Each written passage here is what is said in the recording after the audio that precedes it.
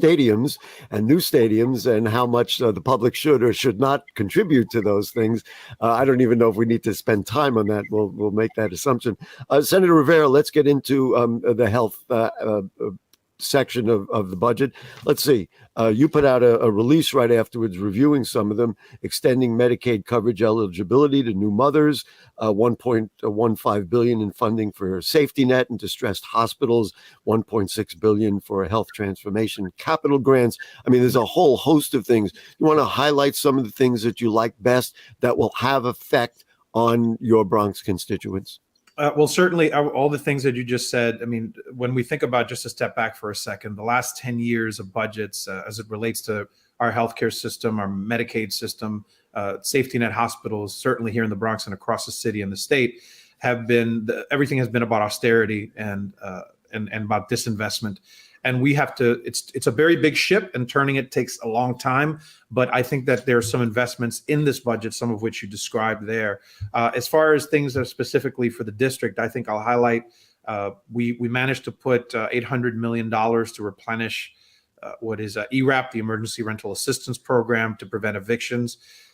We managed to identify about $30 million for gun violence prevention and intervention programs, and we will get some more details on where that's going across the state and right here in the Bronx. We managed to identify, I managed to make sure that we appropriated the over $100 million for the Kingsbridge Armory that is in this budget, and that is specifically earmarked for economic development for the Kingsbridge Armory and for nowhere else, and that was a big win. I mean, so overall, I think, you know, we made some important. Again, it's a big ship as it refers to Medicaid and hospital systems, but we're starting to make the turn more into investment and less into disinvestment and austerity. That is what I think what Senator Lieu said as well, that and what I heard from Assembly members, that for the first time you folks who are from the city were getting to address some of the things that are important to you. Senator Rivera, just as regards health, and we hear this all the time from a number of pundits and others, where is the single payer situation, and does this budget help us move forward to getting the New York Health Act passed? So obviously I've been here to talk about the New York Health Act before, and New York Health Act would create a single payer system in the state of New York, therefore guaranteeing healthcare to every single New Yorker, regardless of who they are. And I believe that there's been some progress that we've made, but I think at this point it's a little stalled. And that would take a much longer conversation. Where I tell you is that I'm still working along with my colleagues as well as folks in labor. There are folks in public sector unions that are resistant to the bill for a lot of different reasons. And again, long conversation. But I remain optimistic that we will move in a new direction, particularly with this new governor, who, unlike the last one, is at least open to the idea. And we've had conversations both with their health department as well as with the folks that run Medicaid about the possibility of doing this. And we have not been shut down. So those are positive things. So working along with my colleagues to get more support within the conference, working with labor to see if we can get a bill that they would support, and working with the administration to get them open to the idea of being able to do this in the state. Senator John Lieu, let's talk about what is in your purview as the chair of the New York City Education Committee. Let's see, $31.5 billion in school aid, $400 million for CUNY and SUNY, TAP funding for incarcerated individuals. And I'll tell you as an aside, many years ago, I taught classes at Sing Sing, so I know the value of having, if there's real work in there that needs to be done. So are you satisfied that education needs are met? And then how will the budget affect your constituents and, of course, even us here in the Bronx? Well, the folks in the Bronx are really important. Yeah, well, you're preaching to the choir here. And let me say that Senator Rivera has been nonstop championing and extolling not only the virtues of, but the need for single-payer health care and the New York Health Act. So I'm always working with him in as many ways as possible to what I consider recognize healthcare as a right for all New Yorkers. On the education front, I'm happy and I'm not so happy in different areas. I'm happy that last year for the first time, we fully funded school aid as required by the highest court of New York State. And that completion of foundation aid funding, that is unrestricted, no strings attached funding for schools all throughout the state of New York, was put on a plan to be fully funded over 3 years. Last year, we put in the first installment. This year, we followed through with the second installment, another $1.6 billion for schools across the state. And I have every expectation that next year we'll follow through on the final third of the completion of foundation aid. This is not a one-time increase or one-time funding, but these increases, including the $1.6 billion increase this year, is an increase that is sustained every year thereafter. So for our public schools, it's generally been good news. We also extended universal pre-kindergarten added $250 million for universal pre-kindergarten to parts of the state outside New York City. In New York City, we already have universal pre-kindergarten. So that was certainly a good thing. But I'm also a member of the Higher Education Committee, and along those lines, I'm happy that there was a substantial increase for CUNY and SUNY, both in operating funds as well as in capital funding, which goes to fix buildings as well as elevators and infrastructure on campuses. Over $1 billion for our public university capital needs. So these are all meant to reverse decades of disinvestment in our public universities, which, in my opinion, are the biggest strength we have when it comes to job creation and economic development. I kind of detected a note of hesitancy that there's something else or something more you wanted.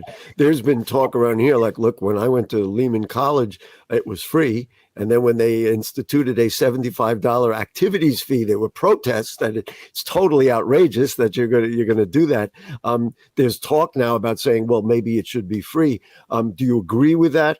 And is there ultimately a structure in there to really help students attend our wonderful CUNY universities? I absolutely agree that CUNY should be free once again, as it was decades ago. Don't say how old I am, please. That's okay. Well, it is decades ago, Gary. So, in this day and age, I think it's universally recognized that education for most people does not end in high school. In fact, it continues to college. I often characterize it as public school, not ending at the 12th grade, but perhaps at the 16th grade, or at the very minimum 14th grade with community college. So we need to give every young person the ability to achieve their potential. And nowadays, with the world getting more complicated and many, many more issues and skills that people have to deal with, I think we need to recognize that education should go through the 16th grade, which would include 4-year college, or at least the very minimum 14th grade, which would be community college and an associate's degree. And that should be free. Now, you asked me, do we have the mechanism to get us to that point? The answer is no. We don't yet have the mechanism.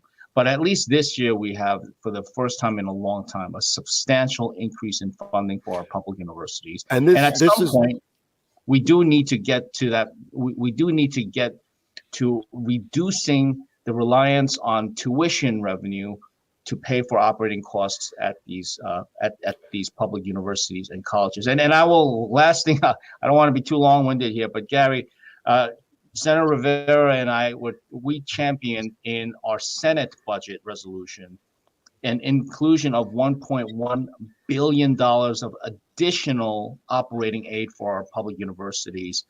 Our Senate resolution would have been the New York State budget had we completely had it our way in the Senate. But as you know, it's a three-way negotiation. The Assembly and the governor are the other two parts. The Assembly, if they had it their way, they would have seen a $1 billion increase in public university funding.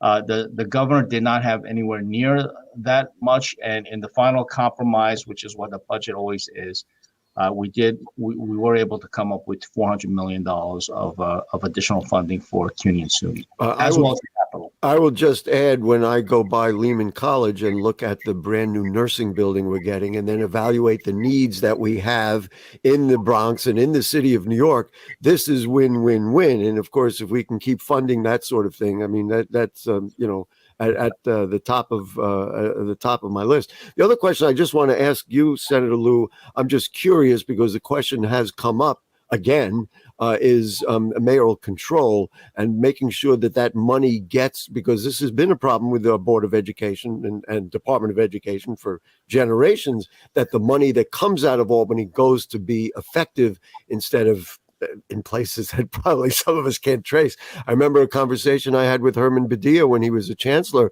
He said, the first thing I want to do is figure out where the heck the money is going. We just spent it and we don't have anything. So I'm curious if you think that mechanism is in place right now so that the monies that are earmarked get to where they want to go. And is mayoral control effective to making those things happen? Sure.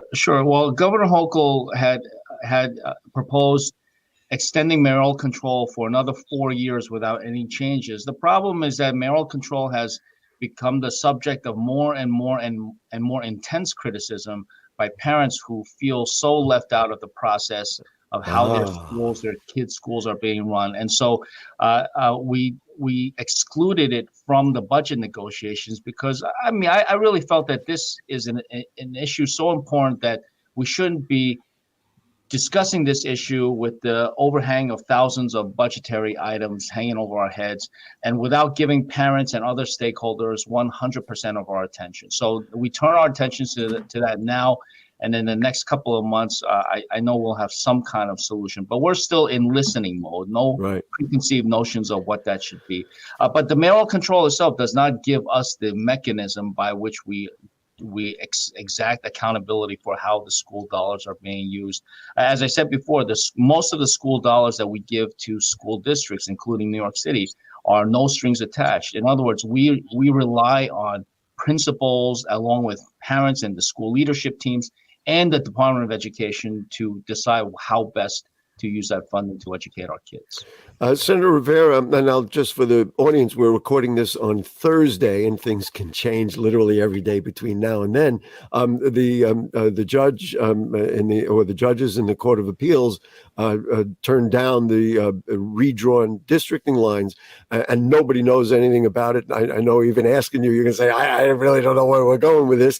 But the one thing that does concern me, and I think should concern Bronxites, is voter participation. Senator Rivera, so are you concerned that all of this dialogue and then potentially having what we used to have two primaries, one in June and then one for congressional and state Senate races in August, is that going to turn voters off when we have such issues with voter participation? I'm certainly concerned. A couple of things to say off the top. As you said, this is being we're filming this on Thursday. This is less than or is about 24 hours old as far as a decision. So there's a whole lot of things that we don't know, and we're going to have to, just wait for the decision to really work itself out. And we're just going to have to wait. But there's a couple of things that we do know. Number one, as you said, there will be at least two separate primaries. So the Senate and congressional lines were thrown out. Therefore, those will actually there will be another election. When that will be, don't know yet. There will be another petition process. When that will be, we don't know yet. But there's a couple of things that are, so it does certainly concern me as far as participation, because splitting them up and in this level of confusion, even us who are supposed to be the educated ones on this, we're the ones that actually are paying the most attention, and we're still confused about what's going on. But two things that I do want to mention about it. Number one, this is a process that was a product of a constitutional amendment that was pushed by Cuomo all the way back in 2011, and one that I voted against. And I voted against it because I knew all the way back then that it was a flawed process. So this doesn't necessarily surprise me, although I'm certainly as angry or as confused as anybody else, but it does not surprise me because, again, it was a product of a flawed process. But one thing that is important to understand about this decision and to underline is that the districts themselves that were drawn for the Senate on the merits and on their substance were not found to be drawn unconstitutionally. what the decision found was that the process by which the districts were established was unconstitutional, but the districts themselves, as far as being drawn in ways that maximize the opportunity of certain parties illegally to find, the gerrymandering, the pure sense of it, right? The courts did not, I repeat again, did not find that the Senate district maps that we drew were drawn that way. The congressional ones are a separate matter, but the Senate district ones, they did not find that they were drawn in a way that kind of, that was gerrymandered. The process itself was found unconstitutional. So we'll figure out what happens in the next couple of weeks, but we're certainly going to have a far more interesting next, rest of session, as well as an interesting election season. And then you got to go back out in the streets and get petitions. Senator Lieu, I really do want to ask you about this. There have been a spate of Asian hate crimes across the city. It's just beyond horrific. And I have to say, anti-Semitic crimes have been up in Riverdale. Synagogues had been attacked. Out of control would be an understatement. Where are we at in fighting these things? What have we done that you think is helpful? And what do we still need to do to address this absolutely unacceptable condition that exists for we're all from somewhere else, way too many New Yorkers. Senator Lieu, go ahead. I know you feel strongly about it, so I want to make sure to give you a shot. It's been an absolute onslaught of anti-Asian hate, coincident with the coronavirus these last couple of years. The Donald Trump himself fueling the flames by constantly calling the COVID the China virus or the Kung flu. Oh my goodness! Yes. And we have all seen the news reports, the videos of shocking and horrific attacks against Asian Americans. No question, attacks and racist and bigoted incidents against other people as well. But the rise of anti-Asian hate you just can't avoid it. And so we've undertaken a number of measures which are all needed to battle the wave of anti-Asian hate. Some additional accountability on the part of people who carry out these attacks by law enforcement. Also, the recognition and provision of resources for people who may be mentally ill, as well as those who are homeless. We're working on a curriculum that helps our school kids understand better the Asian American experience, so that we can be seen more as Americans and even people and even human beings, as opposed to always being relegated to the status of either model minority or perpetual foreigner. And lastly, but certainly not least, a historic allocation in the state budget of $20 million for Asian American organizations all throughout the state. Because I want to thank my friend Gustavo Rivera for being such a strong champion in support of that funding. It's in large part because of the lack of funding or resources that the Asian American community has had, that people have become much more vulnerable. And so to address the macroscopic forces, we need to provide the resources to these community-based organizations. Thanks for bringing it up, Gary. That's fine. It's a vital thing. We're almost out of time, so I'll give each of you a minute. Senator Lieu, we'll start with you. We won't presume anybody's reelection. There's now a whole thing that's going to happen. If you are reelected in next year's budget, what are going to be your next priorities? Do you think about next steps after you've seen what this is? Yes. And then Senator Rivera, you're getting the same question in a moment. Go ahead. So last year, for the first time, we finally fully funded education, meaning education through high school. And this year, many of us, myself certainly included, turned our attention to funding higher public education, meaning CUNY and SUNY. We did put somewhat of a down payment on it this year. Almost out of time, so just tell me what you want to do next. My highest priority is SUNY and CUNY. There you go. Okay. Senator Rivera, the same question for you. What's next on your list if you have the opportunity to do it again? Three things. Now, first of all, we're not done with this session, so I'm going to see what we can do in the next couple of weeks because I still have my fingers crossed about some of these. New York Health Act, overdose prevention centers and medical debt.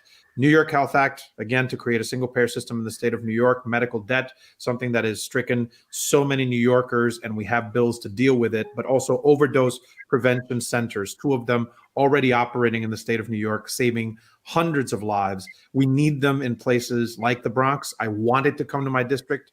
It'll be a place where people can be in a destigmatized place, actually deal with this, and want treatment. That's what I want to do. Gentlemen, we're out of time. Senator John Liu from the 11th Senate District over there in Queens, across the bridge. You can cross the bridge and get there and get some great food. Sometimes, get some great food. And of course, Senator Rivera from the 33rd Senatorial District here in our BX. He knows where there's great food. Aquí, right here. Anyway, gentlemen, thank you so much. It took us a lot to get you together because you're both so busy and really working hard, and we appreciate your time this evening. And guess what's going to happen now? Yeah, we're going to say goodnight, and we'll see you next week. There'll be more Bronx talk. There'll be plenty of stuff to talk about, and we'll figure out how to do it. Everybody, good night.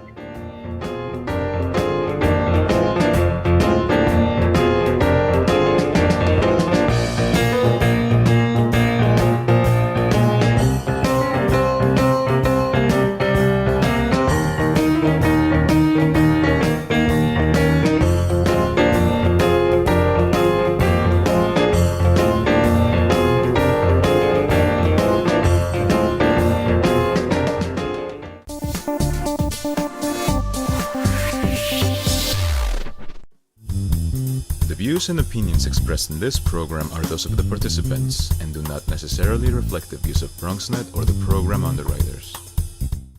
Welcome to Public Health America, a weekly program produced by BronxNet in partnership with Mercy College. I'm your host, Dr. William Latimer.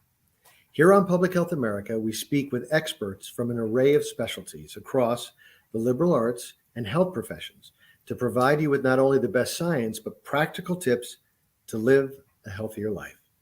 We also celebrate what studies have long documented, namely the unparalleled value of a liberal arts college education by setting the stage to pursue a career of your choice, increase lifetime earnings, and engage in civil debate. Our experts will share decisions they made and support they received that helped them to beat the odds. By sharing 1 or 2 life lessons, their stories may provide you with the inspiration and method to realize your dreams. This is Public Health America.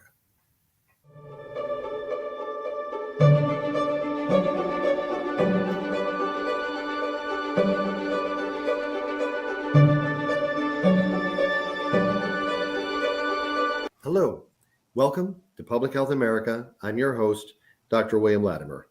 It is an absolute pleasure and privilege to have with me today Dr. Sister Catherine Nerney, Associate Professor of Religious Studies at Chestnut Hill College in Philadelphia, Pennsylvania, and Director of the Institute for Forgiveness and Reconciliation.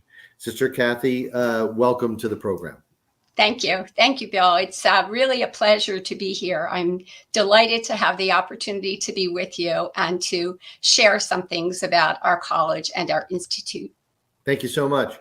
And looking forward to our conversation. So, you've been doing a great deal of work at Chestnut Hill College for some time.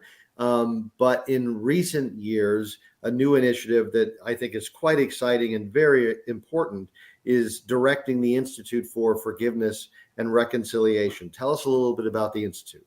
Yes, I'm delighted to do that. So our institute itself opened in March of 2009, and it now, some 14 years later, because there was work in preparation for it, but some 14 years later, we see that the need for forgiveness and reconciliation in our world, in our country, in our cities, and in our families and interpersonal relationships is great. And we try to address all of this from the personal level to the societal level to the global level. And we do it through I'd say, multiple avenues. So we do scholarship and research in the area of forgiveness and reconciliation. We do networking and outreach and service with every group of people who shares our same commitment to help heal divisions wherever they exist. And so that's our second. And thirdly, we do formation, we do education, and we do skill development, both of our students, staff, and faculty, and also with outreach to the community that we invite to join us. So it's a lot of effort and a lot of collaboration that brings us all together. That's a broad palette and exciting. I should mention that this segment is part of a 4-segment series focusing on how faith and interfaith initiatives foster health and public health in communities, whether urban, rural, regionally, or globally. And clearly, the Institute for Forgiveness and Reconciliation is highly consistent with that focus. Tell us a little bit about the history, the founding, what got things started. Yeah, well, I'm delighted. So let's see what got things started. I think we can say most clearly that our Institute for Forgiveness and Reconciliation is a concrete demonstration of the mission of our college, which was founded by Sisters of St. Joseph in 1924. So the mission of the Sisters of St. Joseph is to live and work that all may be one. So it's one thing to pray for this. It's one thing to believe that this is God's dream for our world, but it's another important thing to do the work that can bring about healing and reconciliation in so many of the divided places in our own hearts and extending out into our city, country, and world. And so we opened the Institute in 2009 because we wanted to make sure that as an inclusive Catholic community, we were really being faithful to the purpose for which our college exists. So that purpose is to really provide this inclusive Catholic community where everyone is welcome and everyone has a sense of belonging. And so that work has really asked much of us. And I think one of the things I'm most proud of is that our college today really is a global community. Even though we're a small liberal arts college, we have such diversity in terms of race, faith, affiliations, gender, even gender identity, social classes. We are all here together and trying to have a microcosm of the way our world could live and work together.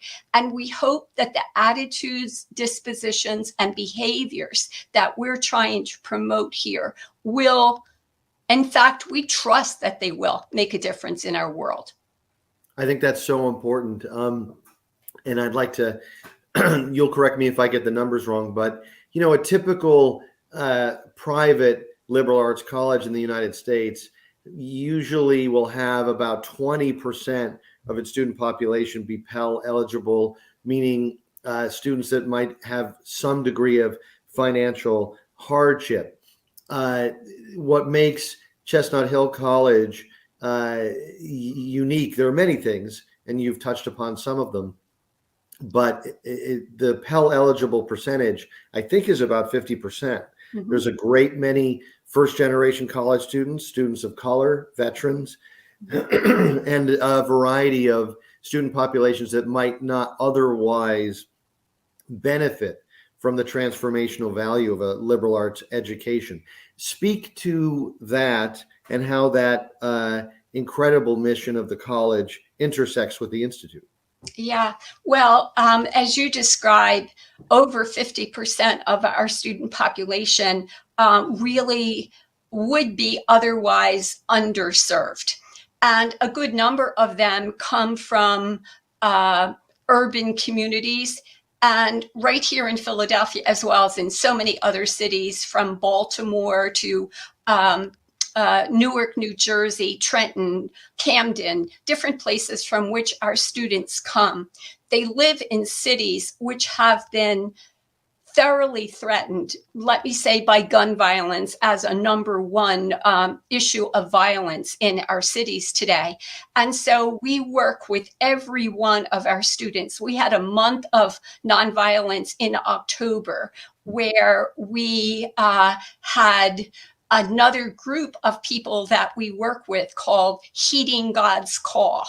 And people from Heeding God's Call were here throughout that month doing all kinds of education, all kinds of walks for justice. We had the Archbishop of Philadelphia come for an interfaith liturgy that welcomed everyone to pray for justice and peace, for an end of gun violence in our cities. So we try to deal with whatever issues our students are most stressed by, are creating the kinds of anxieties that make even their education more difficult than even if they couldn't get into school, but they get into school, but are still fighting traumatic situations in their families and their neighborhoods. So we try to work with them to give them what they need to make a difference in their families and neighborhoods. And I could share stories of how they go home and what they share with their families and how their families have thanked us for what we're trying to do, but not to put the accolades on us, because I mean, it's not always easy, but we work to address whatever is most threatening to the students that we teach right here at the college.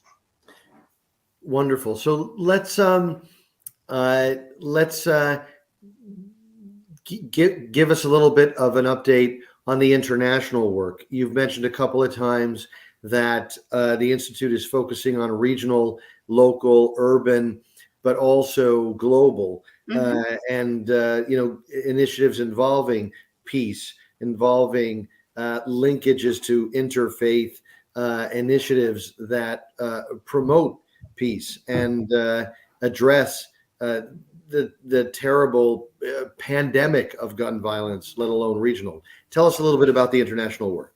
Yeah, well, as you were saying that, Bill, I almost turned around to see if I could find some of the crocheted sunflowers that we have been making here in the Institute to be in solidarity with the people of Ukraine. So they're on yellow and blue ribbons. And I thought I had some here on my desk, but I can't put my hands on them right now. But we've been doing a lot of work to promote the kind of end. How can we be involved? We have a prayer for Ukraine that we say every day.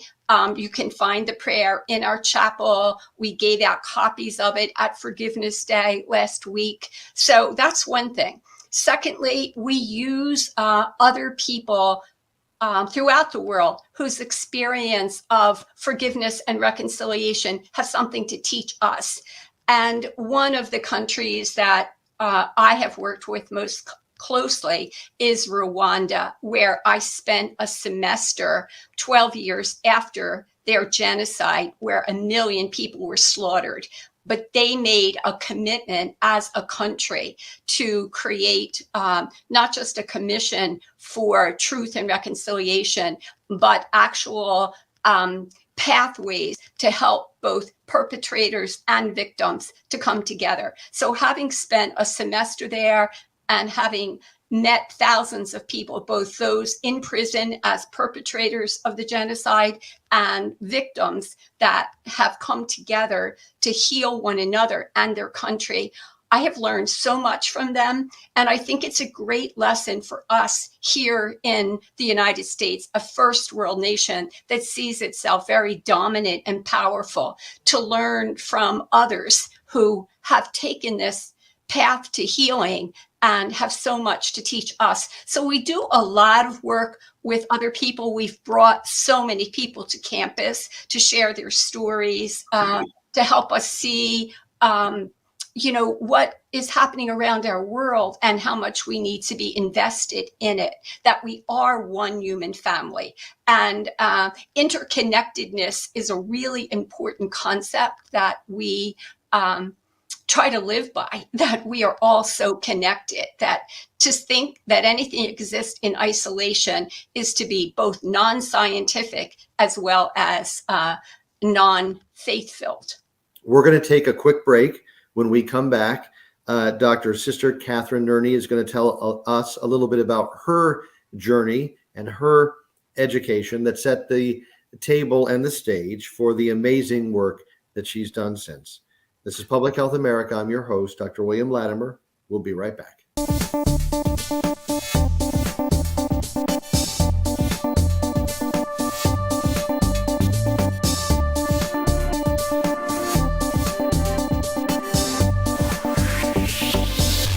Welcome back to Public Health America. I'm your host, Dr. William Latimer. So, Dr. Sister Kathy, it's at this phase of the segment that I always ask our guest the same question. Where were you born, and what were some of your formative experiences? Oh, okay. Well, so I was born outside of Philadelphia in a little suburban area called Drexel Hill. And I was born to my mother, Catherine O'Shaughnessy, my father, Owen Francis Nerney, and my dad was born in County Sligo, Ireland. So I'm going to say I was very much formed in kind of an Irish storytelling family.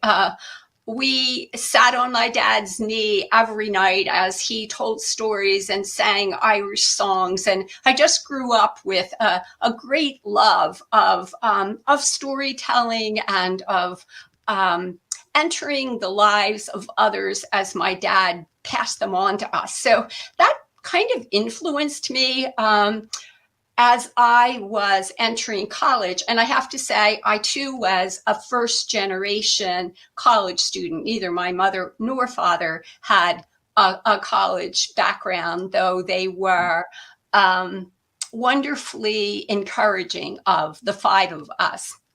So I entered Chestnut Hill College, and I would say that I entered with a love of language, a love of history, and any of the social sciences, anything that brought people together, because it was so much the story of my life up to that point.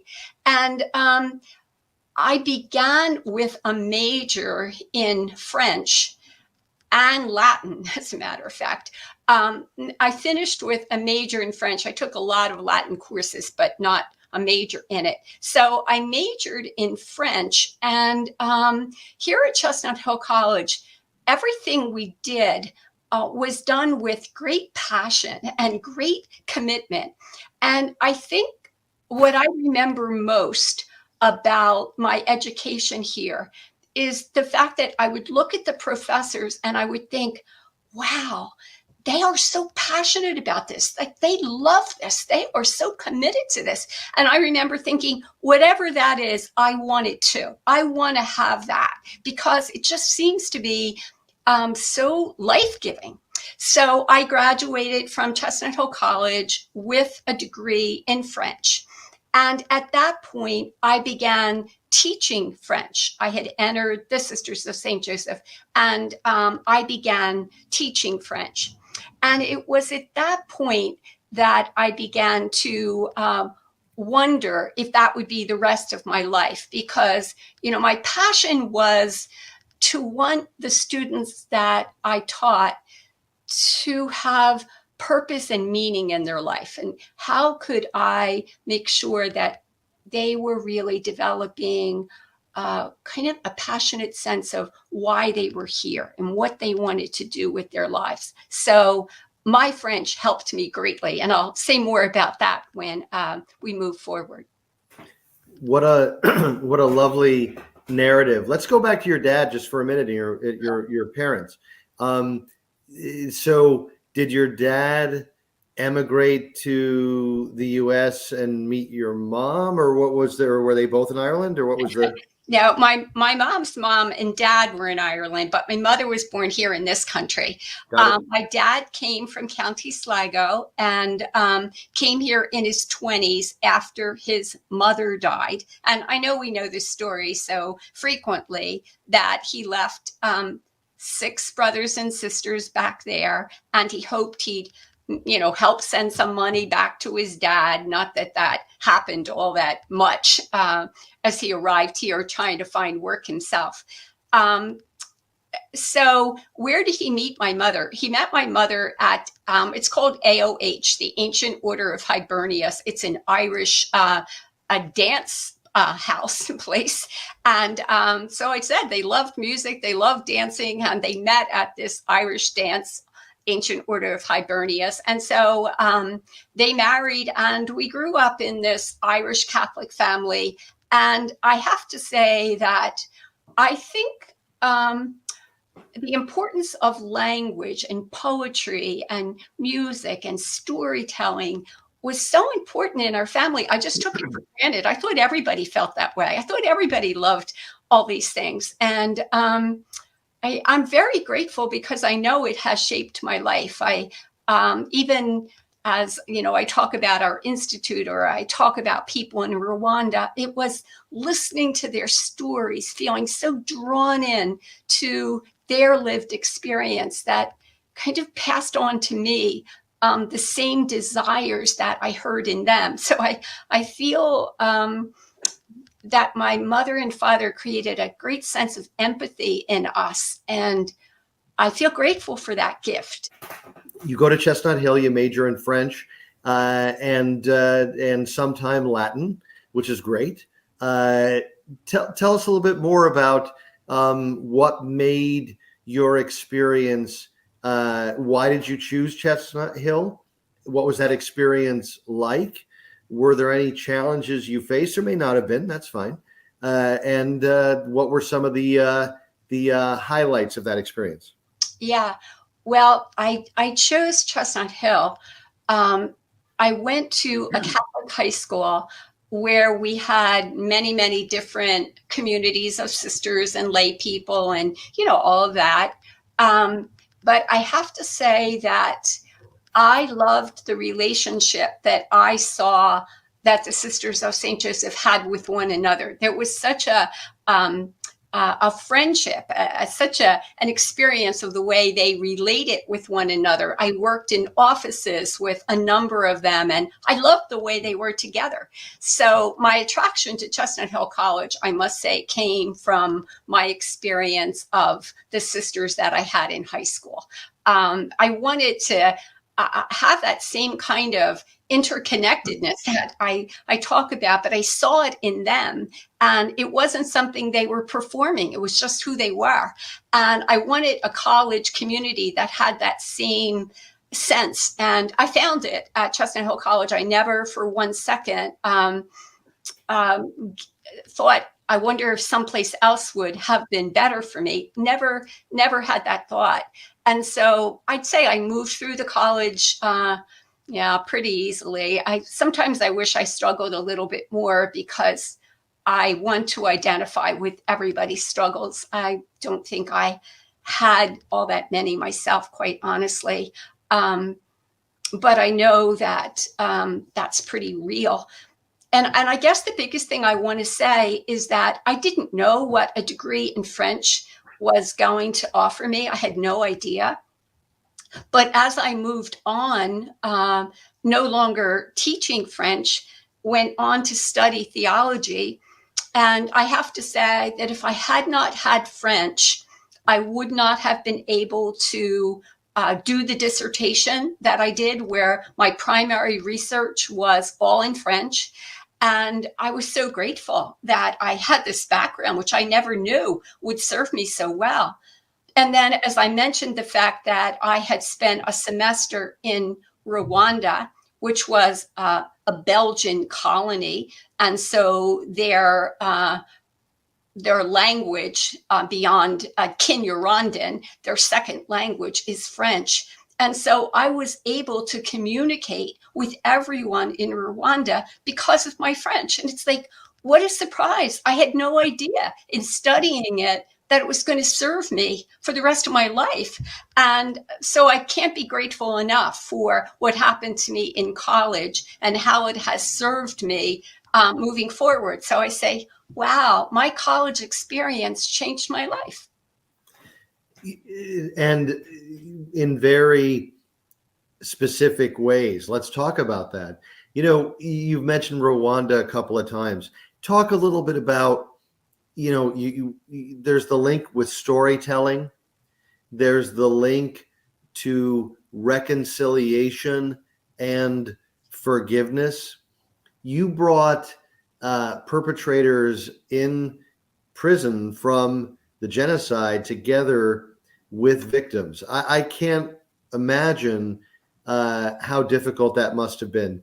Talk a little bit about the specifics of that work and how it changed your life, if that's Yeah, a fair question. well, I can say that my capacity to bring together victims and perpetrators was not my initiative. People introduced me to groups working in Rwanda who were already committed to this work. So I would go there and people would think of me as the teacher. And I reminded them over and over again, no, you are the teachers. You don't see yourself as the teacher. I am here learning from you.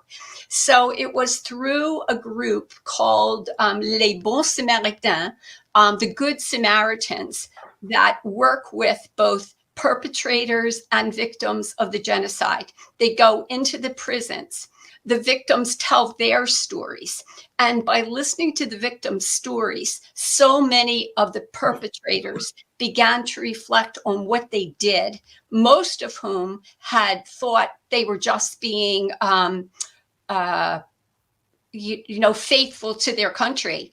As a Hutu, they were doing what their country was asking them to do. And it's only when they heard the stories of the victims that they began to realize the pain and horror that they had really given themselves to. So I brought them together only because I was led to that by the people that I met in Rwanda.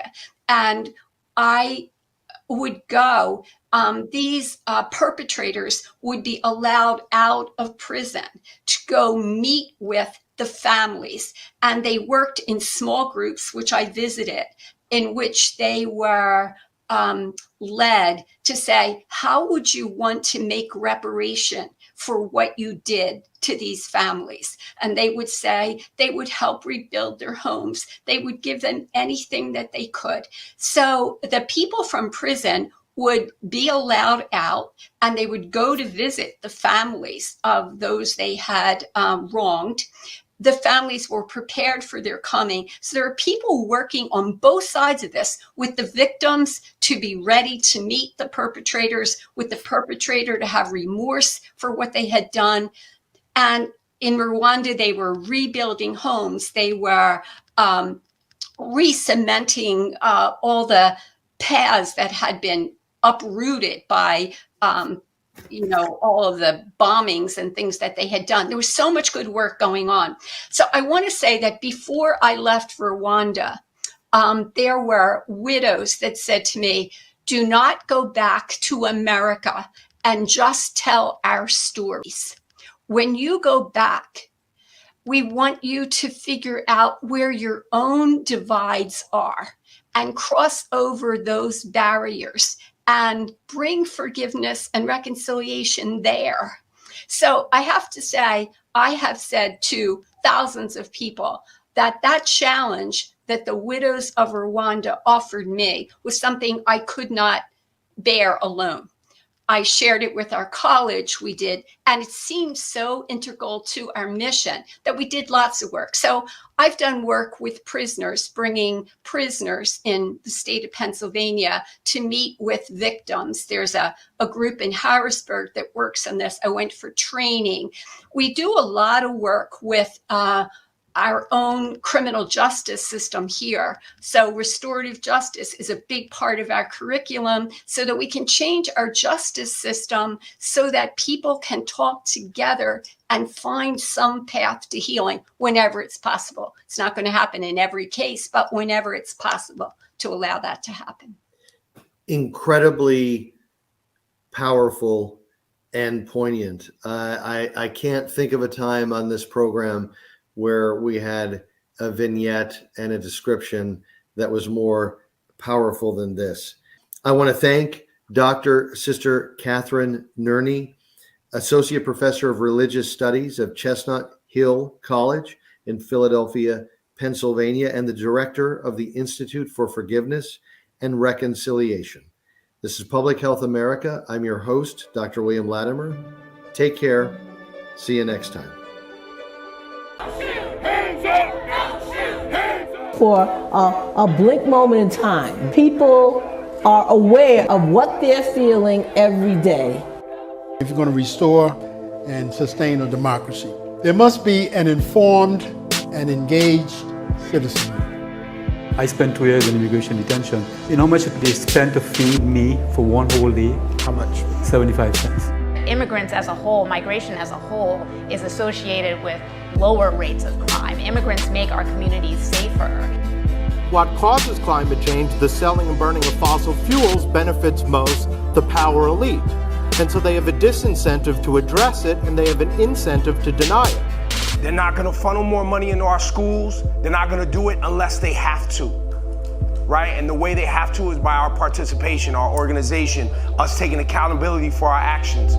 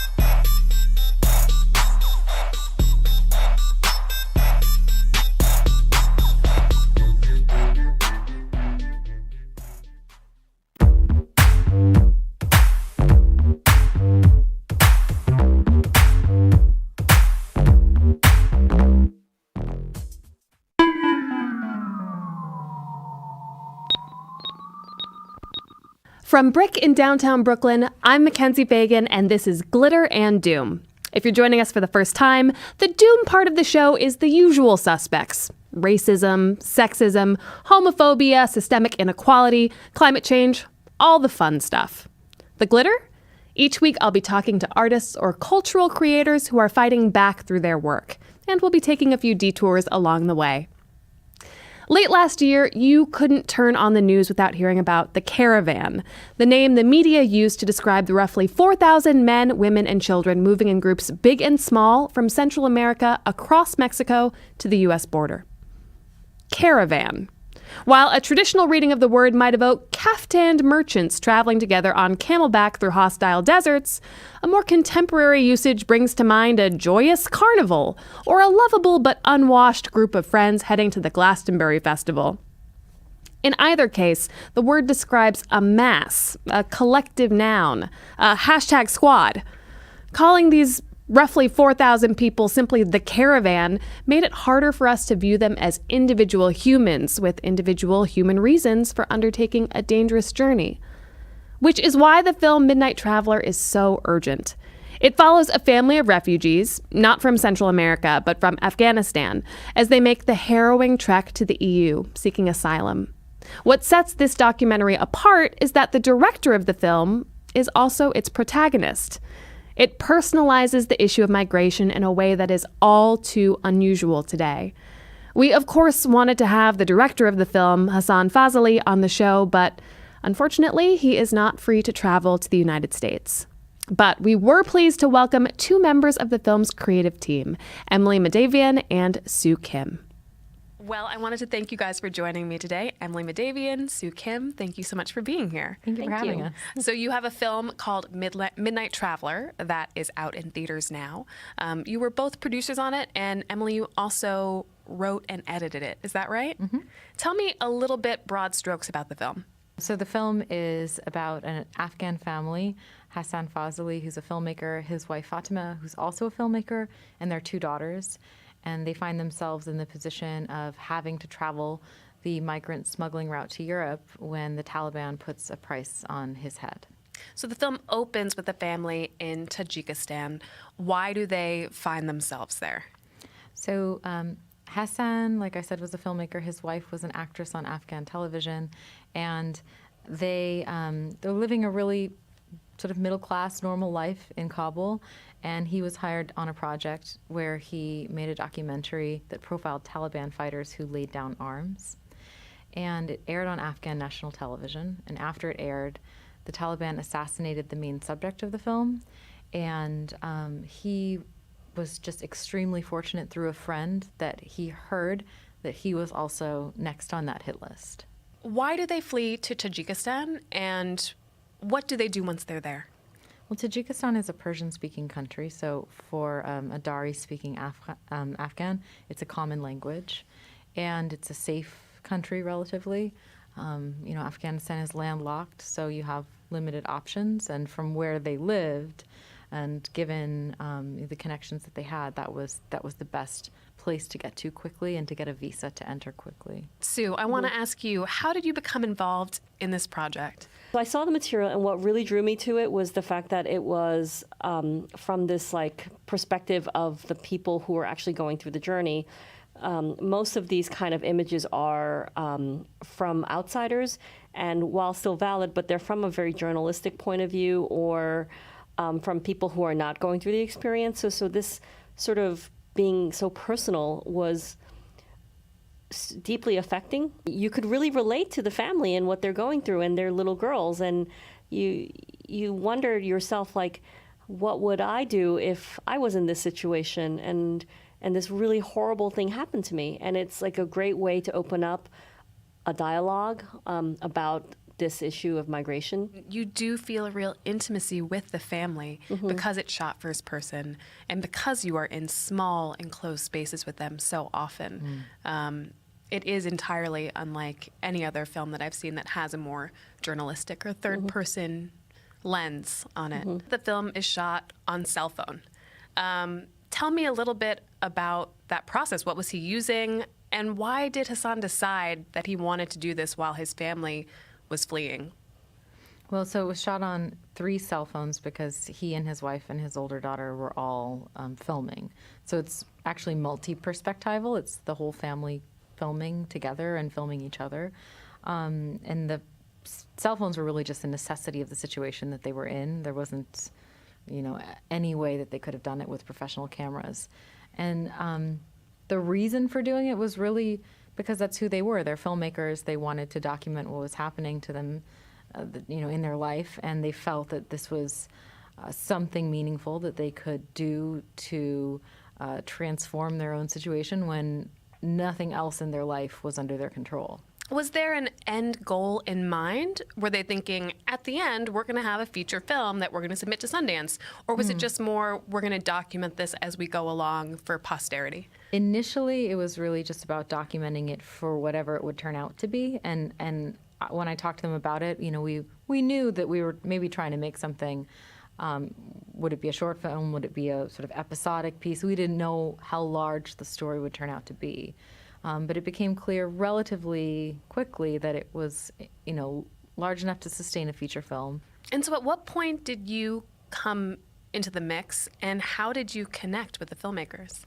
So I wrote my dissertation on Tajikistan and filmmaking during and after the Tajik Civil War, and I had made a film in Tajikistan, so I connected with them through that community, and I came on board from the beginning. And do you speak Dari? Yeah. So I'm a Persian speaker, so we did all that work in Persian. And so you met them when they were in Tajikistan applying for asylum to other countries. They were rejected. Do we know why? Yeah, mostly. I mean, it's a complicated system where a refugee and an asylum seeker are not the same thing. A migrant is a third category. And it's possible to kind of fall between the cracks of those systems, basically. Tajikistan is a country that had passed a bunch of anti-refugee laws that limited the ability of international organizations or other countries to provide support or aid to people from within Tajikistan. So basically, it was just a really unfortunate circumstance that caught up a lot of people who were seeking some kind of asylum or refugee support from inside the country. So even if you had a valid claim like the Fazalis did, if you were applying from within Tajikistan, because of bureaucracy, your application was unlikely to be accepted? It was, there was various extreme limitations that were placed on what kind of support you could receive. So they did have the identical case at the beginning of the film that they have at the end of the film. And you see that from one physical location, that meant that they couldn't receive protection, and from another, they could, and the interim was this extremely traumatic journey. So they were aware that if they wanted to increase their chances of being accepted as asylum seekers, that they would physically have to go to the EU. Yeah. Where do they go from Tajikistan? Back to Afghanistan, then to Iran, and then to Turkey. From Turkey to Bulgaria, from Bulgaria to Serbia, Serbia to Hungary, and currently they're in Germany. And this is over the course of how many years? Basically 2 years from when they left Tajikistan to Germany. I mean, the part that is really shocking as a viewer is that you see the passage of time through the girls, particularly Zara, the younger, who starts out basically as a baby, and by the end is like, I don't know, 4 or 5? It's just a real physical manifestation of how long their journey takes and how much waiting there is involved too. The longest chunk is when they're in a refugee camp in Serbia. Yes. Is that right? What are they waiting for?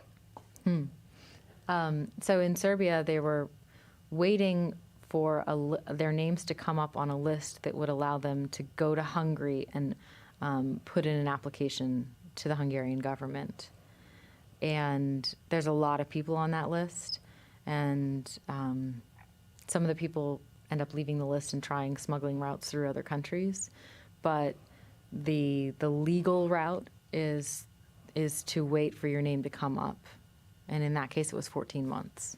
And why was Hungary the end goal in that case? Well, Hungary is the edge of the Schengen zone of the EU.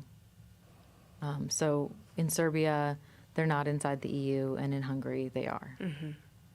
So you knew of Hassan's idea about making a film from this voyage before he set off. How did you guys work together? How did you stay in touch while he was sleeping in the forests of Turkey trying to cross the border? And how did he get footage to you? Mobile phones are remarkable. They have reception all over, so we were in touch through the mobile phones. The footage, I just arranged people to meet them and copy the footage off of their media cards onto hard drives and mail the hard drives to me so that I could keep the footage safe while they were traveling. It's so confounding to me that you're able to move the information, the actual footage, the cuts back and forth so freely that you were able to have people meet him in countries and bring the footage or upload the footage. And meanwhile, you're watching this incredibly arduous physical journey that people are making and these borders that are not porous. Knowing the process behind that is actually, it's just in such stark contrast, I think, to the film that you see. Right. That the footage is able to go places that they're not. Right. Right. Right. Yeah. So how did you have a sense of how you would know when you were done? I mean, this took 3 years, right, from the beginning of the story. And it ends, we should say, with their asylum claim being accepted. But were there points along the way where you're like, this could go on forever, we should just end the story now? There was some degree of urgency in getting the story like completed and having the film released as soon as possible. And when the funding was that was possible. So we had there was a lot of time in Serbia, and so I think like that kind of like we were getting to a place where, well, we'll see where we are at the end of the editing process. And I guess it takes you don't know what's going to happen, but towards the end of our edit, they were in Hungary. When we saw that footage, it was like, this is Europe, this is the ending of the film. It felt like a very clear stopping place. Because, of course, the refugee story or the asylum seeker story or the migrant story goes on for years. You could, if you wanted to follow something to its conclusion, you could still be filming this story. Sure. Because these are stories that have long, long end lives. The film premiered at Sundance. Was the family able to come to the premiere? No, they were not able to come to the premiere. At that time, they still don't have passports, so travel is difficult. And I think, with the pending, case, like with an open case, it's really difficult to travel. With the fact that Hassan and his family can't travel, weren't able to be at Sundance, how do you guys think about being the spokespeople for this film? Do you feel certain responsibilities knowing that you have to speak for him in many cases? Well, that's awkward, I think, because part of what the film is trying to do is allow the family to speak for themselves. So part of what we have to do is try to let the film do its own work and then frame what the film does for people or answer their questions about how it was done. And but we don't want to be speaking for the families, so it's a little bit strange because it puts us in a position that is exactly what the film itself is trying to avoid doing. What do you hope that American audiences take away from watching this film? It must have been surreal. I mean, right, this premiered when the caravan was happening. We have a parallel situation here in the U.S. What do you hope that Americans are thinking about when they watch Midnight Traveler? Well, I think Sue and we feel like there's this very heightened rhetoric, and like Sue said, so much of what we get is from either a journalistic lens or from like this very polarized, lens of either very pro or very anti refugees and immigrants. And we're hoping that the film is a film that kind of creates a space to set that aside and be with this family over this long journey and really feel firsthand for yourself what this is like and be able to ask yourself what you would do in this circumstance.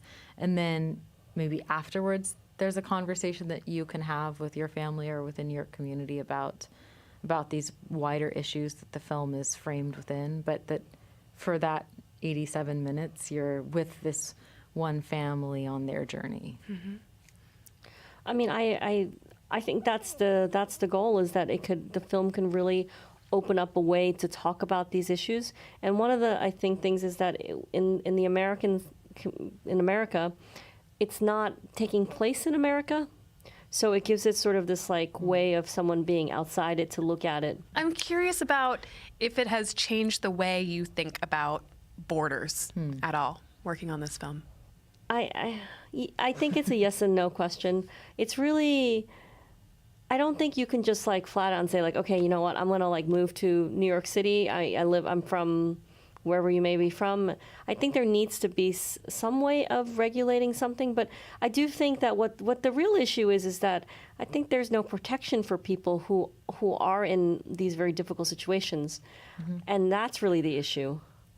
Yeah, in their case, what we see is, I think a lot of the conversation is around should there be borders or should there not be borders. And when I'm talking about like creating space for another conversation, it's in part to get around that, because here you have a family that gets a visa to legally go to Tajikistan and then does everything they can, puts in 50 applications to all these different places with a totally valid asylum claim saying, please someone help us, and finds themselves forced onto a migrant route. Forced to put their kids through this terrible trauma, in the hands of smugglers who are pretty unscrupulous, and some pretty terrible things happen to them. I think we see how broken that bureaucratic system is and how much trauma the system itself is inflicting on people who were trying to use the system in a legal way. So aside from borders or not borders, I mean, we see that at some kind of human level, the system is just really damaging the people that are trying to access basic safety. You see the family in some of these incredibly vulnerable positions, and I'm thinking of the scene where a smuggler comes and says that unless they give him more money, he's going to kidnap their daughters. Or even when they reach, relative safety in Bulgaria, and there are nationalist gangs and they are subjected to violence, and one of the girls almost gets hit. Those moments are contrasted with clips that feel like home videos. How did you, as an editor, how did you strike that balance between those moments of levity and actually needing to show the actual seriousness on the ground? Well, that was really about looking at what the footage was and trying to work with what the footage was and recognizing that what the family was documenting was a harrowing journey, but it was also their story, and part of their story was that their kids were growing up, and they are people who have a sense of humor, and they are people who wanted to still have joy in their lives. And so it wouldn't have been true to their story to create a film about people who were just constant victims for 3 years. It was much more true to who they were and to what the story was, to include this lightness and to show that they were doing everything they could to maintain a sense of agency, to maintain a sense of humanity and normalcy in the midst of that awful, system that they were caught in. What was really beautiful was to see these two little girls growing up, in this very terrible situation. And I think Nagus is a very special young lady. And I just loved the way she played. And one of the times when we're first introduced to her, she's in Turkey and the water is coming up and she says the water is angry. And she's just so delighted by the fact that, this water is hitting her feet. And I feel like in an essence, this is what this film is about, is seeing that and seeing, how she's growing up. It's such a beautiful scene and so poignant too, because if you took that scene out of context, that would just be another home video, somebody's post on Instagram, an 8-year-old child visiting the sea for the first time, perhaps. But viewed within the context of the rest of the film, it's so heartbreaking. Tell me about the sound design and the score of the film. It was a challenging thing to do because cell phone sound sounds like cell phone sound. And it's really hard to work with. And so that's where the music, the composition came in really to kind of heighten that sense of place and also of experience. And our composer, Gretchen Jude, she was very deliberate and very, she had a method for sort of the sound dealing with the music. And you had said that she had listened to all the cars that they were in, and she pulled chords from that, and that is the basis of our score. Yeah. And that pulled chords from the cars, the sounds of the cars, or music that's on in the cars. No, the sound. Engine. She pitched the engines of each of the cars that they rode in, and she used those pitches to build a chord that's at the basis of the film score. Emily, do you have a favorite scene? My favorite scene is when Fatima and Hassan have an on-camera fight, because it's a wonderful moment where it begins as a normal marital fight, and it seems like it's really just about appropriate behavior towards other women versus jealousy. Those are, kind of their two positions. And then it evolves into a conversation about the role of the artist in documenting life, and what are the boundaries of art and what are the boundaries of life. And it's a moment where his wife seems to see before he does some of the ethical challenges that are laying ahead in the road. And I also happen to know that's her favorite scene in the film. That's what she's told me. I love that scene too, because he compliments a woman's appearance, a young woman's appearance. And in my head, when I was watching that, it's he shouldn't say that. And then his wife goes, you shouldn't say that. Exactly.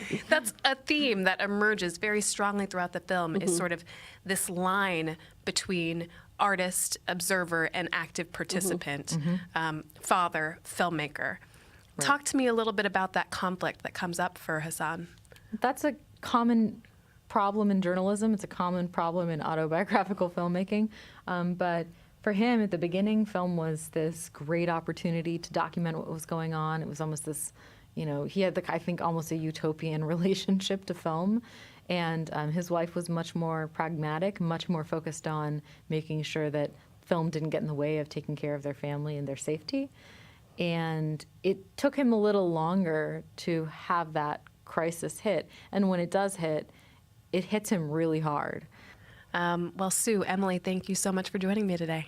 Thank you. Thank you so much for tuning in. This was only the second episode of Glitter and Doom. So if you liked what you heard, it would really help us if you would subscribe, if you would like the show wherever you get your podcasts, if you would tell your friends, tell your enemies, tell your mom, tell your enemy's mom, whatever. We appreciate it all. Thanks so much.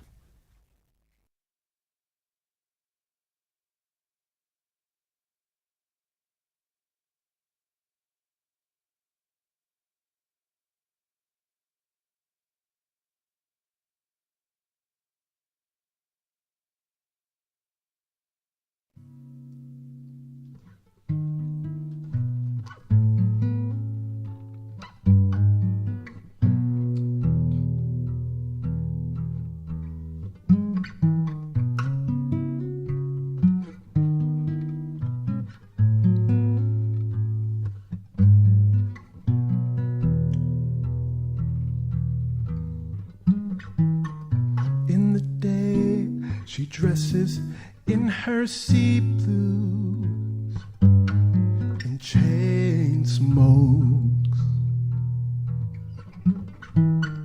When it's late, she throw on a more dark hue. It started in gold. With her smile, she'll frustrate your precepts. She is a fighter. These days, she smokes even with the fever. She don't mind the fire. And she don't carry her weight no more. Does anyone have a lighter? Yes, yes.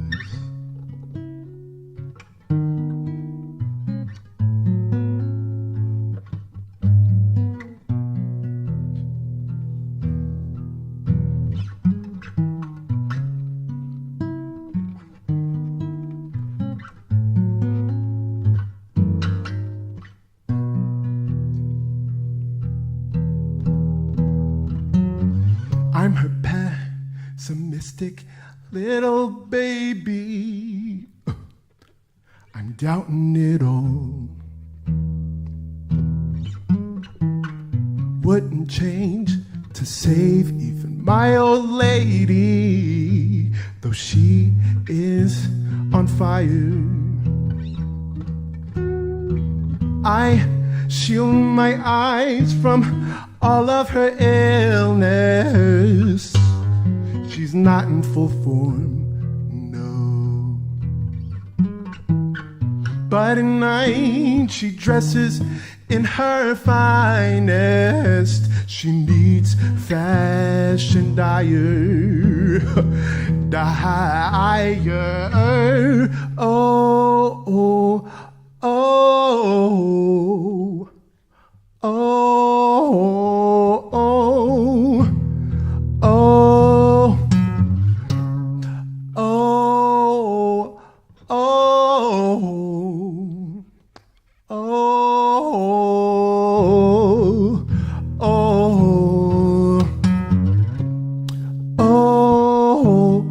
oh, oh.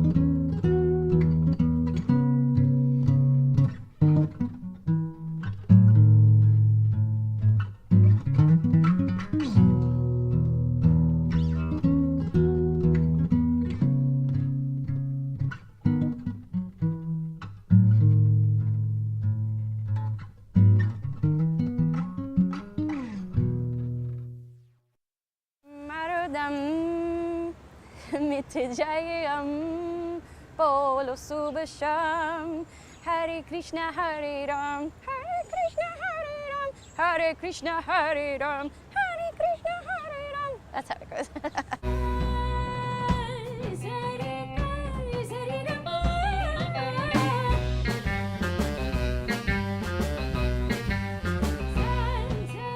My first memory of hearing Bollywood music was a movie called Grandmother Always Knows Best, which is a Telugu movie that I have not been able to find. And there's a flying car in it, and there's this song about the supercar that I remember. It's like supercar, supercar, supercar. So that was the first Bollywood movie I remember.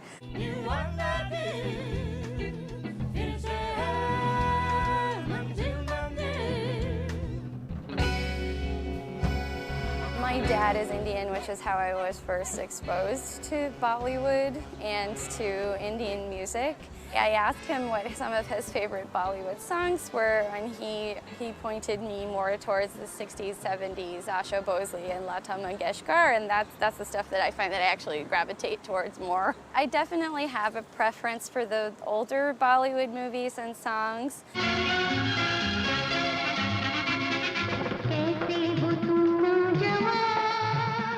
I went to India with my dad when I was 19, and I hadn't seen my grandfather since I was a small kid, and he gave me a sitar because he wanted me to learn about Indian classical music in addition to Western classical music. So I studied sitar for about 8 years. I started looking for ways to incorporate both of them into what I was doing.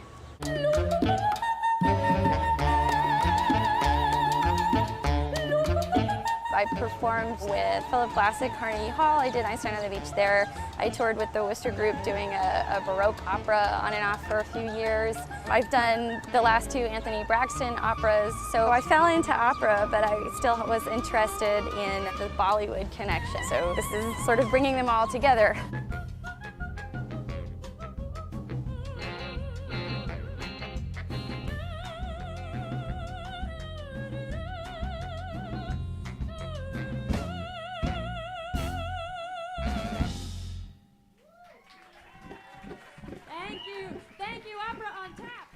I probably first came into contact with anything Bollywood just simply by hearing something on the radio, and I'm pretty sure it was Asha Bhosle. I haven't really seen that many of the movies, to be honest. You know, I've seen clips of Hare Krishna, Hare Rama, which is that one. That's the movie that's about American hippies coming into India in 1968, 69 after George Harrison's sitar playing and Ravi Shankar coming to the U.S.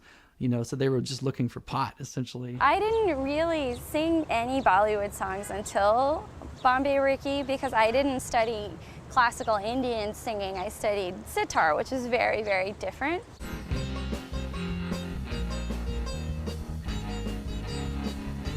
I went to Jeff, and we had all of these other interests in common, including Bollywood, and I thought, okay, well, maybe we should do a Bollywood song. So I made an arrangement of Dam Maro Dam, which is the famous Asha Bhosle song from the R.D. Burman film Hare Krishna, Hare Rama. Dam Maro Dam, Hare Krishna, Hare Rama. Duniya ne humko kiya kya, duniya se humne liya kya, hum sab ki parwah kare kyo.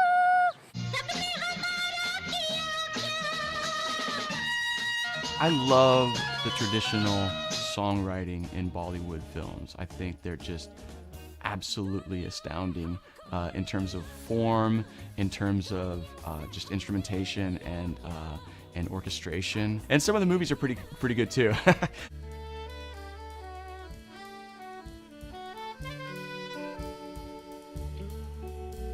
Essentially, we make film music for films that don't exist.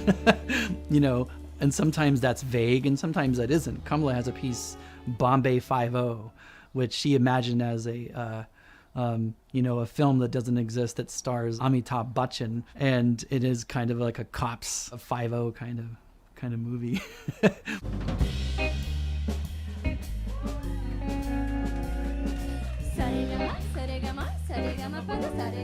From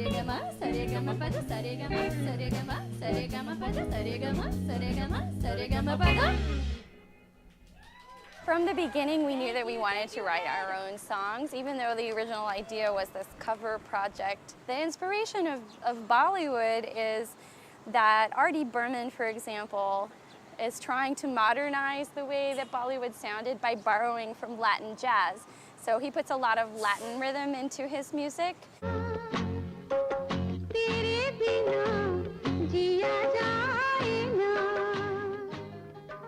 We were looking to do something similar, which was to sort of take this music that had been created as a response to Western culture, but then what would it look like if people who were raised in Western culture made music that was inspired by that music? So it becomes a sort of a multi-layered thing. I have a piece called Budgetary Surf Goddess.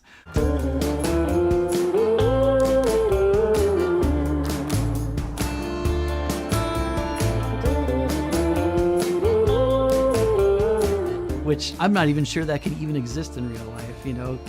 Somebody surfing off the shore of Pondicherry who's a goddess, so what could she be wearing, you know? Is that even allowed over there? Well, an imaginary movie is endlessly editable. So yeah, if you need to change direction, no problem. It's not gonna cost you any more money, or, you know, people are not gonna get mad at you, you know. It's a good way to start a piece of music, actually. Bombay Ricky is really centered around this idea of the globalism of the 60s and 70s. Bollywood was early world music. Bombay Ricky is a band that I think one of the things that we're after is playing music that is very full of life. And I think that's pretty important today, for sure. Today meaning these days, you know.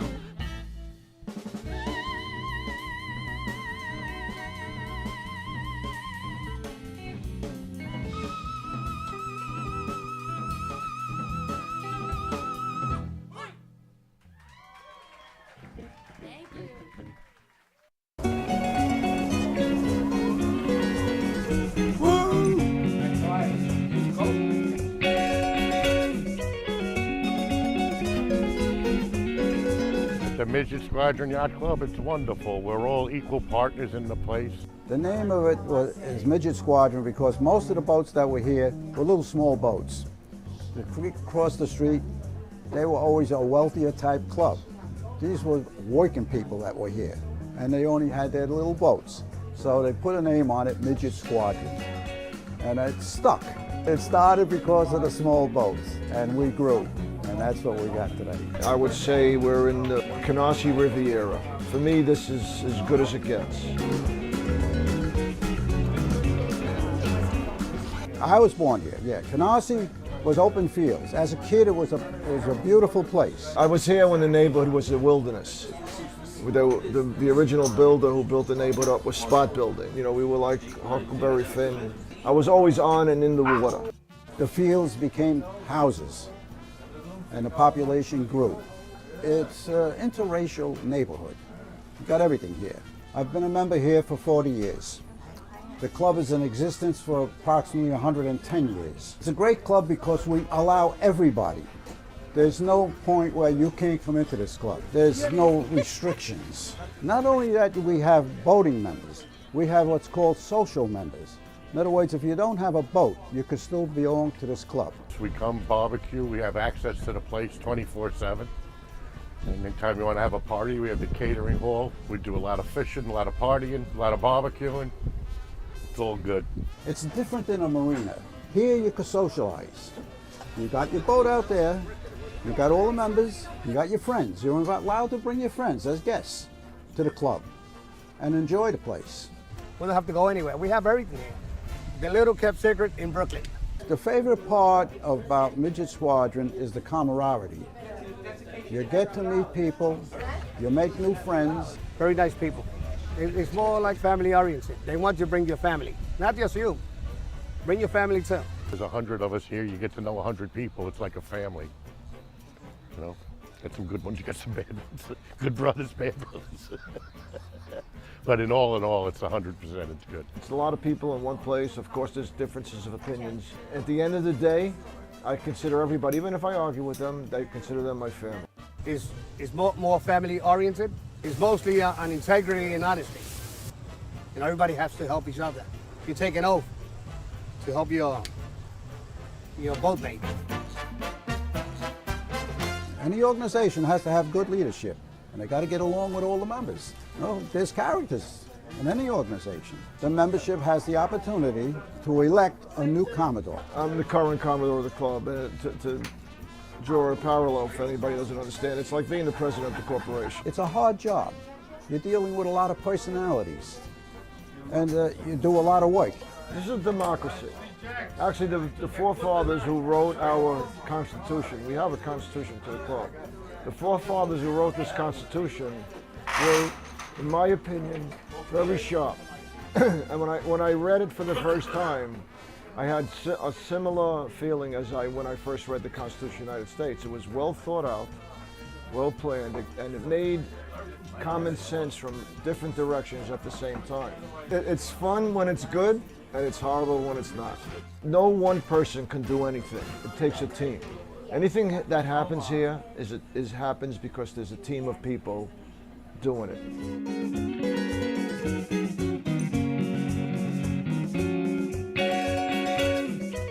I love it here.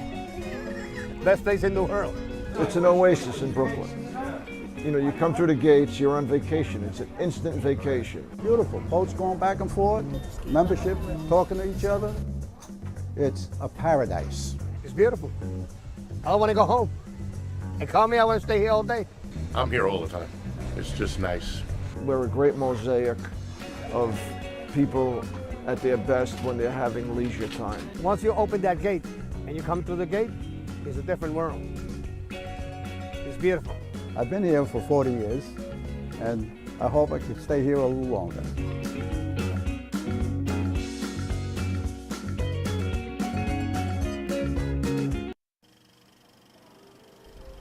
When I was a child, ladies and gentlemen, I was a dreamer.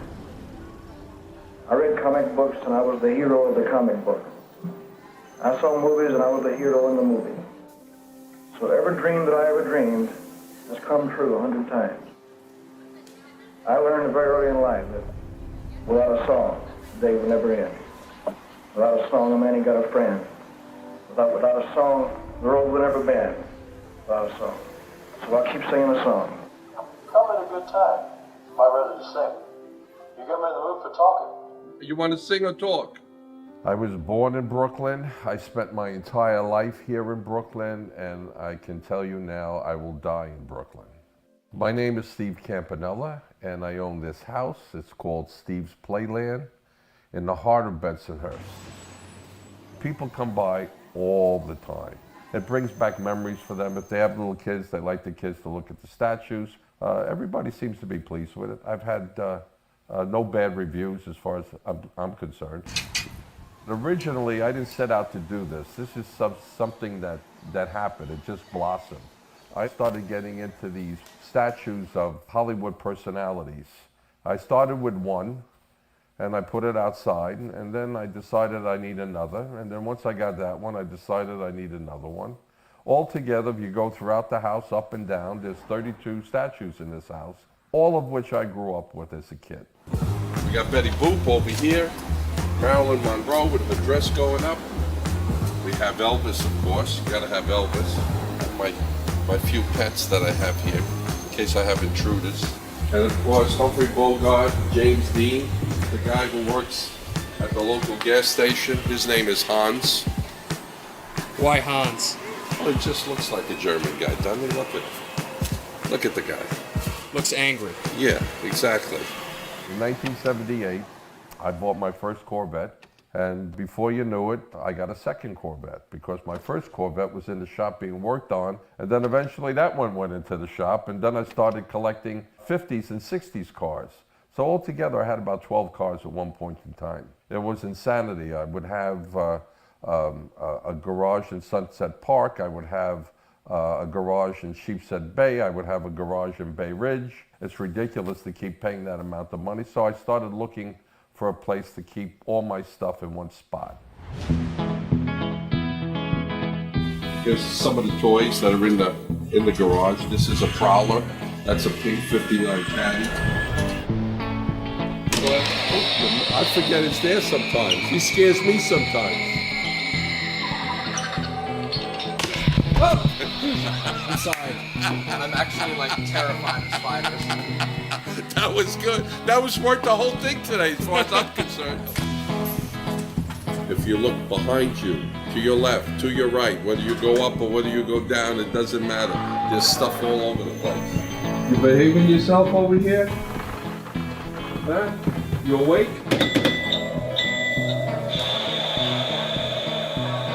Clear the area. Clear the area. Stop. You're good. Oh. How about cats? Are you afraid of cats? I used to set this thing outside, and as people go by, I would talk to them. Look at his lips. His lips move. Where you going, fella? Yeah, it's me. It's me. Talk to me. Where you going? Hey, little girl, come on over and talk to me a little bit. Must have a ball with this thing.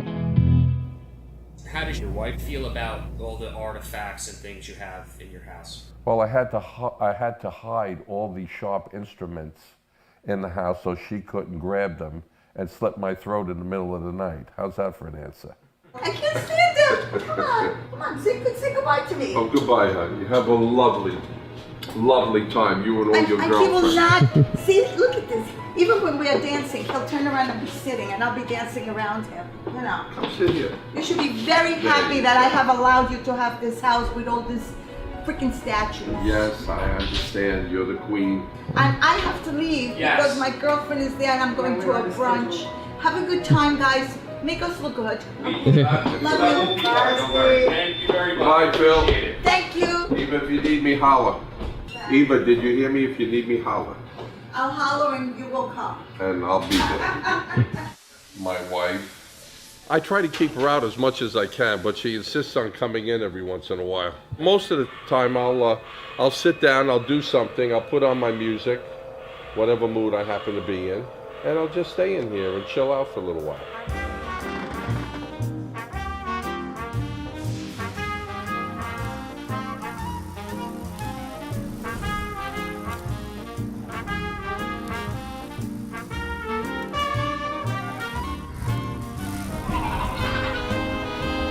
Testing 1, 2, 1, 2. Hello, hello. These are some of my uniforms. Utility uniform, dress uniform, and winter uniform. I managed to hold on to them all these years. And why do you think it's important to collect these things, or why do you like it so much? I'm not saying it's important. It's just something that I enjoy. I grew up during the 50s and the 60s and the 70s, and I have fond memories. I can walk into my garage now, go back in time and look at one particular thing, and that one item will immediately bring up memories in my mind as to where I was and what was I doing. I try to be as social with total strangers who come to the house.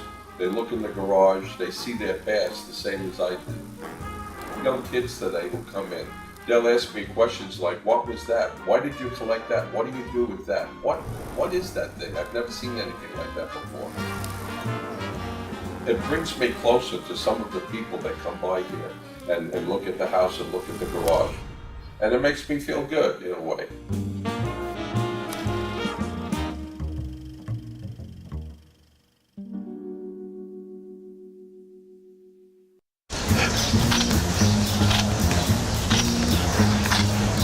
Good morning. Yeah, I was hoping not to have to call you guys, but I have a street event here today. I got no parking signs from Detective Roman. Put them all up and down the block, and you see all these cars are still here. You spoke to Roman? Yeah, he's the one who gave me the no parking sign. This is not enforceable. They're not going to enforce it. They're not going to, or they can't? They don't want to.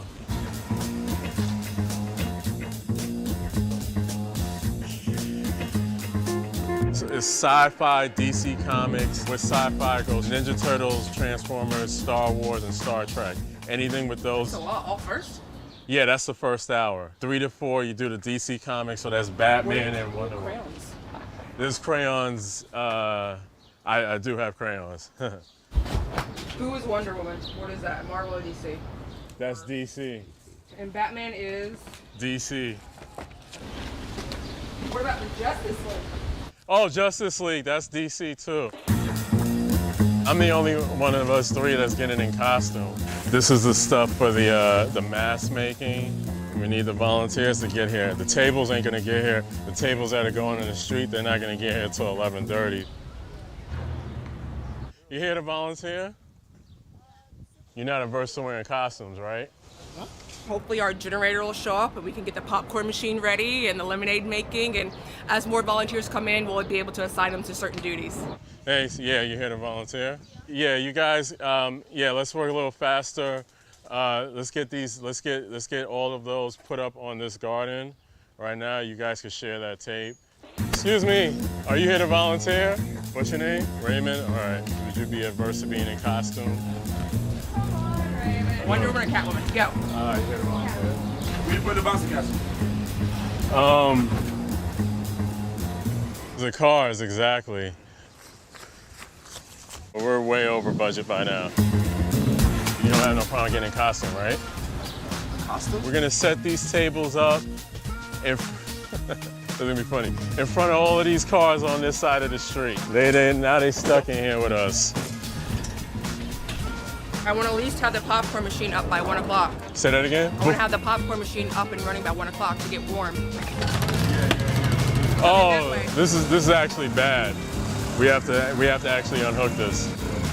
Yeah, sorry about that. Okay, great. Oh, now cars want to move.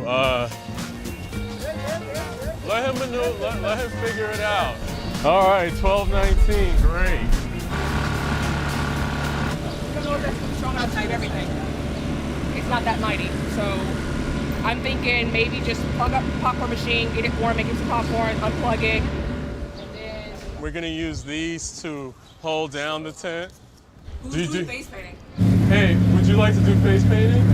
Sure. You don't need to know anything. They got stencils. Let's go. Just going to do capes at the superhero table first, lightsabers at the sci-fi. Man, to cut the popcorn. It's not popping and it's taking too long, so the decision has to be made. Should we cut the bouncy house for a little bit? Until, like, for a couple minutes we get the popcorn going? Give it a shot. 5 more minutes, bang it out hard, and then we're gonna have to pull it to start the bouncy house. We'll push hard for the lemonade or iced tea sales.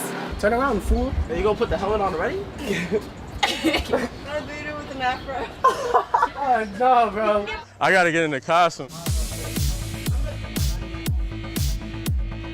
All right, you guys, I'm gonna go out there. I'm gonna announce you. Who's here to see Deadpool? Everybody, right? So the bouncy house is open. Go ahead and take part in that. We got popcorn for sale over here. Look, I brought some losers with me. These are from Star Trek. These are Spock. That's a stormtrooper. Wait, you didn't come to see me? You came to see those losers? Oh my God.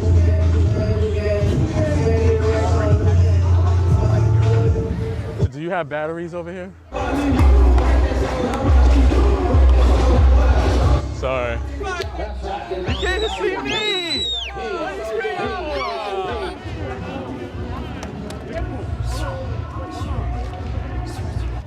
Go! Yeah, use the force! Use the force! One! Optimus Prime won! Yeah! What a bunch of losers!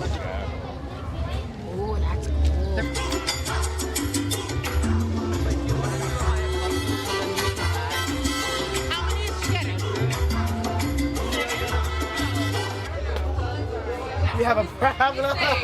Oh, we really can't get this mask on him? Nah, bro, the afro is too big. You really have to be the Flash? Yes, it's meant to be. You see the shoes? Yeah, hair's not making it meant to be, bro. Okay. Okay, let's get your cape on. In a few minutes, I'm gonna bring out some more new losers, including Batman. Oh, the bouncy house will be back. I see Tinkerbell.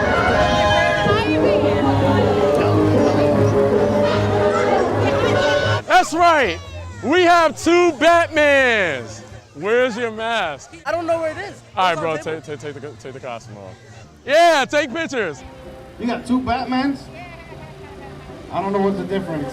I take a picture with these superheroes, Marvel characters, DC characters.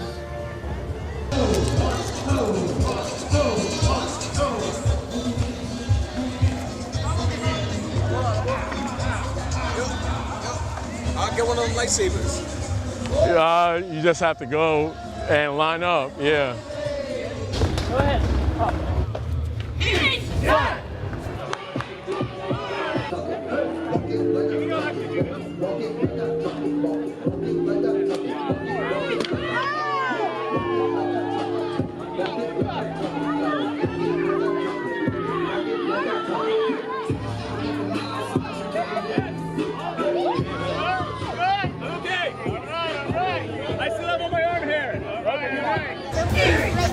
The Joker is right there. You got that one on. All right, we good? Thank you. Thank you.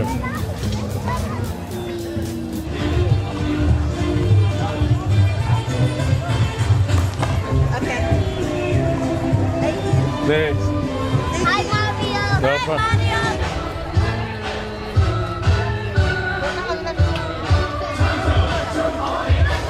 Yeah, there you go.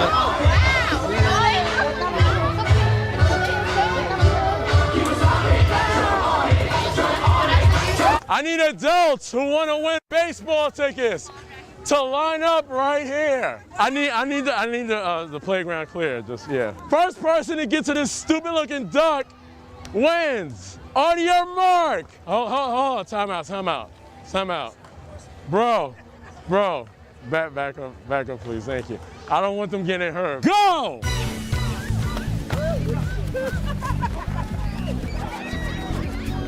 This guy won!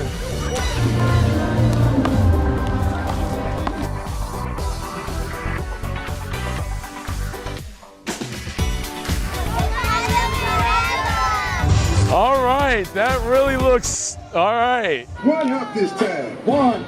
Right foot, 2 stumps. One. Left foot, 2 stumps. One. Slide to the left. Hey, do your dance, hey, go crazy, hey, get free, hey, let's go. Let's get it.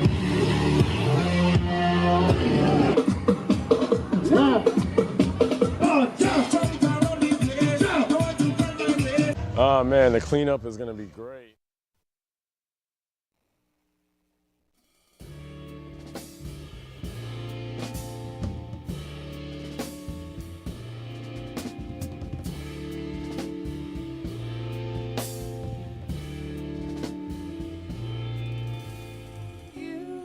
Say you got it, spinning around here.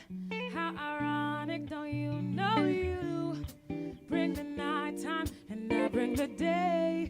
This is the way that we see ya. Truth brings you power, then it's ours. Think about it, don't you know that there's no you without me, without you, without me. Come on, you can't be my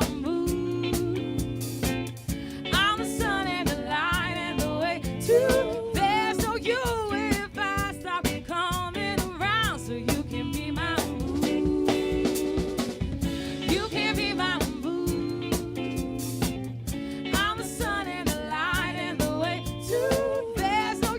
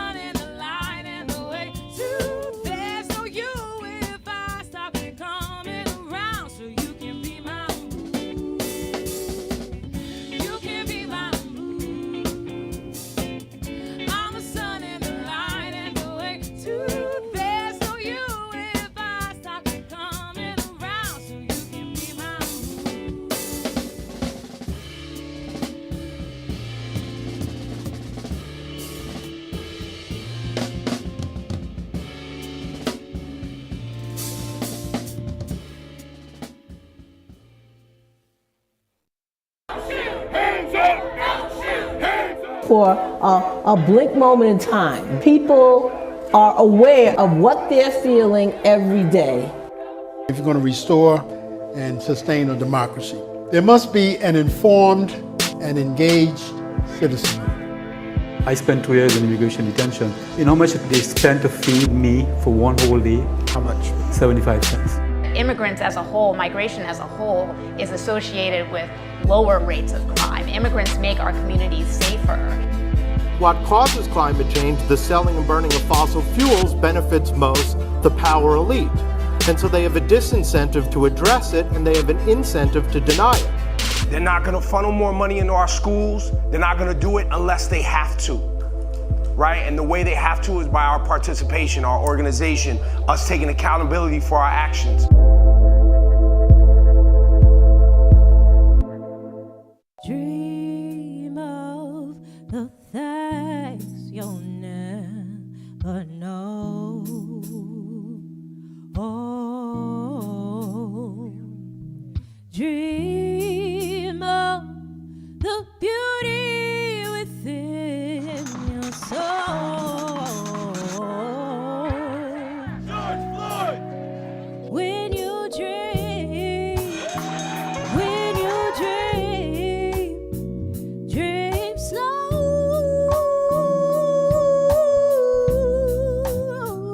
Take the time to let dreams grow.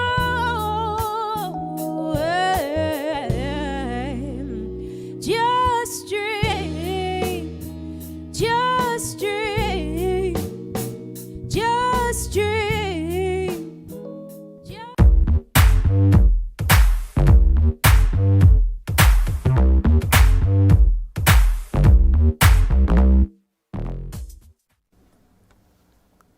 Whoever said that there's nothing new under the sun didn't foresee this composer's entry into the world. Despite his classical training and performing alongside some of jazz's greats, he insists on carving his own lane and creating a new genre-bending musical style he calls millennial jazz.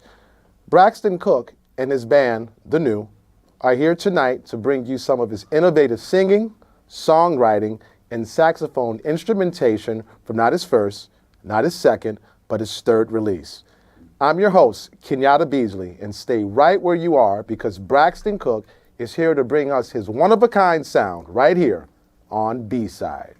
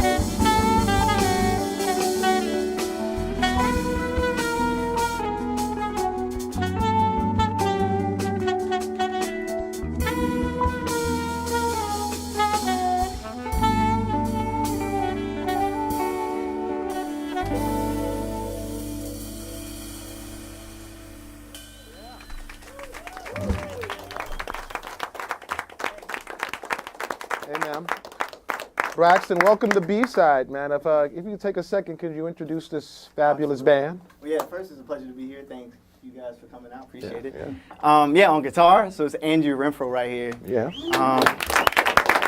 Incredible guitarist. So Andrew's actually from Jupiter, Florida. Yeah, he's from Jupiter, Florida, super soulful. And we met at Juilliard, actually, at our time there. He was like a master's student while I was doing undergrad. And yeah, I guess I met the both of them actually at school, kind of in a practice room. And ever since then, I just heard them play. And I think you come from that like Hartford, Connecticut sound, where Jackie McLean, very popular saxophonist, who plays really hard and really soulful. Right. And they kind of come from that school, which I really dug. Right. So I kind of gravitated towards that and knew I had to have that sound kind of in the band. Cool. And then likewise, same with Tabor. Tabor, you from Tennessee? Yeah, Knoxville. Yeah, from Knoxville. So another super soulful, kind of incredible musician. Obviously well trained. They just both got their masters from Juilliard. Super amazing. So yeah, give it up for Tabor Gable. Yeah, man. This dude on bass, Tamir Schmerling from Israel, right? By way of, I don't know, Boston, Berkeley. Yeah, studied at Berkeley College of Music. Okay. And I met him just in the New York, music scene. We ended up touring in a couple bands. We played with this dude Tomohiro. Yeah. There's another pianist. His name is Takeshi Obayashi. Super amazing. And yeah, we toured in Japan a couple times a year. And it's a pleasure to have him. He's obviously an incredible upright bassist, but like you never really get to hear him on electric. So he crushes it on this gig. Awesome. It's a pleasure to have him. Yeah. Yeah. On drums from Texas, but from Houston. Yeah, Jeremy Dutton is seriously one of the baddest drummers I know. Like he's like younger than all of us. He's like ridiculous. And I met him at I met you at New School. Yeah, so like my first week in New York, yeah, we were just everyone's playing these jam sessions, Right. And somebody called me for this jam session down at New School, and I was like, sure, I'll go. And Jeremy must be like, I don't know, 17, 18 years old, just killing it on this session. And ever since then, I was like, yo, I have to play with him, because he just kind of, something about his feel, I just love it. Yeah. So yeah, give it up for Jeremy. Yeah. So I mean, I'm hearing a lot of connection between the Juilliard School of Music. You're originally from? I'm from the D.C. area. From the D.C. area, Silver Spring, Maryland. Silver Spring, Maryland. Yep. You weren't a graduate of the Ellington program, right? No, I went to high school in Springbrook High School in Silver Spring, Maryland. So like Montgomery County is kind of like, I don't know, northwest of the city, kind of. Right. And then after that, I went to Georgetown University, actually. Oh, you were English? Yeah, I was an English major. So, so the transition between English major right. to jazz musician. Yeah, I guess I kind of got into jazz a little later. I mean, I was always into music, played piano, sang, and all this stuff, and musical theater too. We'll get to that. Yeah, I was Willy Wonka back in the day. Musical oh yeah, for real. theater. Yeah, I'm looking forward to it. I did Jean Valjean back in Les Mis. Yeah, it was crazy. So, anyways, as soon as around 9th grade, Wynton Marsalis came to my high school. Okay. Did this amazing master class. Right. And just kind of it was ridiculous. So we're playing a big band. We're playing It Don't Mean a Thing, Duke Ellington tune, right? And I remember he plays trumpet, which is in a whole nother key than my instrument. And he came through and read everybody's music. He read through the baritone, tenors, alto, right, told us how to play it, right. transposing on the spot. On the spot. Then got in on piano. Was like, this is how you comp. Then on bass, and I remember just being like, and also, he rolled up in this limo that morning. I'll never forget that. He rolled up in a limo with this dope suit, and all the paparazzi, Washington Post, everybody was there. So it was kind of, the glamour of it was lit. Then obviously the integrity of the music when he got on stage, I was like, wow, he can really back this up. He's ridiculous. Wait, so did that moment kind of influence your passion? Totally. I was just in jazz band. It was fun to do. Truthfully, I wanted to get out of doing marching band. So I was like, let me get in the jazz band. Right. And I think my 9th grade year when Wynton came to this school and kind of just did that master class, I was just I was like, yo, I want to do that. As a kid, when you see somebody just kind of, fully encapsulate everything you think you want to do or have, right. I was just like, all right, great. I want to get a saxophone teacher. I want to study this music. I want to do that, Well, so literally that was a very pivotal moment. It was one of those moments for sure. Yeah, 14, 15 or something like that. You know what? I want to continue about your upbringing because it's rather interesting, Oh, yeah. but I'd rather get the people want to hear you play. For sure. And they don't want to hear me talk, per Right. se, or, you know. But they want to hear you talk, but Facts. rather you want to play. So what's the next tune that you're going to play? Okay, so the next tune is entitled Until.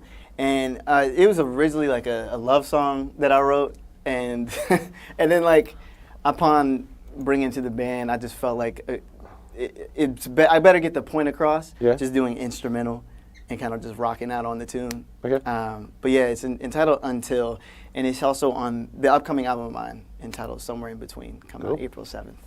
Awesome. Yeah. Once again, Braxton Cook. Chords first.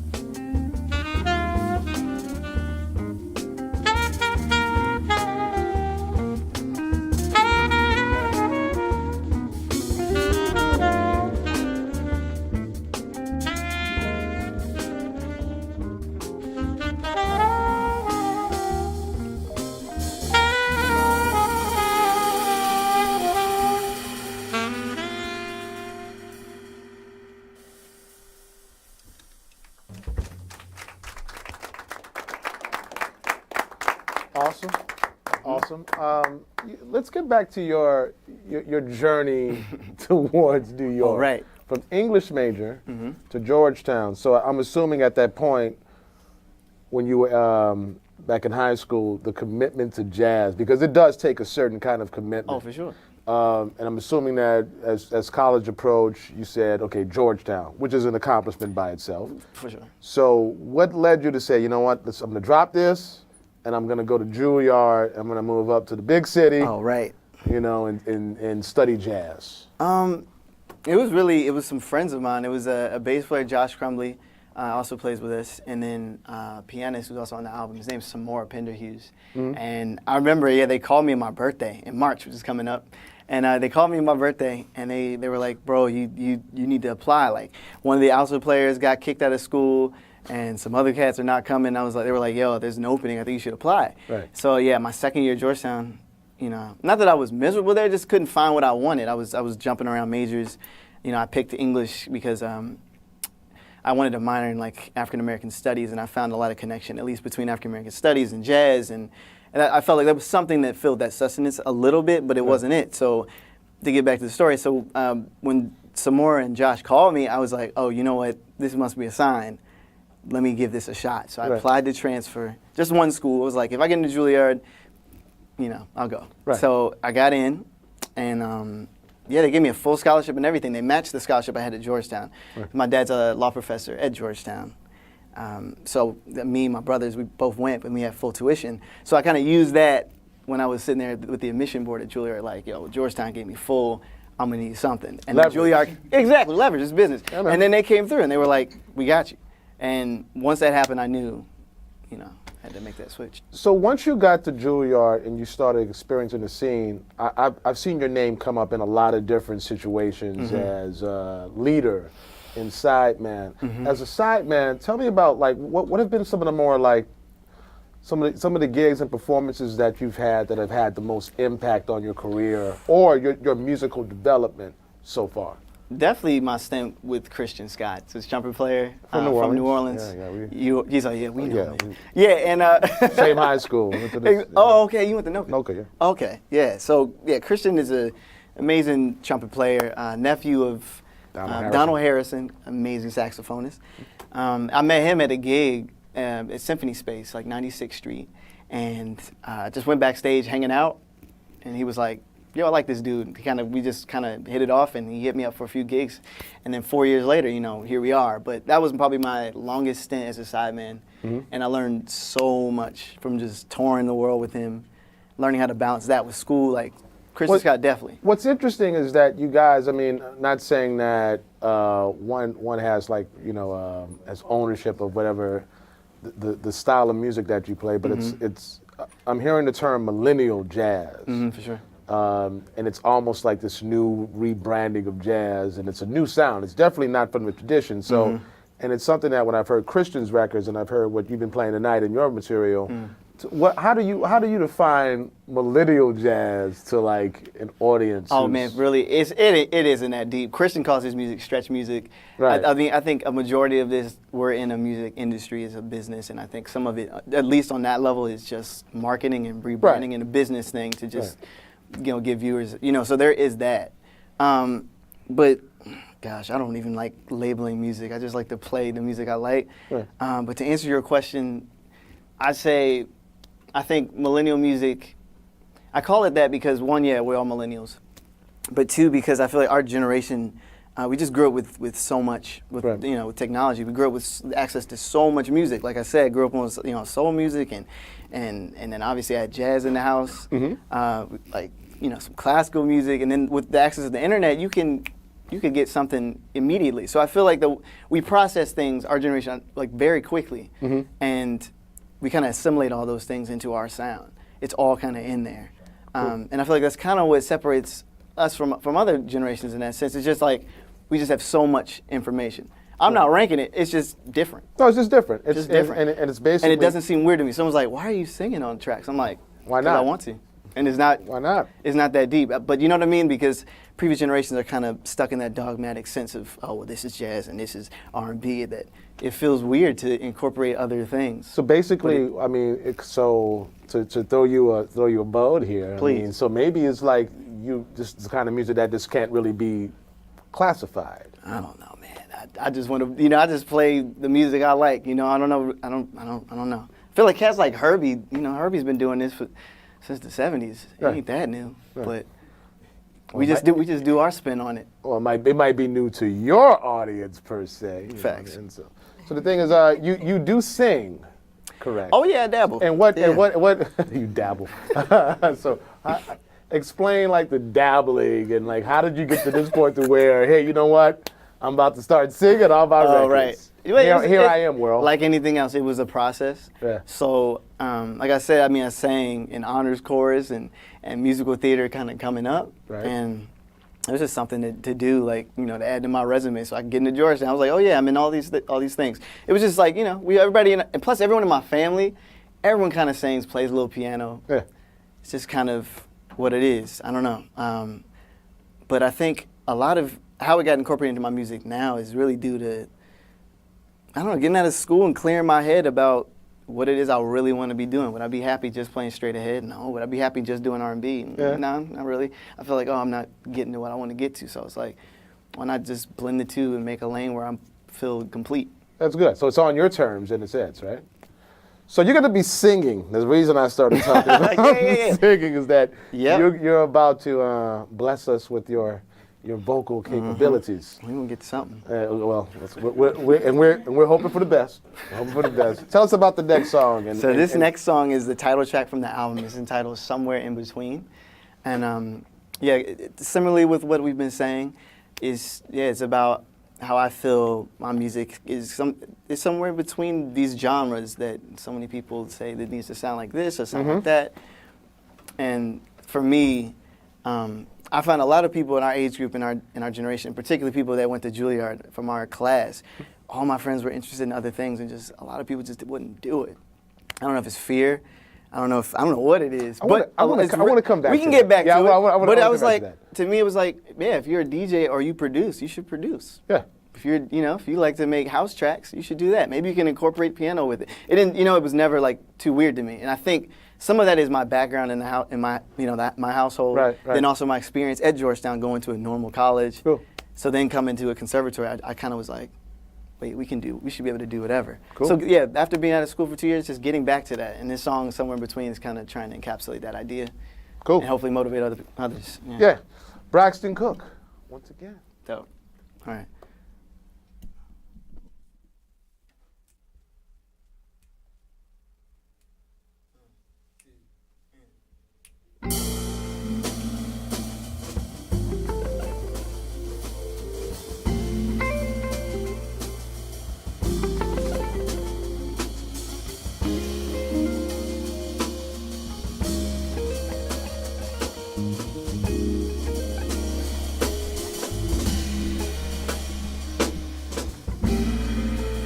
You're somewhere in the middle, I'm somewhere in between. Crack the code and solve the riddle, trying to find the real me. Somehow knew I could beat it, I knew I had the antidote. My friends, they wouldn't listen though. I wanna show them you can pave the way and you can make it. Just promise don't look back on one. You're somewhere in the middle, I'm somewhere in between. I start to disassemble these walls around me. Somewhere there lies the real me. It's kinda hard to place it. I'm somewhere in between. Somewhere.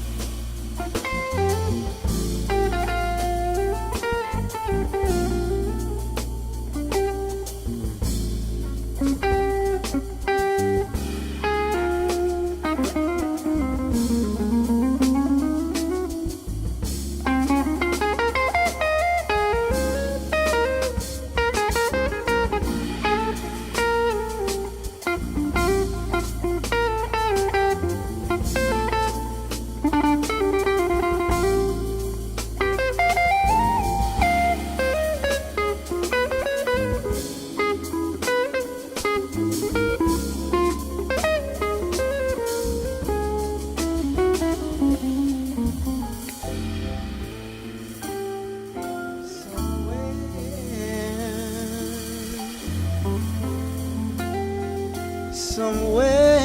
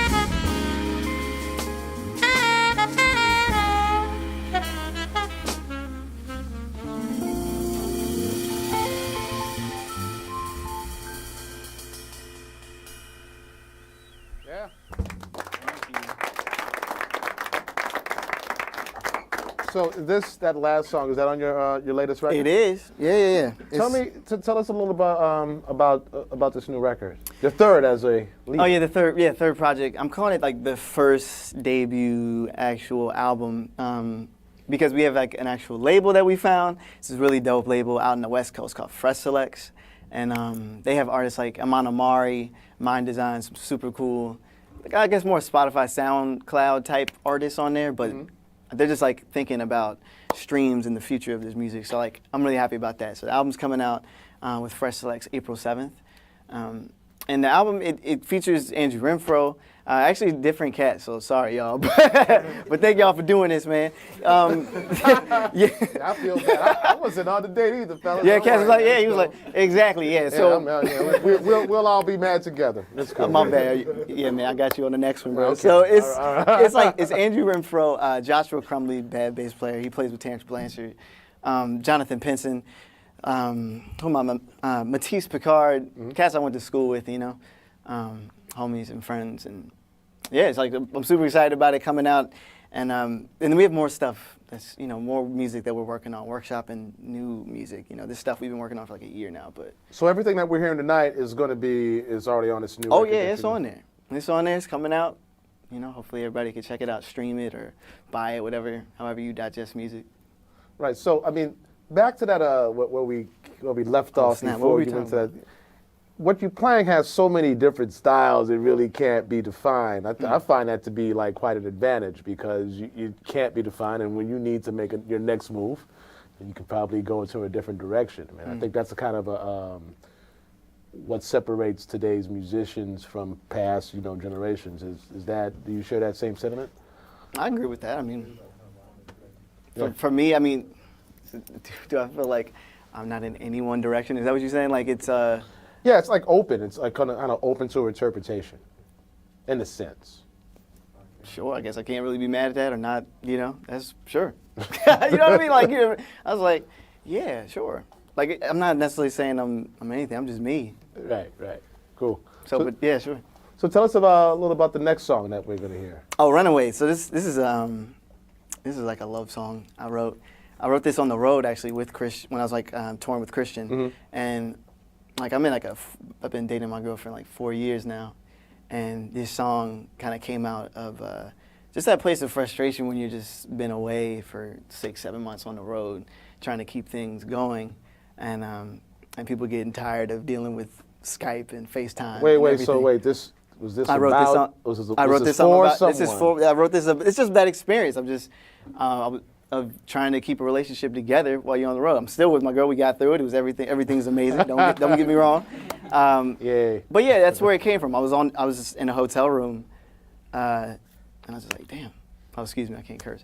I was like, darn. And wait, how about shucks? I was like, yeah, shucks, gee, exactly. And that's where it came out of.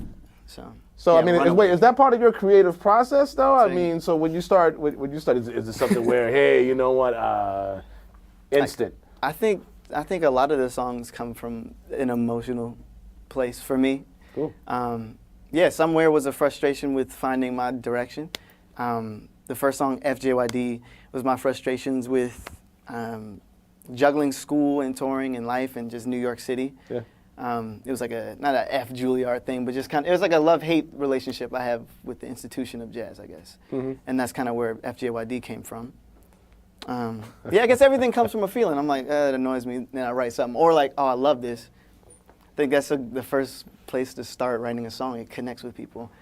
And I've met people all over. They're like, whoa, that song. Like, actually, someone emailed me about Somewhere in Between. Actually, it was a transgender saying that song in the lyrics spoke to her in that way. And I was like, wow. With just trying to discover herself and her identity. I was like, that's deep. Powerful. Right. Powerful. So yeah, once again, Braxton Cook and the new Runaway.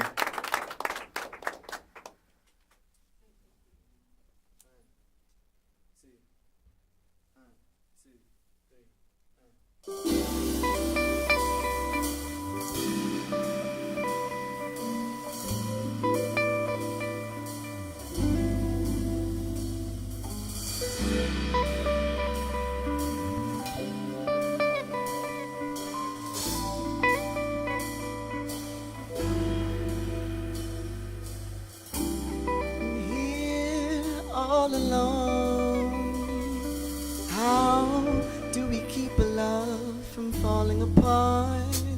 A love so real, a love so good. Wanna close this distance, I wish I could. Let's leave it all behind. In 3 months' time, I'll be home, just you and I. 1,000 miles away, but I'll be here to stay.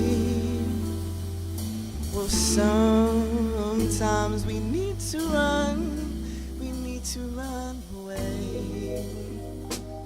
Can we run away to someplace far away? Just you and me. Can we run away? Can we run away to someplace far away? Darling, can we run away?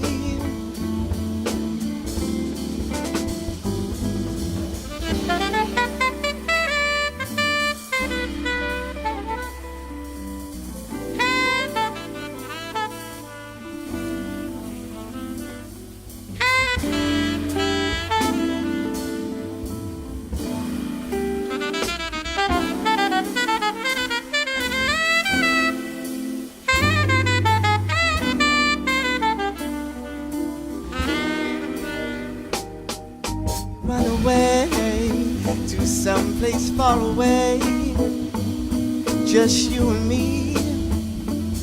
Can we run away?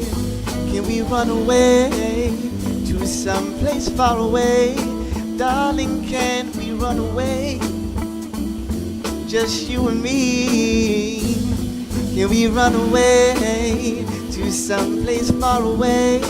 Darling, can we run away? Just you and me. Can we run away to someplace far away? Darling, can we run away? Just you and me.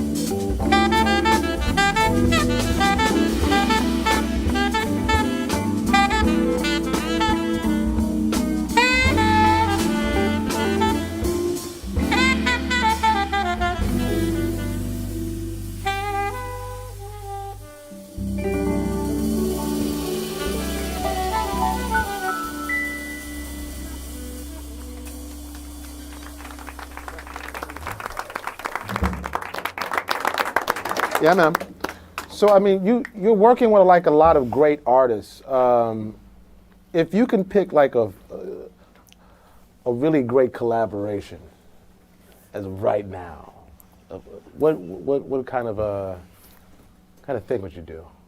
Oh man, there's so many people I love to work with. Okay. I guess in the R&B pop world, I mean, I'd love to work with Andre Benjamin, Pharrell. Mhm. I'd love to work with,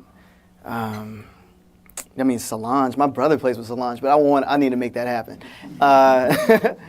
What does your brother play? He plays guitar. Okay. Yeah, he's been in her band for like 4 or 5 years. And then in the jazz world, my gosh, I always wanted to play with Roy Haynes and Louis Hayes, just because of the amazing alto players like Charlie Parker who played with Roy Haynes. Cannonball, you already know. So yeah, all my favorite guys that played with those drummers. And then who am I forgetting? I mean, Glasper would be lit. I think I'm working with them in the big band. I'm doing this thing with Revive. Right. Big band. I saw you earlier But it'd today. be another thing to like ironic. really get to play with them. Yeah, that'd be dope. Right. So as far as your first, you're on your third record. Your first 2 records. How would you describe the growth as far as the production, the compositions, the thought that has actually like gotten you to this third record? Like, what have you learned so far about the entire recording process? I found that, I mean, as an artist, you just need to kind of, if you really want to hold true to your vision, you kind of need to learn a little bit of everything. So that's been a process. Like, I've been, doing production a little bit on the side ever since high school, from GarageBand to Logic to when we first went in the studio, I made a track of every song, kind of made a track of my own. So somewhere, used to have a beat on it. Right. It went like boom. It was like I had like actual production, so I made a whole track. Pre-production of the album, and then sent that to the band and like, all right, let's rework this and figure out how we can do this acoustic. So that helped with figuring out how I want the drum part to go, how I want every piece to fit. Whereas before, I used to, like on the first 2 projects, I just wrote chords and a melody and we just figured it out. This way, I feel more hands-on. Right. With how I want this piece to go and how I want this drum beat to go and how I want it to segue into this song and all of that stuff. I'm thinking about, how things kind of blend together in each instrument and how like everything fits. Right. So it's more production based, I guess. So you're happy. You're happy with this new record that's coming out. I definitely am. I feel like Also, right. I forgot to mention this. Like the somewhere in between. I called the album that just because I wanted to sonically fit in between the first 2 projects. So Sketch. I recorded 2013 was more of like a acoustic, typical, straight ahead, modern New York kind of sounding, odd meter and all that. And and then the Butcher Brown project that I put out 2015 was all groove bass, hella reverb, all this distortion, super 70s sounding, with a lot of compression on everything. Right. I kind of tried to find a blend between the 2. So on this album, like the horns and the guitar, everything sounds really light and free, but I put a bunch of compression on like drums and the bass is real heavy. So I kind of have a little bit of both, of that modern kind of sounding, sweet airiness, on top of like that hard crunchy kind of bass. Did you mix this record yourself as well? I've been through a lot of mixing sessions. It's been a process. I mean, we recorded this last April and it's just now coming out. Right. So it's been a lot of mixing and mastering and redoing things, and I've learned a lot. Right, Spent a lot of money. So wait, I really feel strange asking this question. God. Man, but younger musicians, right? What kind of advice would you pass on to? I think I reached that voice. I reached that place in my life where I said, "You're so younger musicians, man. What kind of advice? Somebody new to the game." It's funny. No, I feel you because it's wild. People hit me up now all the time and the Instagram and like, hey man, what are you playing on? What are you practicing, man? Like, you're such an inspiration. I want to sound like you. And I'd be like, I feel you, but I still feel like, if you want to play the saxophone, you still got to check out the masters. Like, I'm in no way a master. I'm like, this is my, like a thing I'm doing, but I still listen to Charlie Parker. I still listen to Train. I still transcribe. I still check out all that stuff. So besides the Giants, who you're like your main, the people who really influenced your musical path so far? I mean, and that could be from like the people that you've worked with, or video, whatever you've checked out. Like, what's been your big inspiration so far? Oh, Train. John Coltrane. I mean, did you had aside from the big guys? Yeah, I mean, you could throw Train in there. Well, I mean, yeah, John Coltrane. Anybody know? Y'all know John Coltrane, obviously. Yeah, he's. What about he's the right now? baddest. Still, and we were just talking about like 1965 at the half note, like puts me in. I'm in tears, man. Okay. Like if I want to talk about you, it's crazy. Well, how about living people? Oh, living, my bad. No, not that Train doesn't live. Exactly. Yeah, right. Train lives. He lives. I mean, Kenny Garrett's always been a super amazing inspiration as far as like someone who found a sound and like business-wise who found a lane and really milked that playing with Miles Davis and turned that into a thing and sustained it for so long. Right. And influenced a whole generation. You know, not so much like I'm sitting here trying to transcribe Kenny like I did in high school, but more so like analyzing it, like, the business of it, how he did that, how he, managed to stay relevant that long. Like his look, his album covers, all that stuff that goes into it that most people don't think about.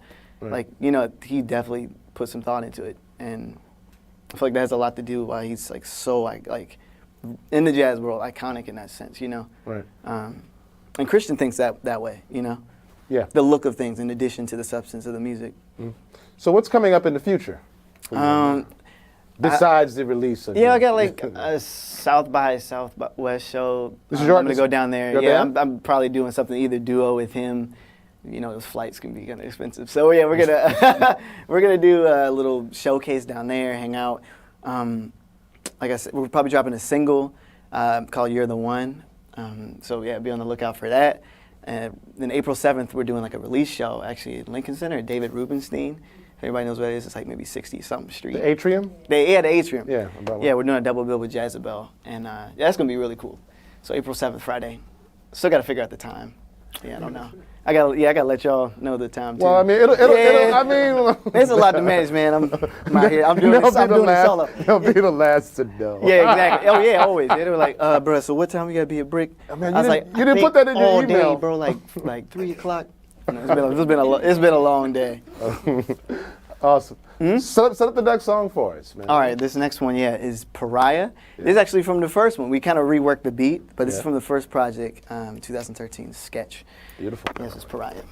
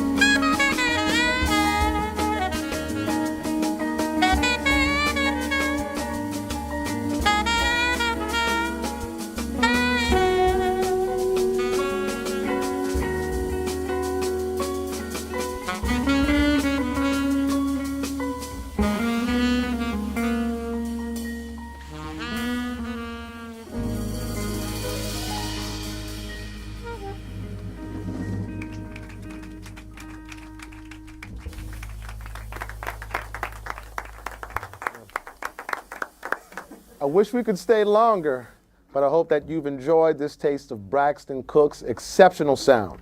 Thank you, Braxton, for opening new doors for us.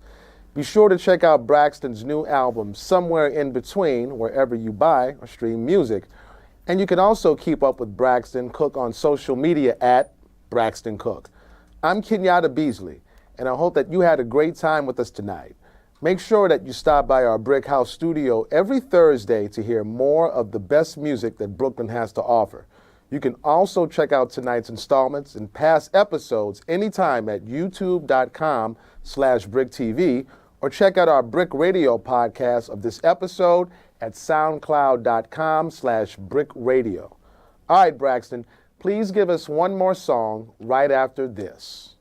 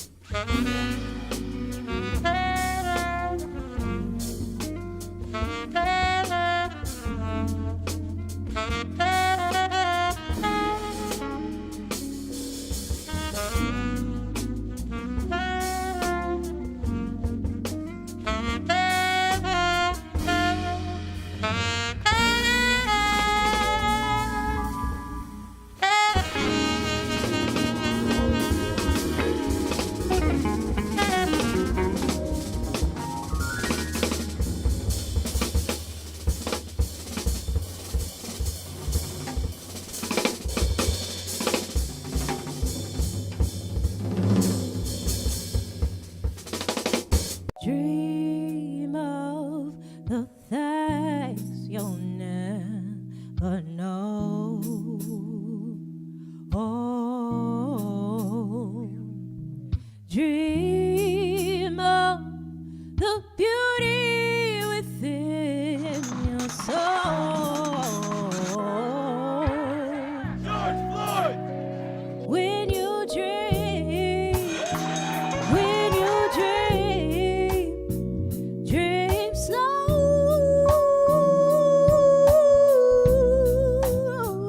Take the time.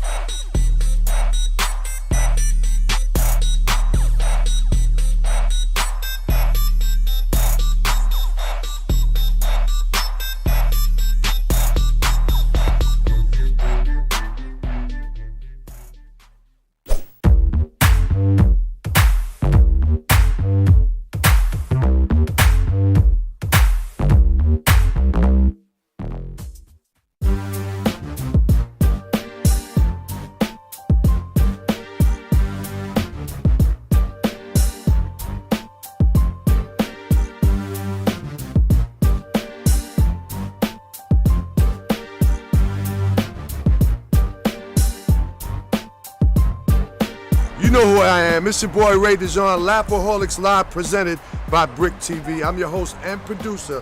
When I tell you we got some incredible comedians, the jokes get better. We're like fine wine. We get better with time. That's right. It is season 6, and it's crazy. I need you to stay tuned. Keep it locked. It's Laughaholics Live, baby, on Bric TV. Yep. You like that shit? You like that? You like that black music, right, white guy? Come on now.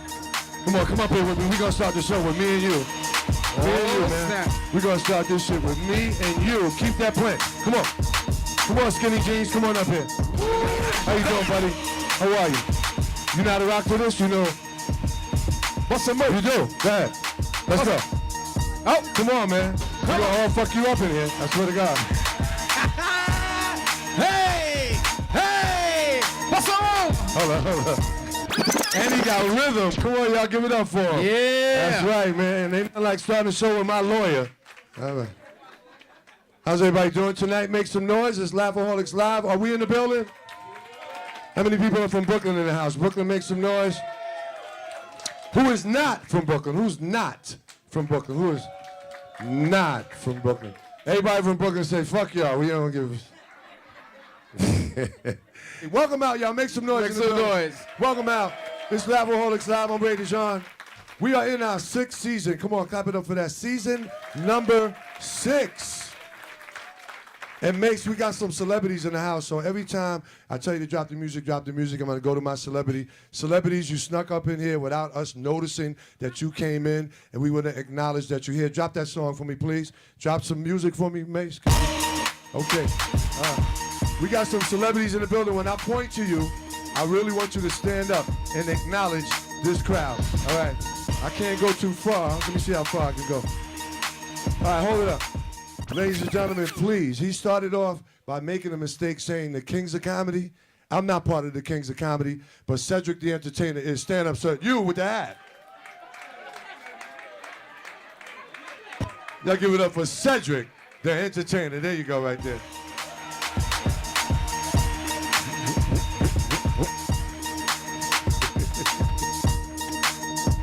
Hold it up. You never know who's going to be in the building. I'm telling you right now, please, y'all give it up for Vanilla Ice. Come on, y'all, clap it up for Vanilla Ice.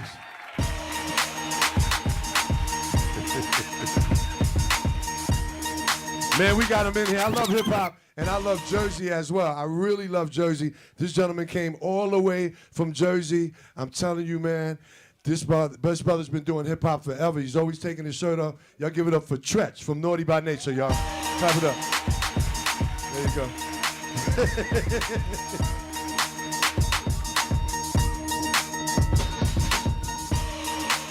And you know what? It's nothing like the conscious rappers, the ones that they rapping but they saying something, they got a message in their music. And this dude, I'm telling you, his lyrics is on point. Y'all please give it up for my man, Mos Def. Come on, Steph. But we're going to call him Most Definitely. Sit your ass down. Now, there's some people that always try to come places and they try to act like they celebrity, right? They come in here trying to look like somebody else, right? Ladies and gentlemen, please put your hands together for the bootleg version of Kylie Jenner. Come on, stand up.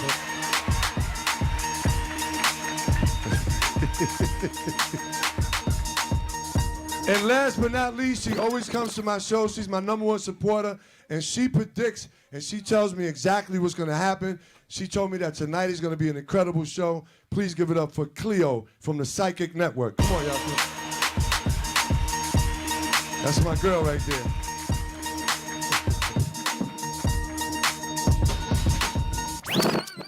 Let's hear it for all my celebrities tonight. Give it up for all my celebrities.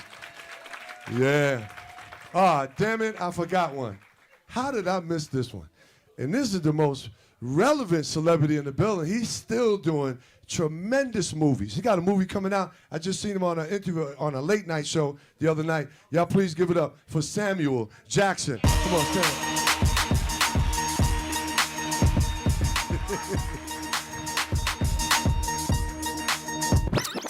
up. That shit was funny as hell. I don't give a fuck what you say. Samuel Jackson, he got on a sweater. Remember them shits from back in the day? Little 70s? Nigga, you put that on eBay, you'll get $1 million for that shit. And you can tell he the super. You know the super with all the keys and shit? I got an apartment in the building, bitch. I got an apartment. I can tell, man, I can see you. You look like one of them old school dudes, smooth as shit. Right? You remember what they call the dudes back in the days? With the older dudes with a lot of money and the young chick, what they call them? Sugar daddies, right? You one of the sugar daddies, you be hanging out by the laundromat. You need some quotas. I can see you right there. You need a couple of dollars, bitch. I know, I see it. They call you Mr. James, right, from the Pink Houses. Mr. Earl. Mr. Earl. Oh, man, we're going to have a good time tonight. I got comedians from all across the country tonight and different ethnicities. Please give it up for Donald Trump. They made an attempt to shoot him. Y'all wasn't watching CNN? Y'all don't watch CNN? Nobody watches the news? Say fuck the news, huh? We keep it on New York 1 and get the weather, and we out. We don't care. Now, listen, you got to pay attention, ladies and gentlemen. I mean, you got to pay attention. We live in a state right now where things are different. It's not the same. You never know what's going to happen. I don't know about you guys, but I'm packing tuna fish and water. Eventually, it's going to be a problem. Y'all keep thinking like that. We live in a major city. They're going to come after us first. That's why I'm going to move upstate to the Catskills somewhere. They ain't fucking with nobody upstate in the mountains, but the major cities, watch out for that. How many of y'all in your 40s in here? 40s? Over 40? This whole crowd is in denial in this. What the fuck? Nobody's over 40. How many people, put your hand up if you're over 40. I got an app on my phone that if I put it over your head, it's going to tell me your age. Okay, now everybody got their hands up. Where the fellas in their 40s? Fellas, make some noise in your 40s.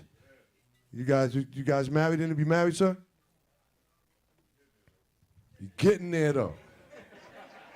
Is that your lovely girlfriend sitting next to you? How long y'all been together? A short time. But you've been in the prison a long time. You ain't get there yet. Is that part of your journey? Fuck, I ain't get there yet. All right, well, so short period of time. All right, that's cool. How about you, Bob? How many years? 14. Wow, come on, clap it up. Same old pee-pee, same old clit. All right. You still love her? Better say yeah. You won't get no ass for 2 weeks. You be on pussy punishment. Eh? Any fellas ever get put on pussy punishment? Yeah? You've been married how long? 15 years. Sometimes people say it like it's a bid. Like you doing time or some shit. But I mean, you know, eventually you get so used to each other, like, you know what, ain't nowhere else to go, fuck it. I'm going to stay right here. Even if you don't want to be there sometimes, you like, fuck it, I'm going to just stay right here. Most definitely. Now, this is a young relationship. How long you been with us, sir? A few years. You don't know how many years? You're going to try to give me a generic answer. Where'd you meet her at? Oh, you one of them people that fuck on the job, yeah. Y'all was fucking in the mailroom? Nah, just the regular office? Look, he ain't say nothing. All right, what do you do for a living? Real estate, how about you? You're an x-ray technician. That means you must be Jamaican. Are you West Indian? You are, see? Motherfuckers come from the runway right to x-ray. Jamaicans don't play, yo. Any West Indians in the building? Where my Haitians at? Suck by set? Hold up, say it again. What? You Haitian? I'm Haitian too. Dejan. My boule, man. Yeah, well, whatever, nigga. Oh. No, look. I'm Haitian. But you know, when you come too quick, I saw we. That ever happen to you? Oh, okay, you keeping it real. I like that. Right, because she's right there to fucking blow you up. No, I'm Haitian and Puerto Rican. That makes me Dominican. True story, man. So we're going to start the show off with a gentleman that's never been to Laughaholics, never been on Laughaholics Live, never been to Laughaholics Comedy Club. He's gonna kick off the show tonight. He's gonna start this thing with a bang. Please put your hands together for my man, Mr. Lemmy. Y'all give it up. What's up, everybody? My name is Mike Lemmy. I'm here at the Lindenwood Diner for Laughaholics. We're gonna have a good time tonight. Let's have some fun. Hey, keep it going for Ray, everybody. Clap it up for Ray. Clap it up, clap it up, clap it up. Here we are. Yes. We're starting off with the diversity portion of the show tonight. That is what we're doing. I have never felt more famous until I walked in here tonight. As soon as I walked in, someone's like, "You're one of the comedians." I'm like, "How'd you know?" How could you tell? What is going on? By the way, I don't know if you can tell, but I am probably the brokest person in here right now.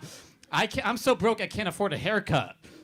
You ever that broke? You have no money to get a haircut? This is me, right? I broke. I'm so broke. I got the BLT. I got food here. The food's delicious, by the way. I love the food, but I got the BLT, which is the cheapest thing on the menu, and it was delicious. Though I'm glad I got it.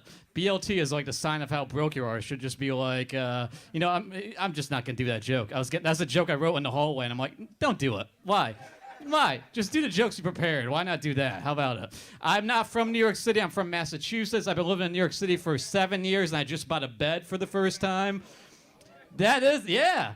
I'm a first-time mattress owner. How good is that? Oh, you guys have beds? You guys think you're cool because you have a mattress? Technically, I don't own the mattress. Chase owns the mattress. They bought the mattress for me, but I'm making payments on it, and I feel good about it. I'm going to own a bed in about 3 years, I think.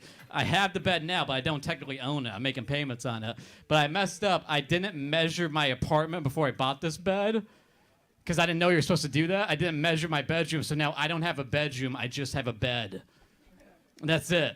Like if you open a door to my room and you lean over, you're sleeping, no matter what. Which is kind of cool, man. I like it.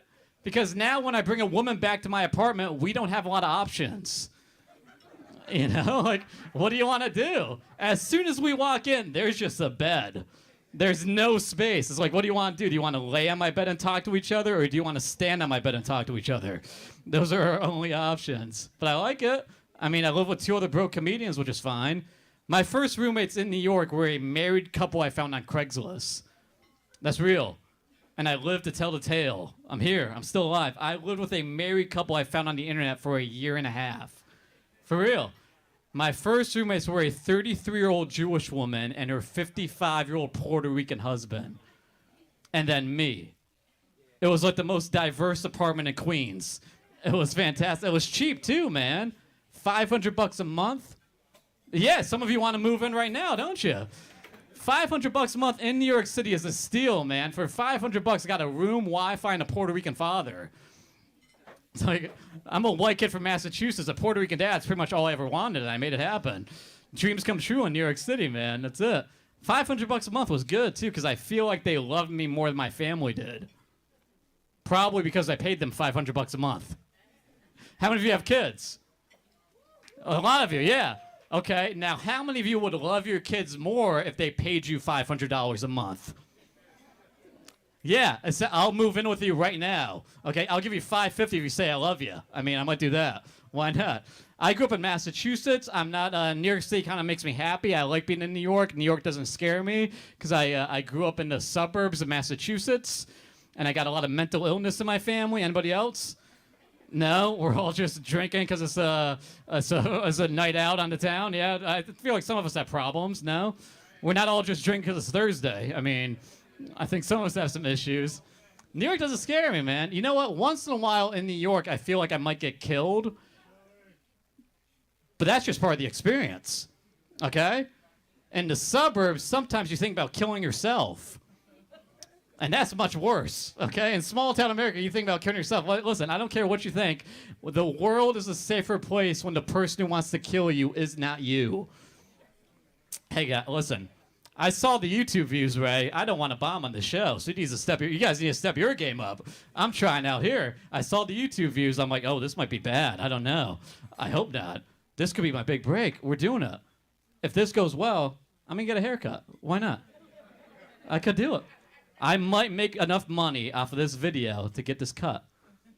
By the way, I'm glad it's wintertime now because I need this coat on. This coat adds about 50 pounds to my body. It really does. If I took this jacket off, you would pass around a donation bucket for me right now. I swear. Like, I am 80% hair, 20% coat. That is who I am as a human being. And I'm rocking it. I don't care. I like New York City. I'm getting laid more in New York than I ever did in Massachusetts because I have more confidence. And I grew up in a small town in Massachusetts. Like, where I'm from, safe sex means don't touch Emily. That's a small town, man. That's it. Small town. Watch out for Emily when you go to Chicopee, Massachusetts. Watch out for her. You don't want to see her. If you see her, run across the street, or just use protection. Who knows? Either one. Why not? Shoot your shot. See what happens. I like it, man. I like living in New York. I like living in Brooklyn. I'm out here. I'm trying to make something happen with myself. Trying to do it. Why not? This is the time. I'm broke, but I'm not any kind of broke. I'm New York City broke. That's who I am. When I go home, people are like, Mike, how are you surviving in New York? I'm like, because I'm New York City broke. That's different than Massachusetts broke, okay? New York City broke means I focus on my dreams and I ignore my reality. Like, that's how I'm surviving in the city. Like, when I was a kid, my dream was to get out of my hometown and eat pizza for, like, every meal of the day.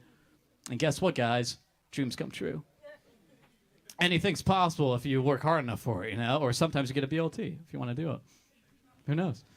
I'm never going back to Massachusetts. I'm staying in New York for as long. Even if this doesn't go well tonight, like it might not, I'm staying. I'm not going back there. I'd rather hang out in Brooklyn than go back with my family. My family's messed up, okay? My mom's got depression. My dad's very quiet and sad. When you combine those two, you should use a condom, okay? Sadness and sadness doesn't create a happy family. No, that creates a broke comedian that lives with a married couple he found on Craigslist. That's what it creates, man. That's it. I don't know. Trying to work on myself. 2018 was a scary year for me. I was like paranoid. Like I do stand up. Like what I do with comedy is I get on stage and I reveal like very personal information about myself. I'm trying to build a career off of me tooling myself pretty much, which I don't know why I'm doing that. Like you don't know me. I can do whatever I want, you know. I sent out apologies to all my ex-girlfriends last year, just in case. And I wasn't even being accused of anything. Yeah, ladies, have you gotten any apologies yet? Have you gotten any apologies? Do you feel like you deserve an apology? No, because you didn't date me, probably. That's why. You're much better off, yeah. I sent out apologies to all my ex-girlfriends, just in case, man. You ever apologize for something and the apology's creepier than what you actually did? No, that was my 2018, okay? Like, I sent out apologies for drunk texting too much. Drunk texting, that's it. You know what's creepier than a 2 a.m. drunk text? A 10 a.m. sober email 5 years after you broke up. That's way creepier, okay? Like, I apologized to one of my exes on LinkedIn. You're not supposed to do that. Even LinkedIn was like, hey, man, that's not what we designed this website for, you know? Take that to Facebook where it belongs. Yeah. I did it. I sent out those apologies, trying to make something happen, you know, feeling better about myself. Going to therapy, talking about my issues, why not? I went to therapy last year. I went to therapy for 7 months, and I stopped going because my therapist graduated. And so, you ever been so broke your therapist is an intern? And I didn't even know. I didn't even know she wasn't a real therapist till one day I walked in and she said, Mike, I can't be your therapist anymore. And I said, why? And she's like, because now I'm a real therapist. And you can't afford my services anymore. I should have saved the money and bought a new therapist instead of a bed, you know? I like it, though. It's a full-size mattress. It's full. Room enough for 2 people. It's good. It's better than sleeping on an air mattress. I slept on an air mattress for way too long, okay? And the key to sleeping on an air mattress is just have it inflated at all times. That's all you gotta do. Because you can't bring a woman back to your apartment and inflate it while she's there. Watching you. Regretting every decision she made as soon as she hears it. And you're like, oh, you're still here? Well, I guess we should use some protection, okay? Take off those earrings. They look sharp. Because you can't pop my bed. All right, you guys have been great. Have a good night, everybody. Thanks so much.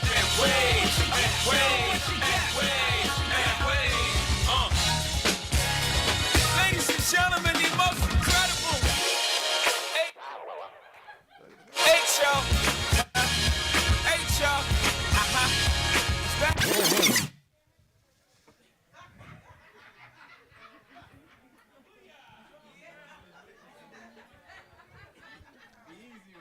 So the white guy behind the camera is probably like, give him a break over there, Ray. One thing I respect about my black people here is that you guys didn't boo. You just stared at him. which is worse than booing. But you gotta give him credit. Across the street from the fucking pink houses. That's a real white guy. That's a real white guy right there. That's not a white guy trying to be black that live in East New York. That's a real fucking white guy from the Catskills. So please, give him a round of applause, because he got a lot of fucking nerve. I know the other guy was sitting over here like, come on, dude. What the fuck are you doing, dude?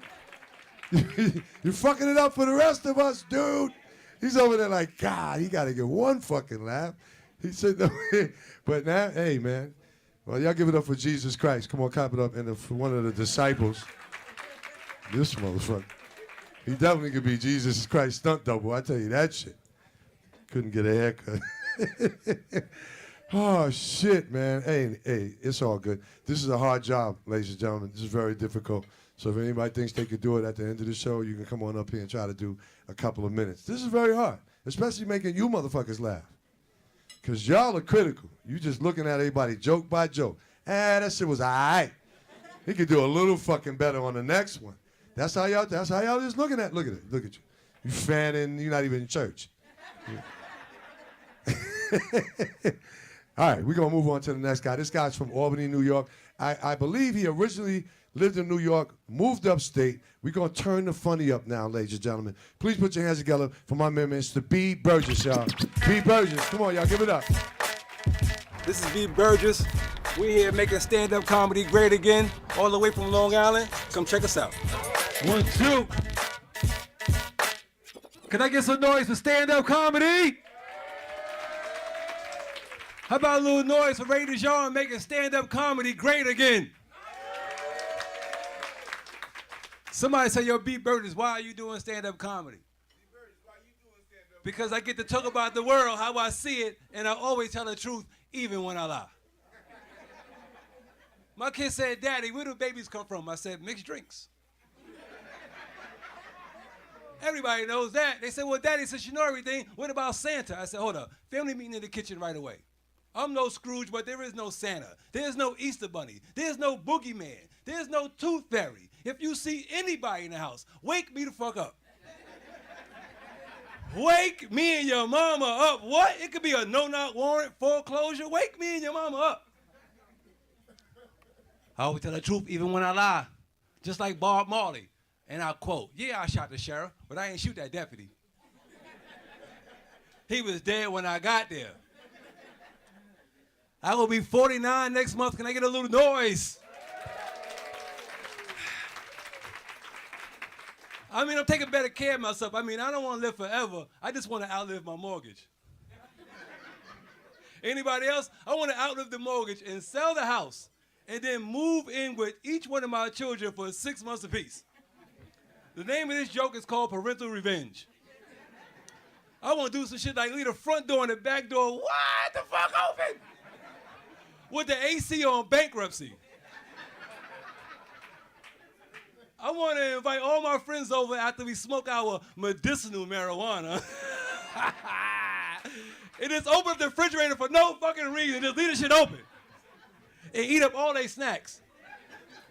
Then for an encore, I want to borrow my son's car on a full tank of gas and bring the shit back on.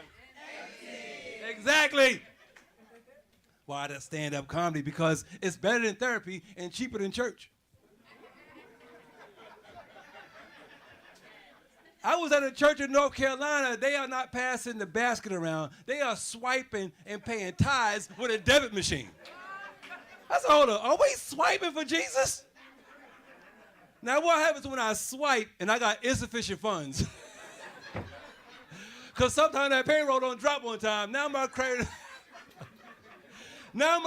is jammed up here and in the next life. I'm going to be in Section 8 heaven. Some of y'all going to be with me. If you grown, let me hear you say, oh, shit. Now, you got that oh, shit like, fellas, when you put your key in the door and you smell a home-cooked meal, you're like, oh, shit. You got that oh, shit like when you walk into a room and somebody's smoking some good weed, you be like, oh, shit. You got that oh, shit like when the DJ play your song. Oh, shit. You got that oh, shit like when the sex get good to you. You got the oh shit like when the cops get behind you.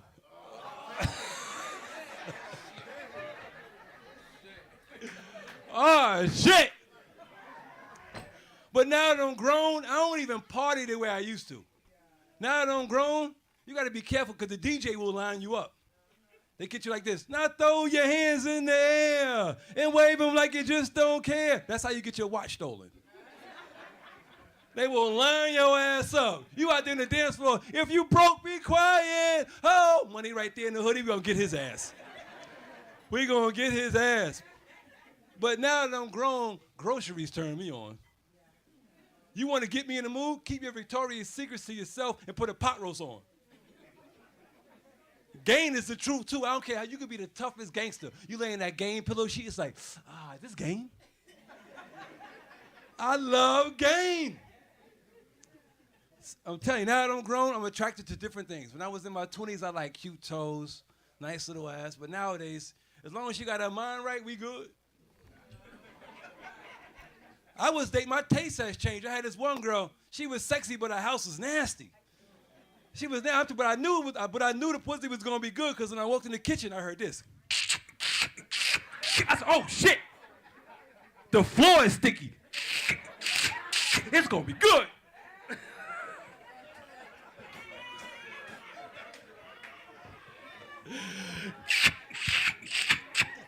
It's sticky like a Knicks game at the Garden on the floor. She said, B. Burgess, make yourself at home. I start vacuuming. This is some bullshit. Hurry your ass up and get dressed.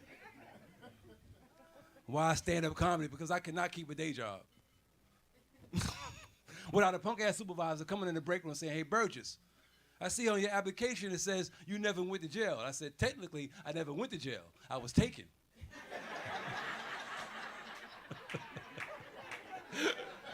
Emphasis on taken. Nobody, y'all hiring goes to jail. No, you got to catch me like everybody else. As soon as I get my money right, I'm going back to church. I'm telling you. There's two places you can't go broke. That's church and court. These are all facts. But right now, my credit score is looking real good now, ladies. For real, right now, I'm looking at 870. My credit score is like 870. Now, some of y'all say, nigga looking real handsome now. Nigga looking real handsome. He was funny already, but not 870? But some of y'all going, get the fuck out of here. How the hell is your credit score 870? That's when I add all three together.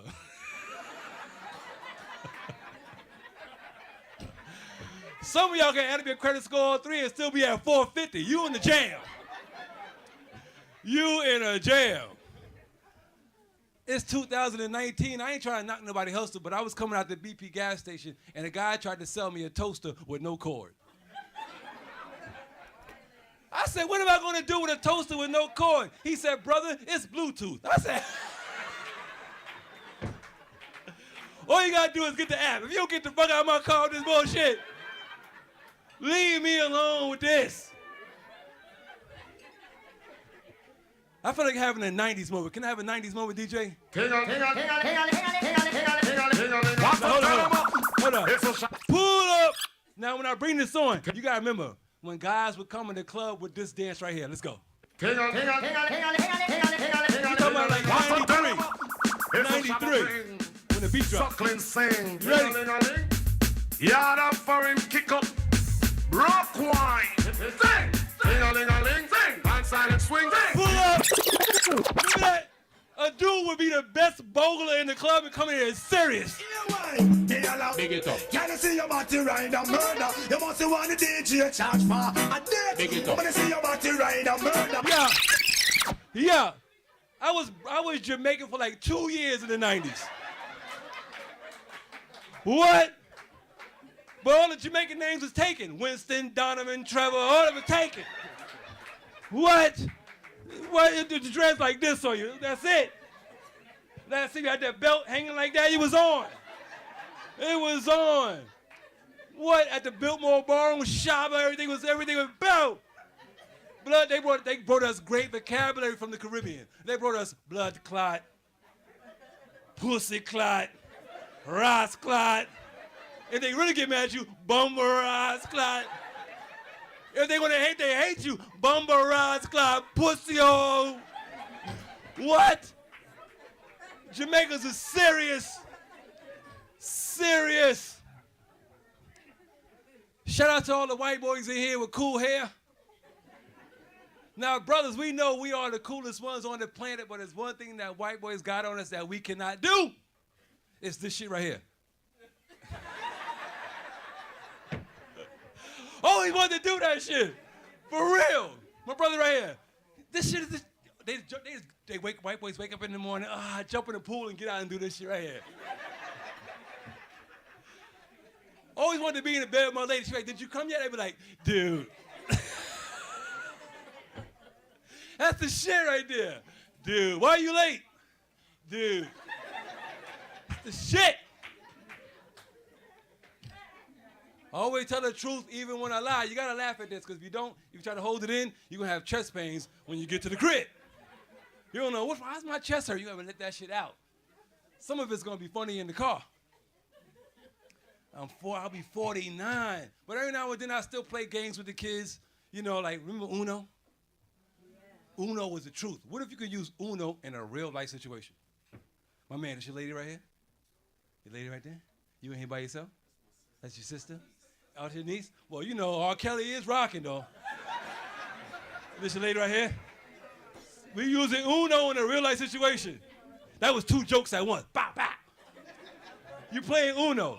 You come home from work and she says, baby, I'm pregnant. Skip.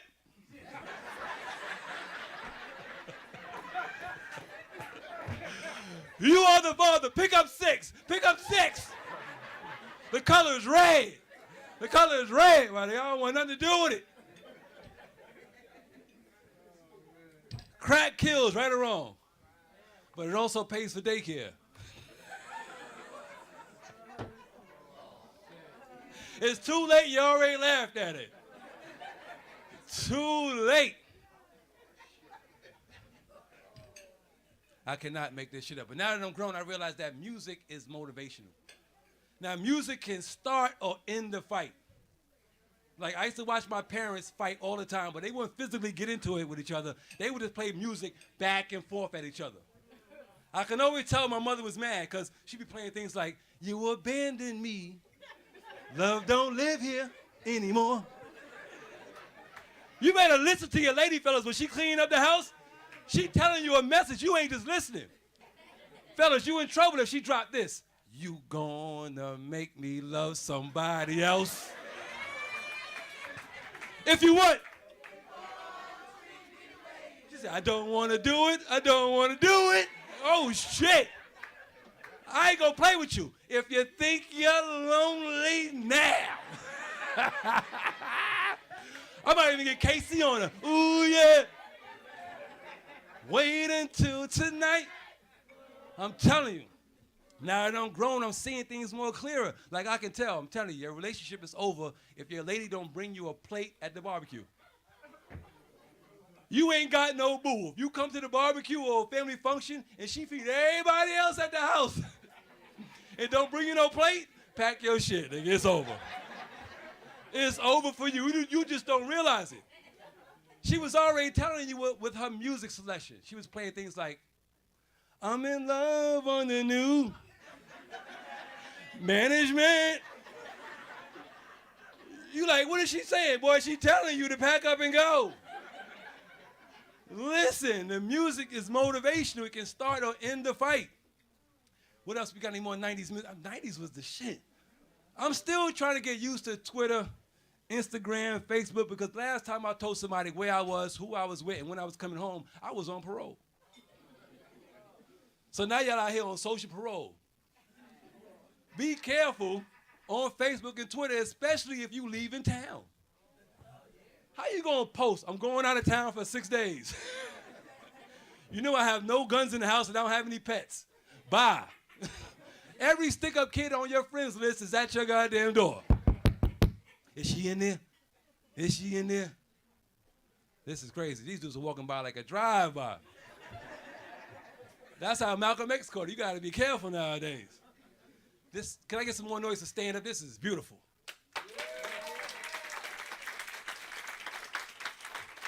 We in here sweating. I was light skinned when I first started doing stand up. Feel like I'm on a rotisserie up in this motherfucker. This is beautiful. Just in case you're watching at home, Ma, I made it. I made it. Before I go, my name is B. Burgess. If you're looking for me, I'm on Instagram on the Minister Comedy 7. One love, y'all.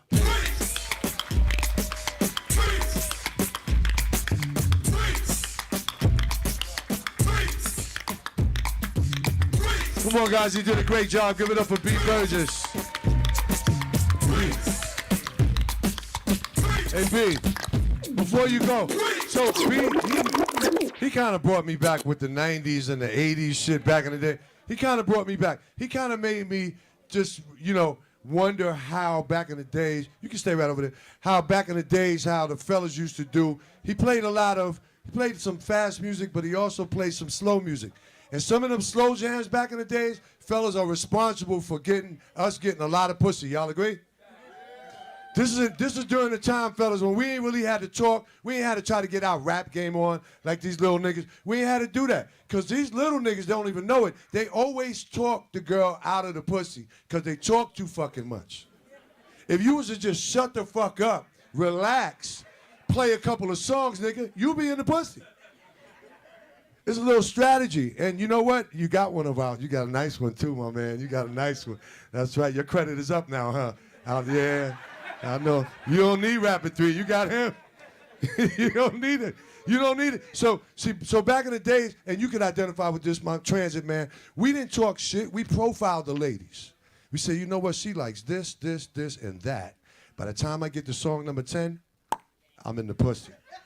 Now I'm going to give you a small example tonight on how we get ass. This is my first one. I've been really trying. Look, watch the ladies. Look at them. Look at them. Come on, ladies. Look at them. Look at them. They moving in the chair, my dude. Pussy under here, my nigga. Look. Watch it. Come on. Sing it to me, ladies. What we gonna do tonight? See what I'm talking about? They don't even know each other. They sound like a choir. They're in sync. They're in tune. Just like when they hang out with each other for months, their periods, for whatever reason, become in sync with each other. All these terrorist bitches get their periods at the same damn time. This is some incredible shit. So now you watch them through your peripheral vision like we watch mice in the house. Keep your eye on them. No eye contact. You just watch her. You keep playing the music. You're like, yeah, this shit is working. She moving in the chair. She like, how does nigga know this my song? So you see her moving, and you just keep it simple. You become a servant. You become a waiter. You do everything for her. You don't talk no shit. You don't try to rap. You ask her 3 questions. Are you okay? Would you like something to drink? Or are you comfortable? Then you put this on. This when she start doing this. Oh my God! What's happening right now? Sing it. Come on, sing it, ladies. Sing it, ladies. Even if you sing it to me, ladies. Cause here is where I just want to satisfy you. Though you're not, I can't deny it. Don't you hear me talking, baby? Love me now. We fucking tonight. We fucking. Oh, hell yeah. It's on and popping. You can damn near rape her at that point. And you ain't even asked for the pussy.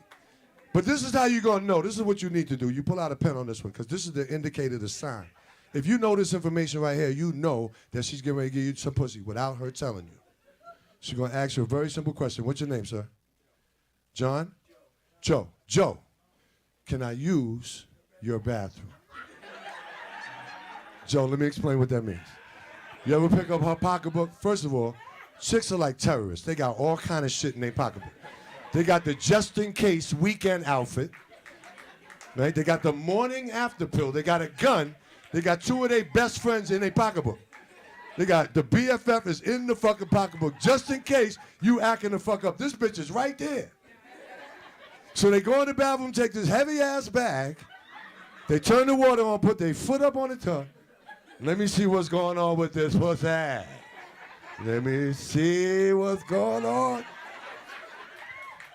They do the pussy security check. I'm telling you, they are self-made gynecologists. These bitches are terrorists. Now, if they come out the bathroom with a frown, put the bitch in an Uber. That pussy ain't right. But if they come out with a smile, it's on and popping. You can take that coochie. So give it up for old school music, y'all. Give it up for the slow jams that help us back in the days. We're gonna end this one. We're gonna end this one with a bang, ladies and gentlemen. Secondly, thanks for coming out to another episode of Laughaholics Live, presented by Bric TV. I'm your host, Ray DeJean. We're going to end this one with a banger. Please put your hands together from the ATL. Let's give it up for Martini Harris, y'all. Give it up. What up? This your boy, Martini Harris, a.k.a. Hilarious Noise from Detroit, Michigan, right here with my boy, Ray DeJean, at the Laughaholics in Brooklyn. Cut that. Did he say ATL? Oh, okay. Yeah, I went there before, but I'm from Detroit. Yeah, there we go, right there. So we can get that shit out the way, because my show would have been awkward than a motherfucker. Why is he talking about Detroit shit and he from Atlanta? Well, maybe he visited. I don't know, motherfucker. Just listen to the nigga. But it ain't funny. Fuck it, leave. Right on. Get down. That's what it is right there. That's my word, man. Big shout out to the ladies in the house. Ladies, I love you. Right on. Especially the big girls. I love you. Big girls. Hey, ain't shit wrong with it. Any chick smaller than me, bitch, you sick. If you sneeze and cough in the same sentence, motherfucker, you got it. Like, hey, how you doing? I'm all right. Yeah, I'm gonna get the fuck on waiting around. And where you going, the fuck away from you? Hell no. Shit, I like the thick girls. Ain't shit wrong with a thick woman. Nothing. And I know the fellas looking at me like I'm nasty. Some fellas, because they'll do it to anything. They will. You can kick a hole through a wall and draw a woman around it. Motherfucker still hit it. He come out to my, what's wrong? Shit, I just got me some drywall. 2 weeks later, he in the clinic. What happened, man? This bitch gave me asbestos. What's her name? Mesothelioma, some shit like that. Shit, my uncle always taught me to be very curious at what the fuck you do. Be very courteous. You know, you gotta be straightforward, whatever the fuck you deal with or go through. You know what I'm saying? This shit crazy. My uncle, man, he taught me a lot. Cause that motherfucker was on drugs bad. Seriously, I know, man. I tried to pray for him. You know, I'm like, come on, Unc, man, get off them dopes. He said, no. You know, and I'm like, you know, this motherfucker's on drugs so bad. I told him one day, I said, crack is for the birds. That motherfucker said, tweet, tweet.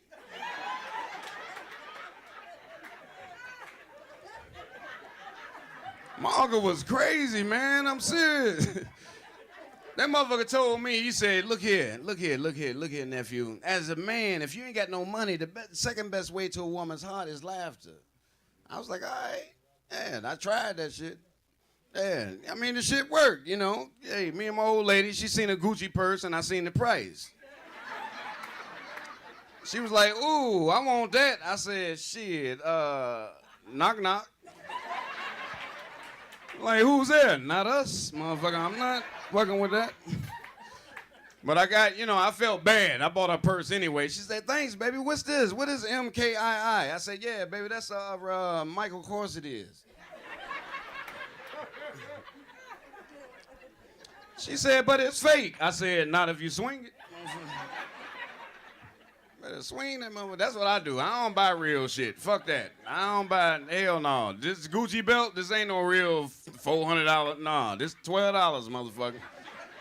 Hell yeah, I'm smart, motherfucker. My light's on. Fuck that. Hell yeah. Motherfucker out here buying all this expensive shit. Hell yeah, they buy expensive shit. You know what I'm saying? Don't know what the fuck. You know, I say they got shirts out here cost $500. You see me in this shirt cost $500, you gonna see me in that bitch again. Be like, you wore it yesterday, so I got 499 more days. I ain't the only one. There's a brother in the back. He got on a fake polo shirt. I knew the shirt was fake because the dude was off the horse looking at him. I said, it ain't what it's supposed to be. He said, that's what it is today. I said, whatever rocking your boat ain't riding your horse. This motherfucker got up, his tag was hanging out. I thought the shit gonna say polo, the shit said giddy up. I said, where you get that from? He said, from a store called Ha Ha! Ha! I said, this motherfucker here. Looking for that store now. I don't give a fuck. Yeah, that's what it is. Look for the store now, baby. Damn right. I don't buy all that real shit. It's cold as hell outside. I got a mink, well, it ain't exactly an $8,000 mink. Yeah, my shit cost $75.52. Yeah, you know, shit. My coat made out of rats with a hood on it. Yeah, see, from a distance, that bitch like a chinchilla. Like, damn, chinchilla? Like, hell no, hood rat. I zip it up like... I told my son, I say, look, go get my coat. He went in the closet. They ain't in here. I said, it's behind the refrigerator. He said, but it got a trap on it. I'm popping the collars. Now give me my motherfucking coat. Give me my goddamn... That's some cool dudes. I see all the cool dudes in here. My man with the sweater on right here, you cool dude. Cool dude. A lot of cool dudes right there. Cool dudes. Now you understand, I didn't say old dude. Cool dudes. There's a big difference between an old dude and a cool dude. Huge difference. Old dude would point at you with one finger. Carry your ass away from around here. Well, you better carry your ass away from around here. Well, get the fuck away from me around here. Not cool dudes. Cool dudes would point at you with all 5 fingers. Look here, motherfucker. You better get the fuck away from around here. You understand what I'm saying? Hey, boy, I ain't got time for this. Cool dudes argue and they be swaying like a mother. Boy, I knock shit out you, motherfucker. I ain't say the motherfucker. Your uncle dancing? No, he going off on somebody. Bitch.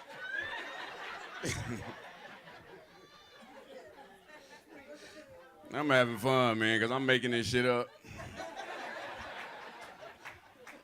I am, you know. I've been going through a lot of shit in my life, for real, man. Going through a lot of shit, you know. But it ain't nothing that God ain't helping me go through, because storms are very necessary.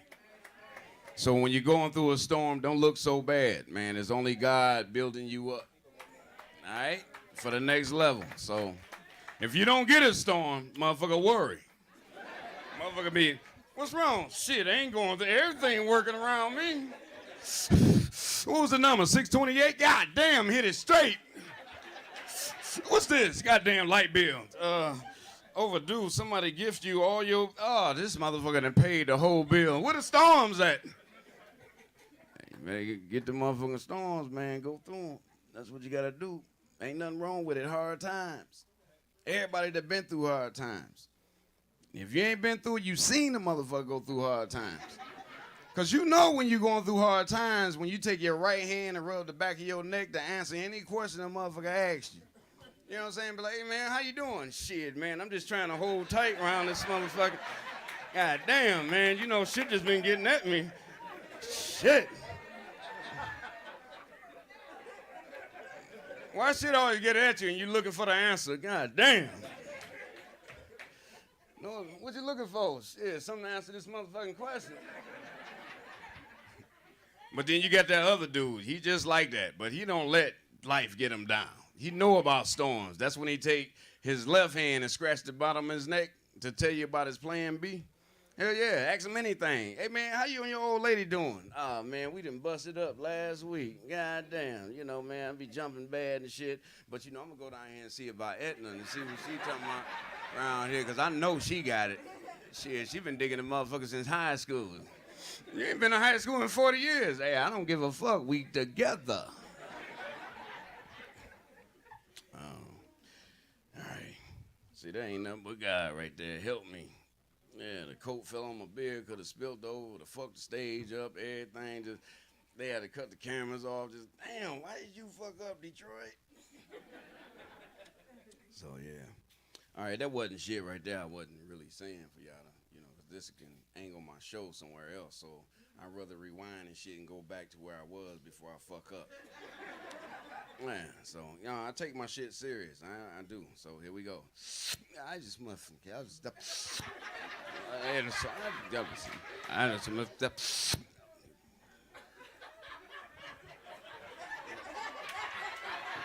I just smell this place. See, that wasn't nothing but God right there. You know what I'm saying? 'Cause that could. That wasn't nothing but God. Yeah, you know. I been going through little stuff, man, like I said, you know. Like I had a decision to make. I wanted to smoke this weed, right? You know, but I had a job interview tomorrow. So you know how you get a good conscience and a bad conscience? See, but the thing is, with my good conscience and bad conscience, the shit was crazy. Because, like, Joe Clark from that movie Lean On Me, you know, Morgan Freeman played Joe Clark. You know, that movie Lean On Me, that was my good conscience. And Richard Pryor was my bad conscience. So I'm looking at the weed like, damn, I want to hit that. My good conscience came out like, look here, if you touch that weed, you won't get the job. And if you don't get the job, you can't take care of your family. Is that what you want? Answer me. My bad conscience like, shit, man, I'll tell you right now, man, fuck what the fuck you talking about, right? You know, shit, smoke the shit, I would. Good conscience like, look here, don't listen to him, look at him. He don't know shit from nothing. Now, you don't smoke that weed, young man. That's your life.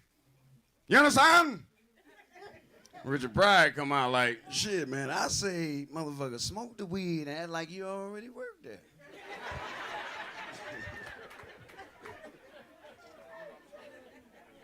Right on. Now I want to do an impression of my father. Thank you.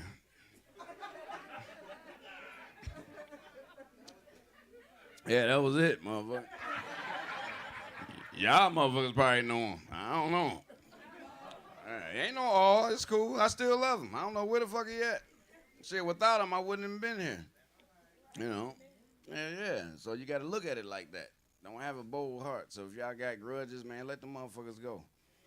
Hell yeah, that shit making your eyebrows fall out.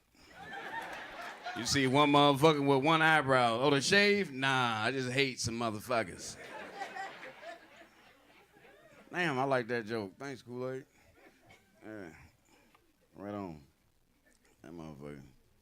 All right. Y'all probably ain't know what the fuck I was talking about right then. That was on she know who it is. Get down, mama. Right on. See, no, that's your wife, brother? Oh, okay. No, she said no.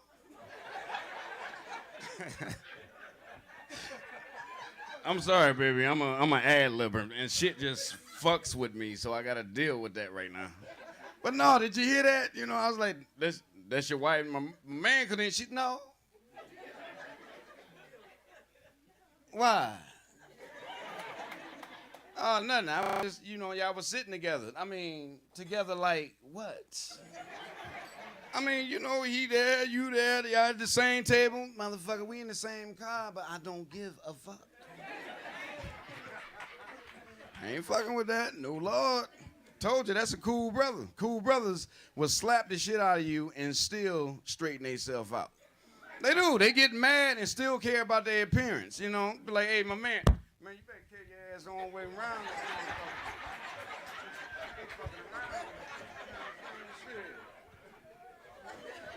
What's wrong, JD? That motherfucker over there quick living. What's that? Shit, kind of what you doing right now.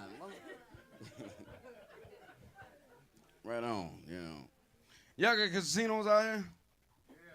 They said, yeah. The motherfuckers sound like they lost. Yeah. Shit, if you lost, brother, do what I did. I don't give a fuck. Shit, I lost $2,000 in the casino. Yeah, that's what I said when I lost that shit. But I got their ass back. I took my jacket off, made a pallet on the floor. Security like, what you doing? I said, shit, now you got my rent. I'm here for 30 days. I done called my friends, hey, I done moved. Where you at? Downtown. What's all that noise? Ain't nothing but a little company.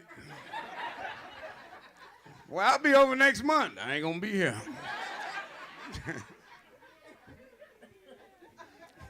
How you doing, mother? You all right? Right on, right on. That's what it is right there. The brother came in to work. You drive the bus? Oh, okay, that's what's up. I ain't saying shit about you. Shit, that's a motherfucking job. That brother got benefits. Motherfuckers, see, that's young boys. They talk about what they don't know about. you know, trying to make fun of him. Look at this motherfucker over here taking care of his family. Motherfucker, he's supposed to. I mean, damn. Hey, brother, right hand. Bam, salute to you. Right on, because I know you deal with some motherfuckers. Yeah. I know. Hell yeah. How many of y'all know OC the bus driver? Funny brother. Hell yeah. So I know what y'all go through. Hell yeah, y'all give it up for OC, man. That's my dog. Hell yeah. Right on. Nah, back to my shit. Oh, I can thank y'all and cut y'all down and bring you back up too, motherfucker. I know how to wheel this shit a little bit. You know, ain't that right, brother? Ain't that right? They don't even know which one I'm talking. They both like a double mint commercial. Like, yep. That's a new dance. Hey man, can y'all do that new dance? Which dance? I thought he was talking to you. Oh yeah.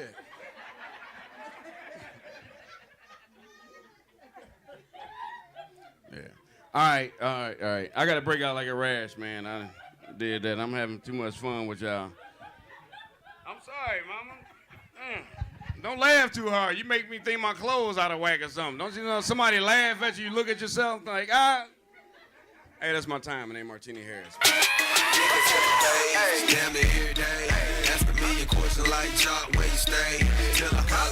Come on, y'all, give it up for Martini Harris. Let's clap it up for all the comedians that performed tonight. Please give them a round of applause. Thank you guys for being a great audience on Laugh-O-Holics Live on Bric TV. We'll see you next time. Yeah, catch me in the hood, posted at the store.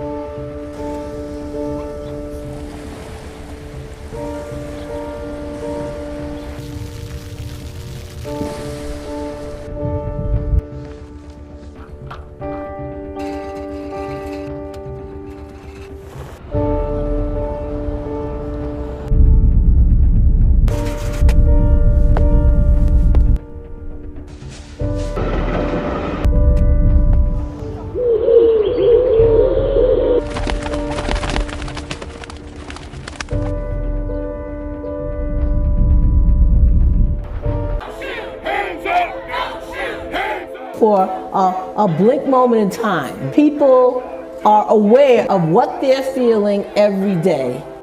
If you're going to restore and sustain a democracy, there must be an informed and engaged citizen. I spent 2 years in immigration detention. You know how much they spent to feed me for one whole day? How much? 75 cents.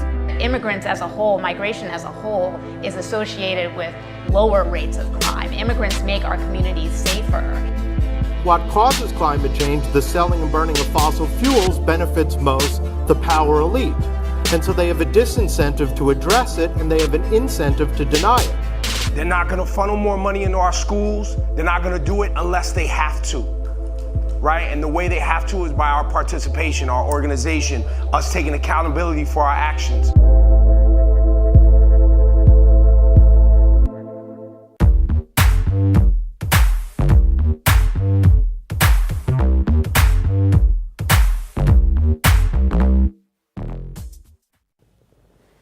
Good evening and welcome to B-Side. I'm your host, Rachel Basden. Continuity is one thing that can be hard to find in New York's music scene. Bands change members, rewrite band names like it's an iOS update, and all too frequently succumb to the lure of a more conventional career. Tonight on B-Side, we bring you Monogold, a band with staying power that often eludes the best musical lineups of our borough. Their discography presents a wide range of feels and textures, but are united in their common ability to rock your face off. Stick around for an hour of music and convo on tonight's B-Side.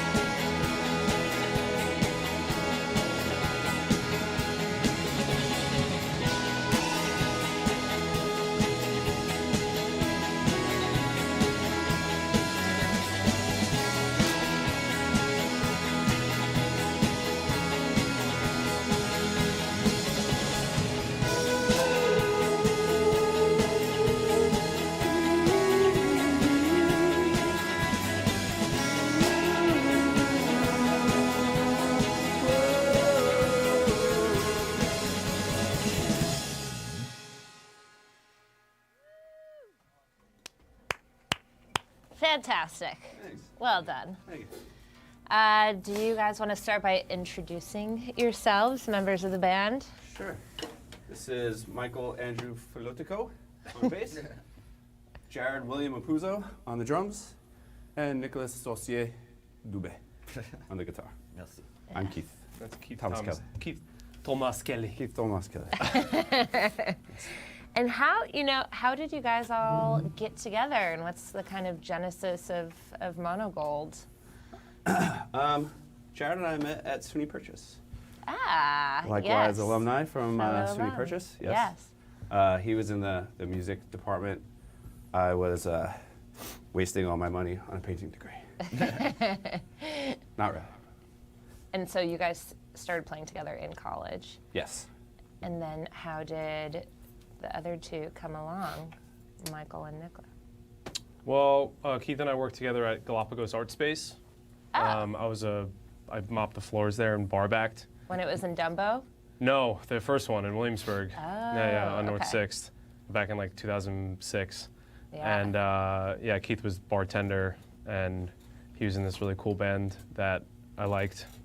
And then they eventually kicked out two of the people in the band, and then I got to be the bassist. Oh. And then, strangely enough, actually, Nick, when it became Public Assembly, that's when Nick started working there, and that's where we met Nick.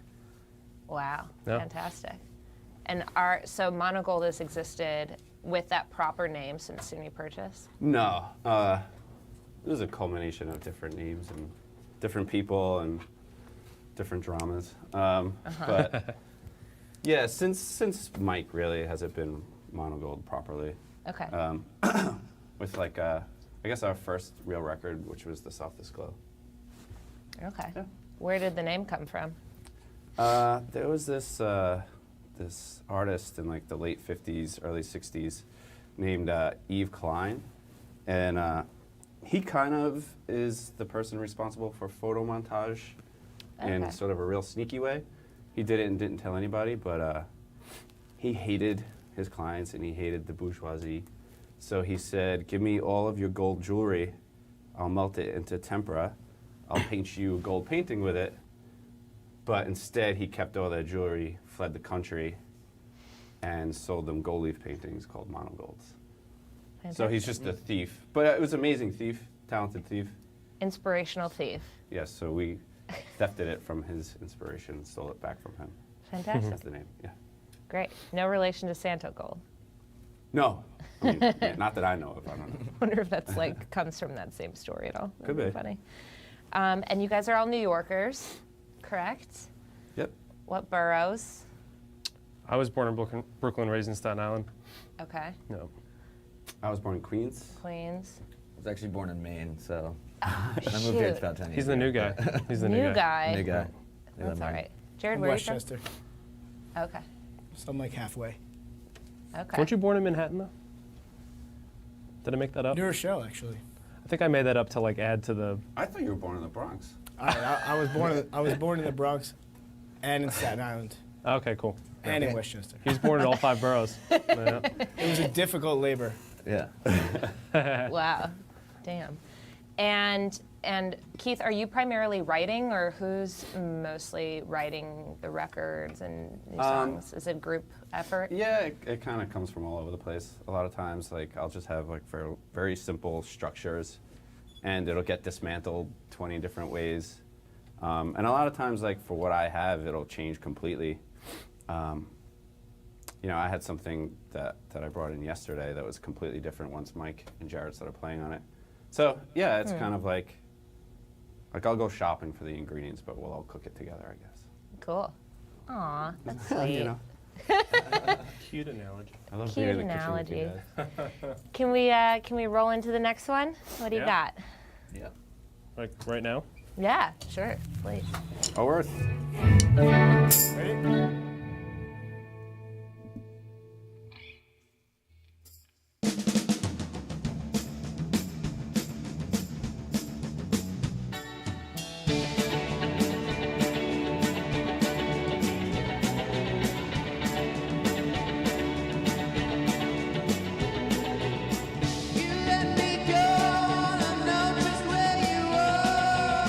My heart could culminate the sound of a song.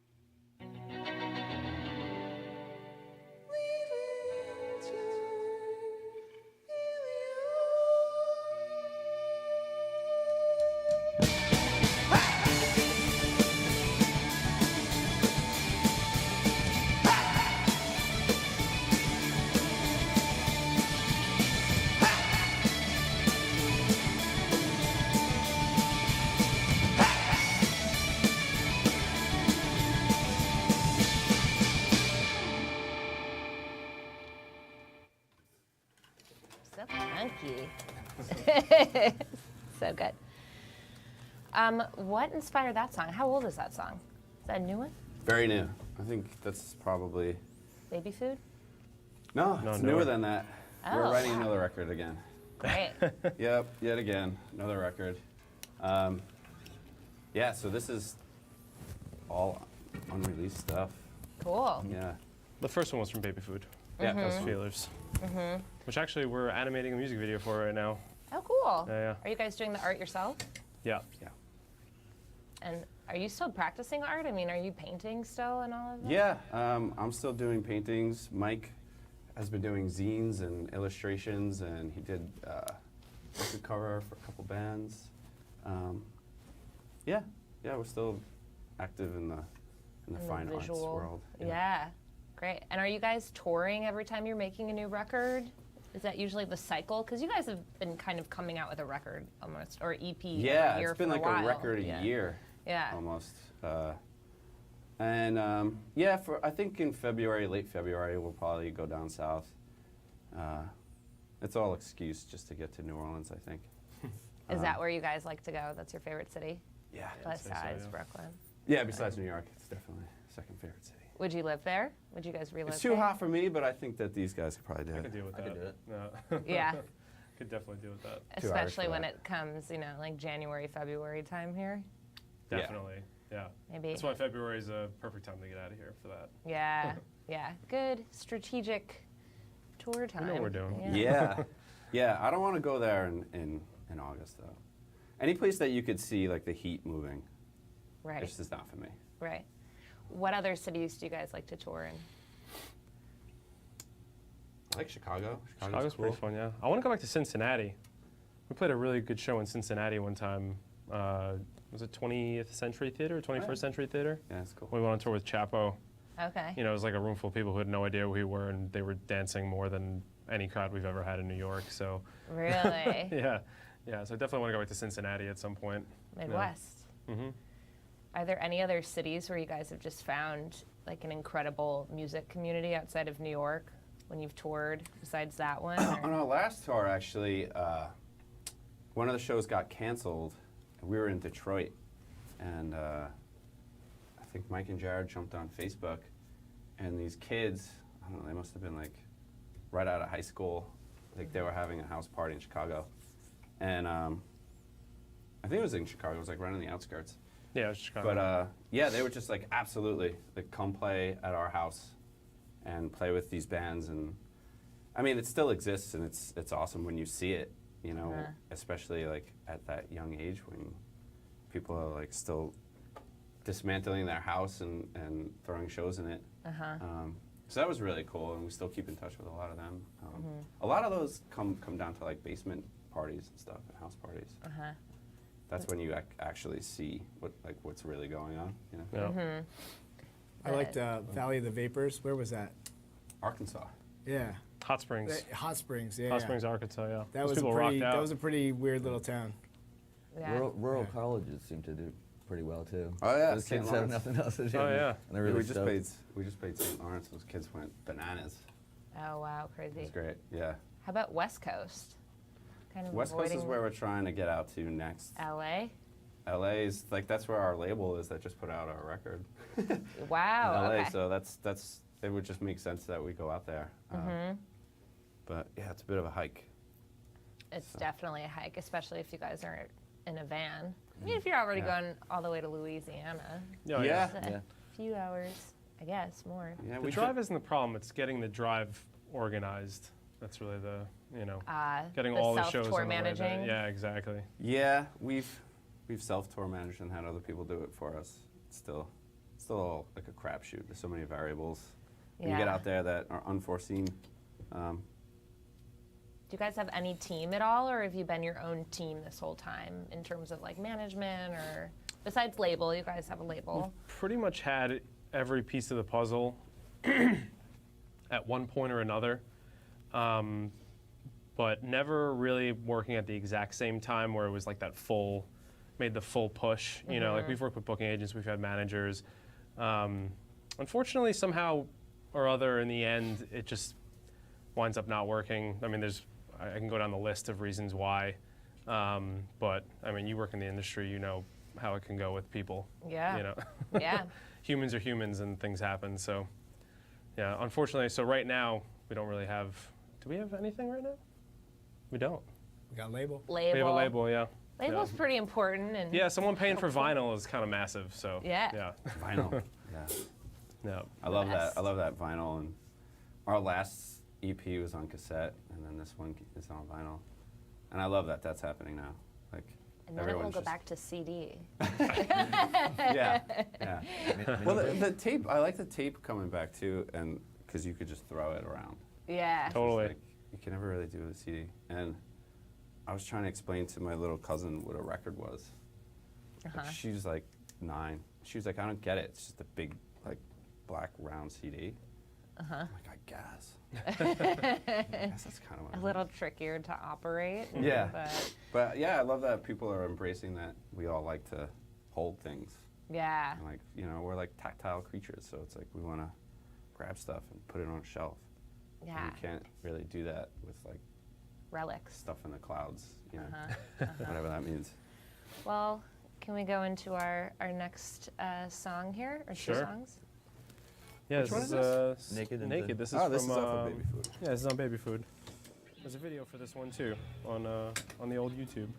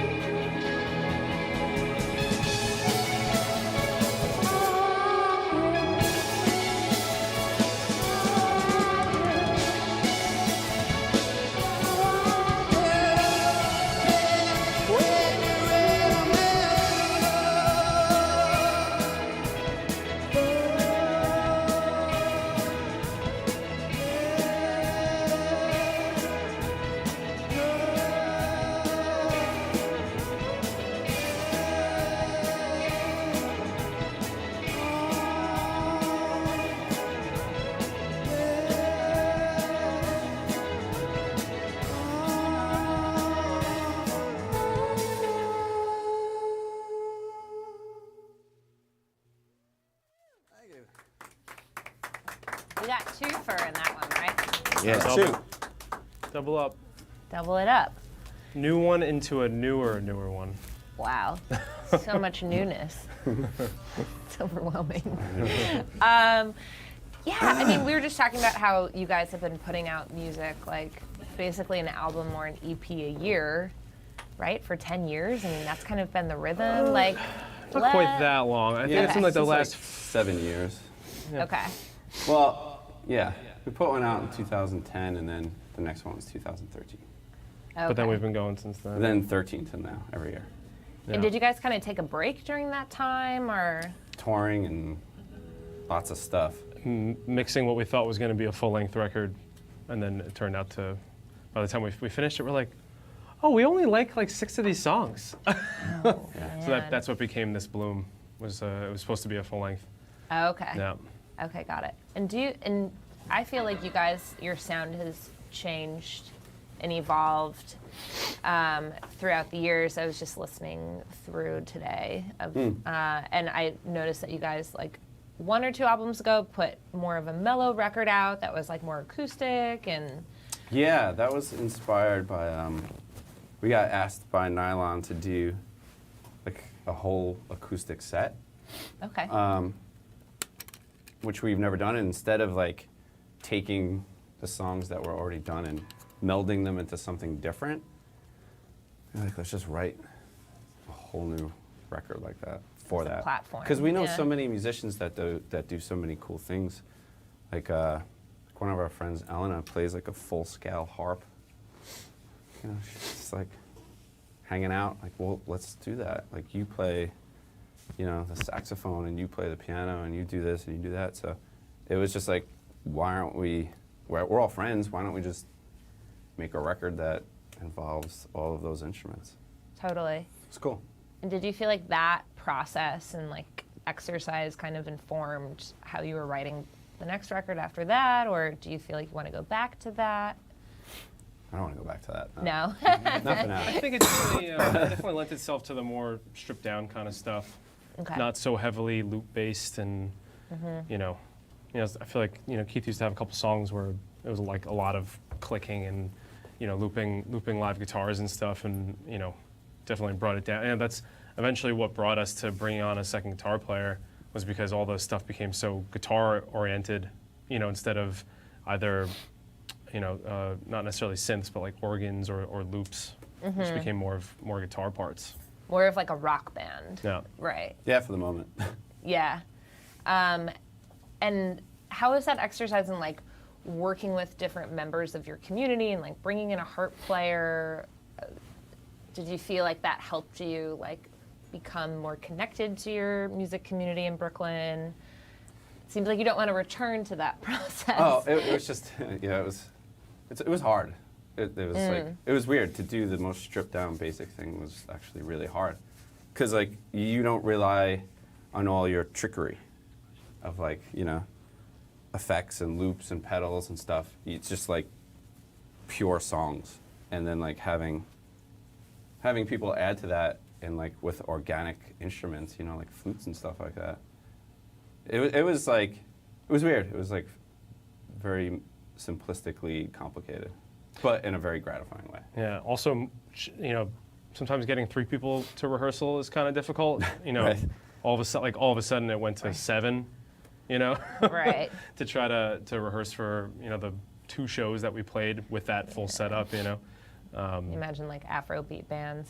I can't even imagine. Like 11 people in a band. Yeah, we just played a college last week, and there was like an Afrobeat band, and then what was that, like 45 people in that band? At least. Jeez. Yeah. There was like 9 of them. Yeah, it was pretty strange. Yeah, it was a lot. That's I had a really big bass cabinet though. That was fun to play out of. He let me borrow it. That's pretty good. Somewhat reluctantly, but. Like, I hope you guys get along. You guys want to go into the next one for us here? It's Chartreuse. Kelly, it's all you, baby.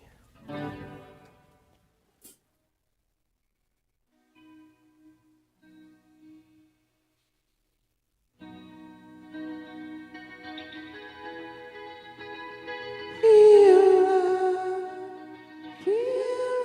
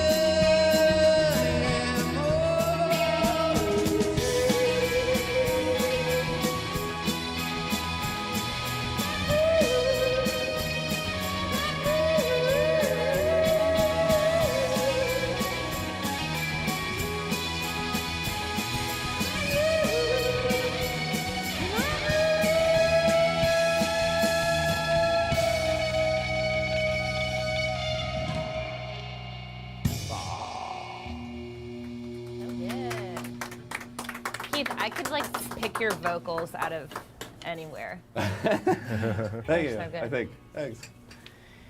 Yeah, so Nicholas, Yo. the quiet one over there. I'm gonna pick on you first. All right. So what were you so you're the newest member to join Monogold? Correct. And what have you been doing before Monogold? Like playing in bands or Yeah, I was projects? working with. Haven't played with a group in a few years since I moved to New York, so kind of looking forward. And Keith and I have been really good friends. Well, I've been friends with all of them for a while, and they asked me, and I was really stoked, so jumped on board. Cool. Yeah. And do you guys generally like all have different influences, or are you guys all kind of the same music fans of things, or are there any bands that Keith likes that Jared you just are like, why? How can you listen to this? The disparities. Sometimes between- in the tour van, they listen to things that I don't know how they listen to. And like I love Primus, and I don't think any of them do. Maybe Nick does. I like Primus. Keith does not like classic rock radio. Yeah. I don't consider Primus classic rock. No, I know, but I'm just saying our differences. No. Yeah, we definitely have a lot of things that we like, and a lot of things that we. I think we get also like on the tour, we'll give each other like, all right, you can get one album of whatever that thing is that we don't necessarily An like, album. but you know, you're taking 8-hour drives, you gotta. There's compromises to be made. And it's really all over the place. We'll be like listening to the Sundays, which is like she has like such a like pixie-ish like beautiful like voice, and then it's Converge. What's like the compromise album? What's everybody's like, oh God, I know he's gonna play this, let's let him just play this, get him out of his system. Well, I think we'd all have different ones. Okay. Yeah. I think maybe me would be like Guided by Voices or something like that. They're not really big fans. No, I mean. Make him sit through a doom They're metal watching song at this some right now. point. Are you guys ever listening to hip hop or R&B or something? Yeah, It's just like definitely. totally I different. like old hip hop. I don't know what's going on anymore with that stuff. I'm still listening to the new Tribe record like it just came out, so. Yeah, but see, that's new old stuff. Yeah, that's true. The good stuff. Right. About any like Michael Prince, any of the classics? I guess we'll probably hit a couple tracks here You and know there. some Michael Jackson Prince 5 or bass Michael? lines? I do. Prince. It's the best bass. Prince or Michael? You guys go Prince? Oh, was that the question? Prince well, or Michael? No, now we're just talking. I think I would go Michael. I get it. I think I'd go Prince. You're a guitar player. Yeah. Yeah, I'm going Michael. No. Yeah. No. Depends on the mood. Really? You're that up the I middle? can go either way. Smart I mean, answer. they're Okay. two equally amazing. Well, let's make a mood. Let's think about the mood. What do you guys think about the Prince, embody the Prince mood and play the next song? All right, release the doves. Wait, what are we doing? One at a time. Oh yeah, this one. This I'm not exactly sure what's gonna happen right now.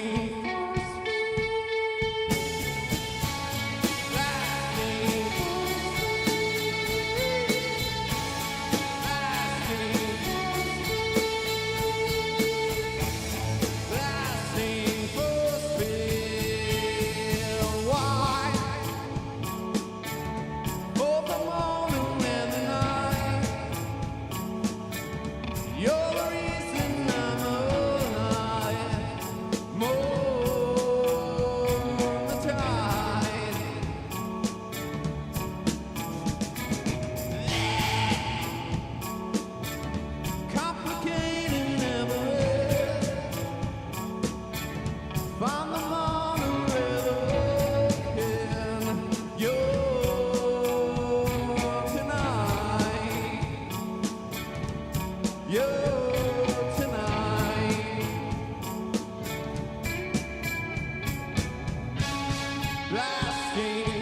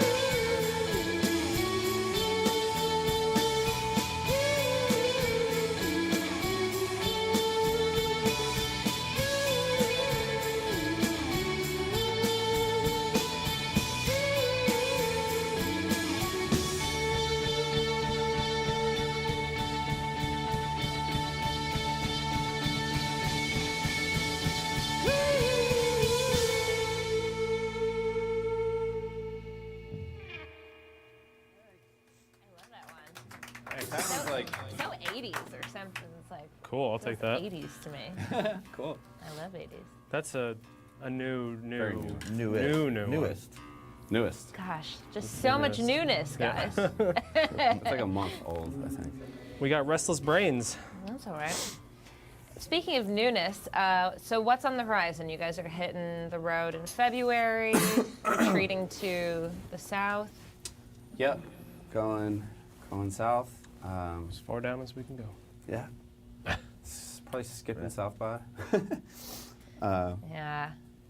Have you guys been going to South by? Yeah, we went for 6 times or something like that. Yeah. What do you think? Been Done? Increasingly It's crazy. unimpressed. Yeah. I always feel so bad for bands. Yeah. Me too. They're just playing, they're so tired and they're playing so much and they're not getting paid. Yeah, the logistics of it is Yeah. kind of wonky too. It's like, we all know what this is. It's a lot of bands. And so it's like the logistics of it just don't really make sense. Like, yeah, you can't drive your van to within a mile of where your venue is. Like, oh. Oh, really? All right, I guess we're carrying everything. What's up for after, next year? Do you guys have any plans and recording and all of that? Yeah, we might go up to his lake house in Maine, record the new record. Very nice. Hopefully, Yeah. Hopefully, new EP. We're playing all of it tonight.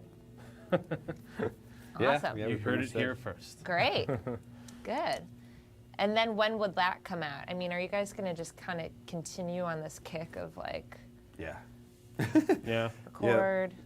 We kind of put have out a no record, choice. tour? Yeah. I mean, we keep on writing. We're just gonna sit on 15 songs. It wouldn't make any sense. Yeah, So- it's always one of those things where it's like the newest thing is the best thing, which I guess is, it's exhausting, but it's awesome because it's something to always look forward to, and you kind of keep striving towards something new that's better than what you did last, which Yeah. I think it's good evolution.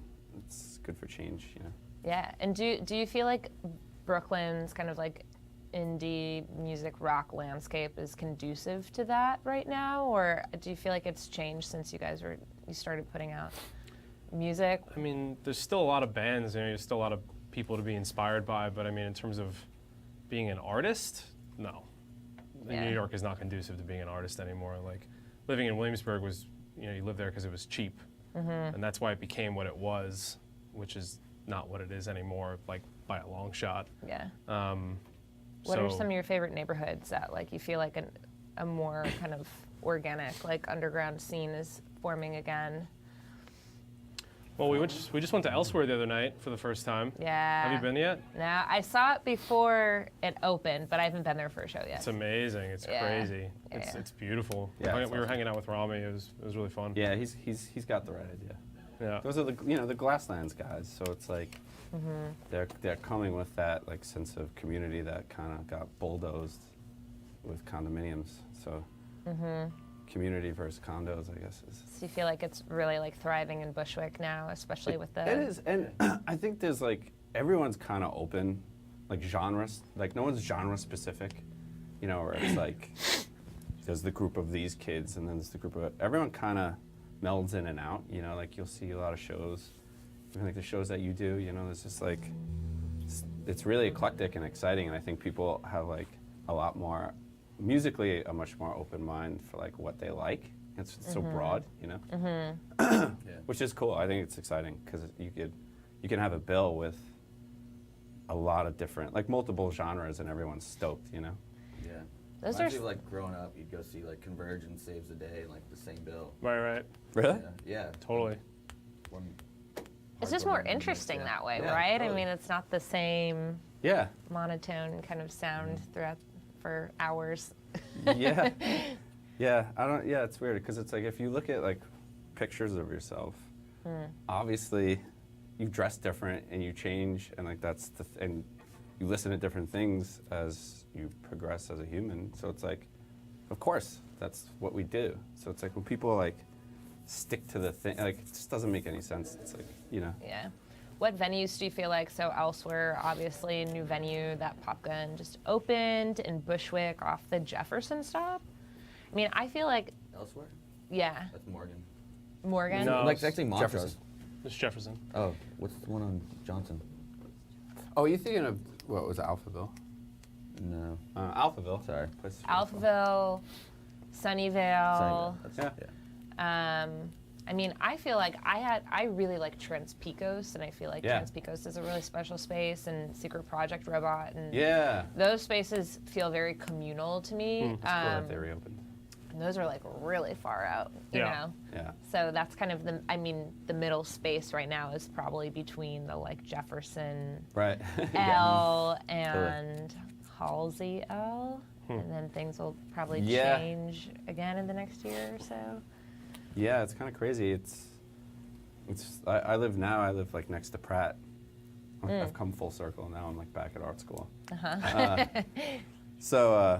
And I'm seeing it over there now. I'm starting to see like all these like loft shows popping up, and it's cool because like everybody went that way. No one realized they could just go that way.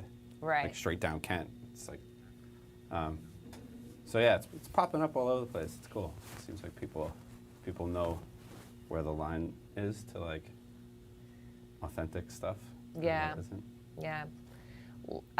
That's great. Yeah, and I think also a few neighborhoods that are really missing like this scene are neighborhoods that aren't just in like North Brooklyn, like Crown Heights and Bed-Stuy, and even Ditmas. You know, there's like a huge artist community hanging out in Ditmas. And I'm wondering why things are just like floating up here and nothing's trickling back down into Brooklyn yet. But maybe that'll happen. Yeah, People are afraid of the commute. I guess so. We're playing at a theater. I guess it's like a new, old theater. Murmur? Murmur, yeah. I'm really excited. Have you for been? that. I've never been. I have a show coming up there in nice. March. Nick I'm stoked on Hakim that. and Adrian from Big Thief. Oh, awesome. Yeah. Oh, so wait, you haven't been there, you said? I've been there. Oh, cool. Another venue I've been to but haven't seen a live show yet. When are you guys playing that show? December Promote 2nd it. with Teen Commandments and Salt Cathedral. Oh, very nice. Yeah, it should be cool. It looks amazing. It's a synagogue, I believe. Whoa. Yeah. Awesome. Yeah, apparently it sounds very good. Sweet. Do you guys want to go into the next song Sure. here? You know, Love Freaks? Oh yeah, this is like this is another new one.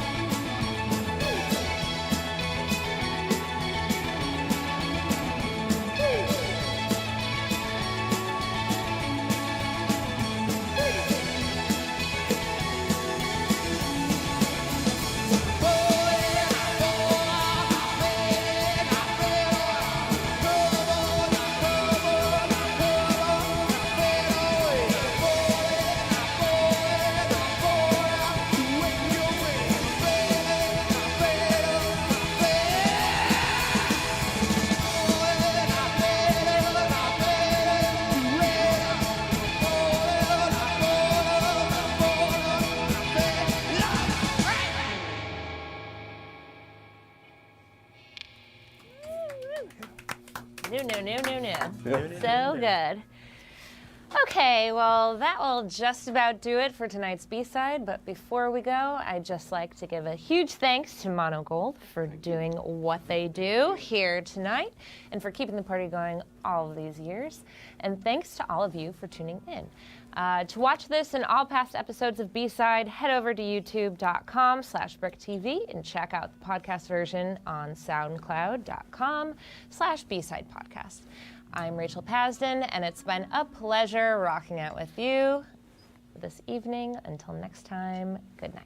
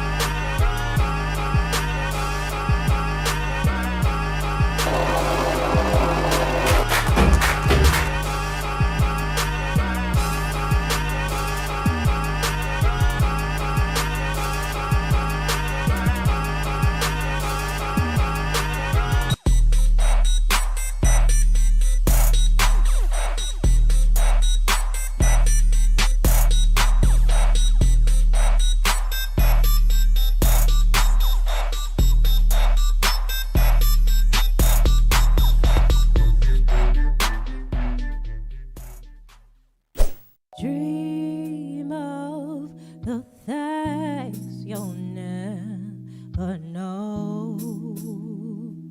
Oh, dream of the beauty within your soul. George Floyd! When you dream, when you dream, dream slow.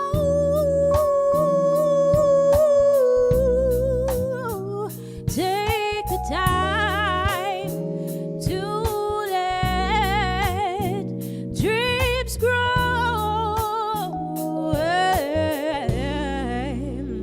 Just dream, just dream, just dream.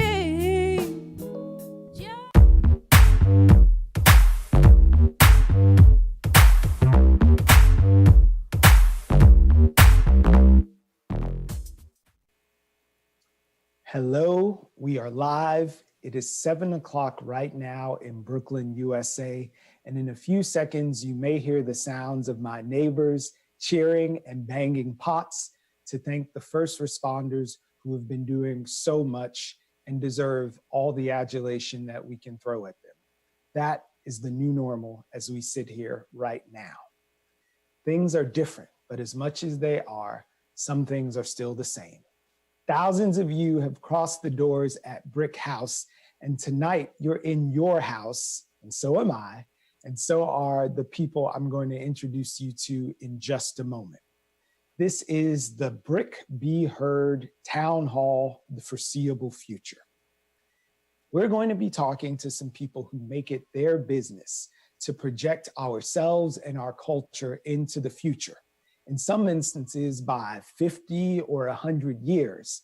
But right now, we're challenging them to live in the most provocative space of the future, the foreseeable future, the next 12 to 24 months as they will go down here in Brooklyn and around the world. So some of you may be wondering, just what is it that a futurist does? Well, one quick explanation that helped me to get to an understanding that I might be disabused of when we talk to some actual futurists tonight is this: a three-headed answer. So historians are concerned with the study of the past. Journalists are making the reporting and showing us what's happening in the present. And futurists are people who are gathering information, analytics, and stories to tell us about where we may be going. To that service, we're going to get in some stories tonight, and we're also going to listen to some presentations by some folks that are frankly pretty smart on health, the economy as it pertains to jobs, education, infrastructure, and culture. It's a lot to talk about, and we're going to rock with you for an hour now, and I'd like to introduce you to the people who are going to be helping us. This is the foreseeable future.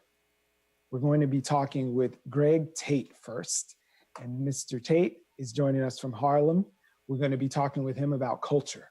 Peter Bishop is joining us from California, where he'll be talking about education. Heather McGowan is coming to us from Massachusetts and will be informing us about the future of work. Dr. Jonathan Metzel is coming all the way from his kitchen in Brooklyn. All right, BK. And finally, Cindy Frewen is coming to us from Kansas City, and she's going to be speaking about infrastructure.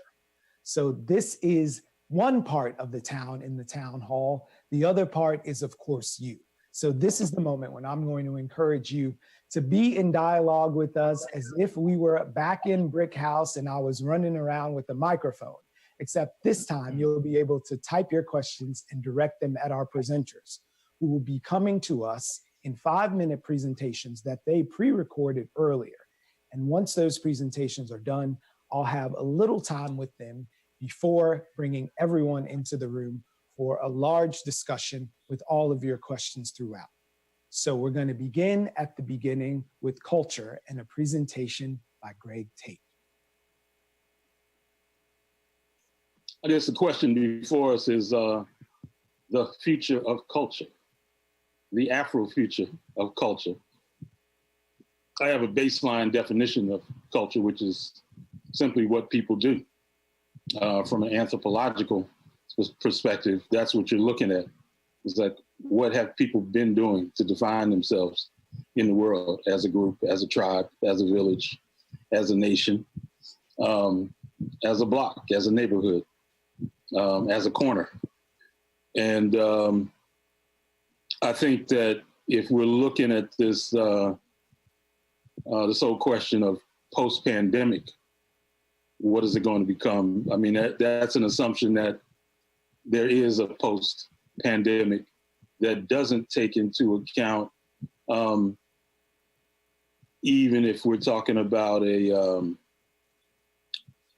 reduction in the number of infections and number of fatalities, we're going to be talking about the culture of grieving, the culture of mourning, of remembrance. Because here in New York, it's very interesting. You're very sensitive to the fact that you're living in a parallel universe, or in a place that has parallel universes. There's such wide discrepancy between how this pandemic is being experienced by those in shelter, those in quarantine, and then those who are on the medical front lines. And then there are the essential workers who have to put themselves forth into the world every day. In this situation where they're exposed to a very nasty, vicious, thirsty, hungry virus, they have to do the opposite in some cases of what everybody else is being told to do in terms of exposure to sociality. So you're also looking at there's a culture of PTSD, of trauma, that's going to be a part of what we do as a nation, as a village, as a tribe, as a corner in this, that has to be factored in. In terms of the expressive arts, we're slowly starting to see how people are using the mediums we have at hand. There's Zooms and Instagrams and Snapchats and Twitches and so forth. D Nice has brought to us this whole notion of club quarantine, which is turned into like quite a global club. It's quite a rave online, and so people have shown that the technology and the degree to which it allows a certain amount of call and response and interactivity is bringing a whole new notion of club into the crib, into the quarantine, sheltered domicile, and this capacity people have to kind of share themselves experiencing this kind of global group rave moment, says something about our adaptability to these new circumstances, So, it's like when we talk post-pandemic, there's just so many levels to that because it makes assumptions about testing and tracing and the organized, sane or rational government response in different places in the world, right? And in America, it's just so disturbing that there's so much denial going on. At the same time, it's like bodies are like, piling up in the hospitals, and the mortuaries and the mass graves out there on Hunts Island, and the numbers that people know from other parts of the world, but there's a thing we call American exceptionalism. I call it American self-deceptionalism, where there's such a bubble of privilege and entitlement and kind of feigned innocence around what's going on anywhere outside of people's immediate circumference. And so you have this pandemic, which is moving in the areas, it's kind of slouching towards, the Midwest and, the cornfield states, of America. And that's changing, this culture of denial, this culture of deceptionalism as well. So, all these things are on deck as we move forward. But I feel at the same time that what artists are going to do with their empathic capacities and their prophetic, generative, expressive capacities is give us a sense of how magnificent human beings can be when they share their gifts for saying what can't be said through ideology, what can't be said through journalism, when they use their psychic telepathic abilities to kind of reach us on these deeper inner spiritual levels, so that we're really in touch with, our most kind of enlightened and cosmically and socially connected selves. That was Greg Tate, the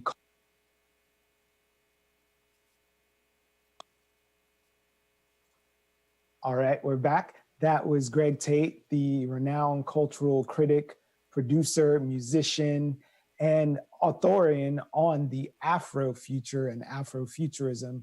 So knowing all of that and what you're bringing in the perspective, Greg, I'm wondering how the future of right now and the foreseeable future, especially for folks of color, may intersect with the notions that we've all developed about Afrofuturism.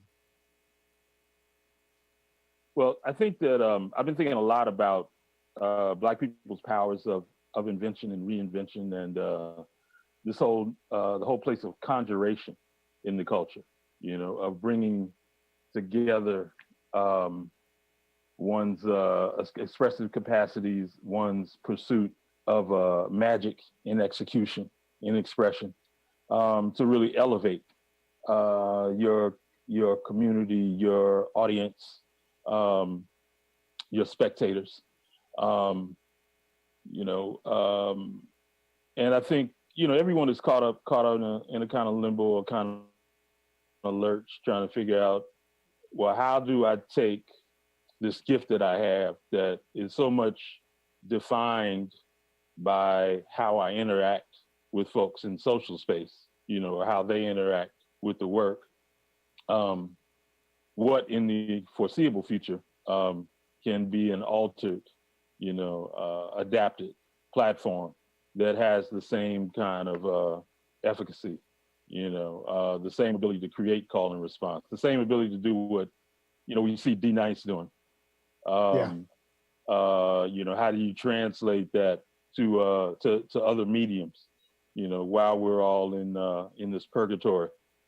And you know, I'm pretty confident, you know, given the astronomical degree of creativity there is in this city in particular, that we're going to see some very novel responses to, you know, the time of pandemic, that kind of perform in-runs around kind of the sterility of our teleconferencing. Well, you to know, that end, I just today on the news, I just saw some artists who are going around and writing graffiti that is artwork, aerosol art, not like the bad old days that some might think of, on these writing as we call it. You know, the color in the art lives in New York, even if we're confronted with plywood. Thank you for bringing that perspective. I can't wait to see you in concert with the folks who we're gonna meet just now, but we definitely appreciate you, Mr. Tate, and stick around for our question and answer. And I wanna encourage everyone who's watching right now that you can get in on the discussion a la our old town halls by going to the YouTube channel and submitting a question. And I'm gonna be looking at those and asking them all night as we move on. So I'm gonna pivot right now. Greg was talking about the interconnectedness and the layers of culture in the city and the ways that we're gonna interact. And that blends beautifully into the next person I'm gonna introduce you to. Dr. Cindy Frewen is a futurist as well as an architect, and she teaches the Designs Future Workshop and Social Change at the University of Houston. She's also a primary in her own architectural firm and provides some strategic foresight. So Dr. Frewen, thank you for joining us tonight. And now we're going to hear her presentation on infrastructure. So when it comes to long-term thinking about cities, we actually have to divide it up in a couple of different eras. And what we call those is three horizons. And these are three different kinds of scenarios, three different ways of thinking about the future. The first one that I think about is the longest term, and that's sort of the blue skies, and it's called the third horizon. Then there's today's thinking, and that is the first horizon. That's what we're doing to make, you know, ends meet, what we're doing to survive today. And with COVID, that's been totally disrupted. In between is the second horizon, which are the strategists, the ideas that link and bridge the first and the third horizon. During the concept of a pandemic, We actually are transforming the future, and we just don't know it. Healthcare, we've been talking about economics. Today, I'm thinking about cities, and they are accumulation of all of those different things. That creates a system. A system means that there's interlocking dynamic parts, and when there's interlocking dynamic parts, change is not on a linear, change is in emergent, and it comes about in ways that are unexpected and unpredictable, and most importantly, uncertain. Innovation doesn't happen in a vacuum. Maybe we're sheltering at home, but we're more connected than ever in many ways. So you have to look at both the good side and the bad side. And one of the good things has been this slowing down, getting in touch with our families, getting in touch with our neighbors, people that are near us. And some places have allowed that, have enabled it better than others. Cities change really slowly. I have to say, even if you're thinking about immediate plans, that can take 25 years to actually come to fruition. It takes a long time for a building cycle. And so I like to think in terms of 2,500 and 2,100, a 50 and 100-year plan. The long view gives you a chance to incorporate a lot of different possibilities. The digital, the AI futures have sped up. Technology has sped up tremendously.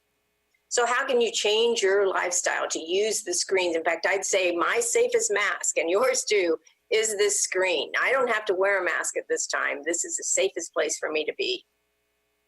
How can the city be automated? Think about how it's getting automated. I've seen pictures of people that of senior living facilities in Belgium where they have little robots with the iPads on the face of them, and it's the family on the iPad being sent around the visiting with the person that lives there. How do you get in touch? How do you use the screens to get in touch with people? We'll use that innovation to create a new future. It's very possible that there's a number of facilities that are going to be empty after this. How do those get reused? Are they just going to be these 70-story vacant buildings? Or are you going to be looking at, and as the warehouses have been and now become housing, what are you going to do with the buildings that end up no longer being useful the way they were? I really believe that we have had industrialized cities forced upon us that we do not need anymore. And this is an opportunity that we rethink how they work in order to make it more functional and less of a stress on our lives. Industrial era is that we use things for consumption. This has been an era of consumption. And in fact, you can change that around for production. How do you make your life into a place that's producing? Whether it's food or things? You've seen it with the masks. How can you make a place that's more environmentally conscious, whether that's energy or saving water, or using rainwater, and becoming more of a producer than a consumer? How do you make community spaces more safe and more useful and more beautiful? The parks, the sidewalks, the streets. These workplaces, think about whether or not you really need to be in the workplace, or how can you share without contaminating? We've had online doctor's appointments. We're having curbside doctor's appointments. What if waiting rooms end up being in your vehicle or at the bus stop? What if in fact you're no longer going inside the waiting rooms because they're no longer safe? What are we wearing? That's the next level that you're reaching out. What are our houses like? What are our neighborhoods like? What are our cities like? And finally, what is your position in the online global world? Because in fact, as everybody's been going online, you have an opportunity. There's many opportunities for new voices and new people to emerge. And that's what's happened. Leadership and vision create change in cities. If we in fact are full of urgency, but it's urgency for today, but instead we parlay it into urgency for long term, so that in fact it's purposeful action. The things that we're doing are purposeful, then you have a message, then you have a place at the table, and that's how you create new voices. So I'm back, and we're welcoming Dr. Cindy Frowen into the room all the way from Kansas City.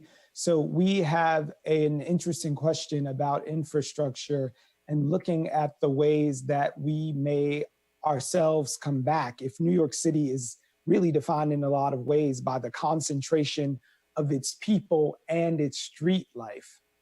Is there a way that the city is going to come back in a way that is open and not going to be resistant to a change in culture, Doctor?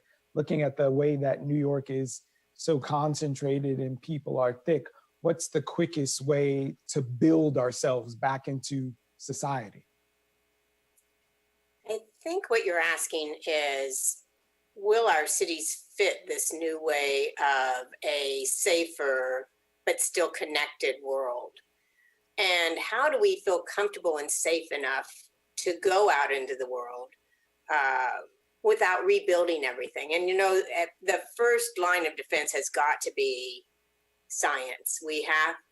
I have great faith that they will cure this with a vaccine, but we do have a 2 to 3 or even 5-year period that the city itself, or our lifestyles, our choices, our behavior make a difference. So New York is so dense, and some people like to say, well, that's just not going to work anymore, it's not safe. I would disagree, because I think we have to learn, and children are better at learning this than adults, certainly older adults are better. They're better at immediately saying, hey, don't go close to each other. They're better at saying, we have to stay apart like this, and they'll correct us. And that means that we have to learn new behaviors, and because people do desire social lives, and we desire being near each other, and we do better when we're near each other. We are more creative when there's a density. We are more innovative. We do more things. We have more, to use the term magic, we have a better society because we're closer together. In most cases, of course, there's a downside of that as well. But I think that we're going to have to readjust because of it. And there's so much unused space in the city. I believe that we can still do it. We for every place that we are sitting, there's probably 7 or 10 other places that we could be that are empty while we're sitting here. And so if we can just resort how we're using everything, then things will start to make sense again and still be safe. Safe and working. Thank you for that. We'll be speaking with you very soon. Thanks, Doctor. So I'm going to now turn to another doctor who is in Brooklyn, but he makes his way down to Tennessee a lot. Where are you? Dr. Jonathan Metzl, come on into the room and let the folks see you. He's a professor of sociology and medicine, health, and society, and the director for the Center for Medicine, Health, and Society at Vanderbilt University. And he made this presentation for us on the future of healthcare. Hello, Brooklyn. I'm Jonathan Metzl. I'm the director of the Center for Medicine, Health, and Society at Vanderbilt University, and also, believe it or not, a Brooklyn resident. I've been through the pandemic here in Clinton Hill, and like everyone, the idea of imagining a future that is beyond the pandemic sounds great, because then we can imagine what's coming next.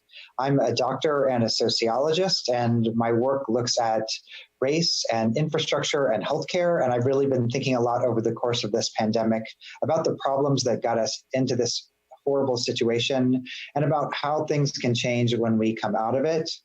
I think one of the main issues, of course, is that all of the countries in the world right now are facing the same problem, this same coronavirus.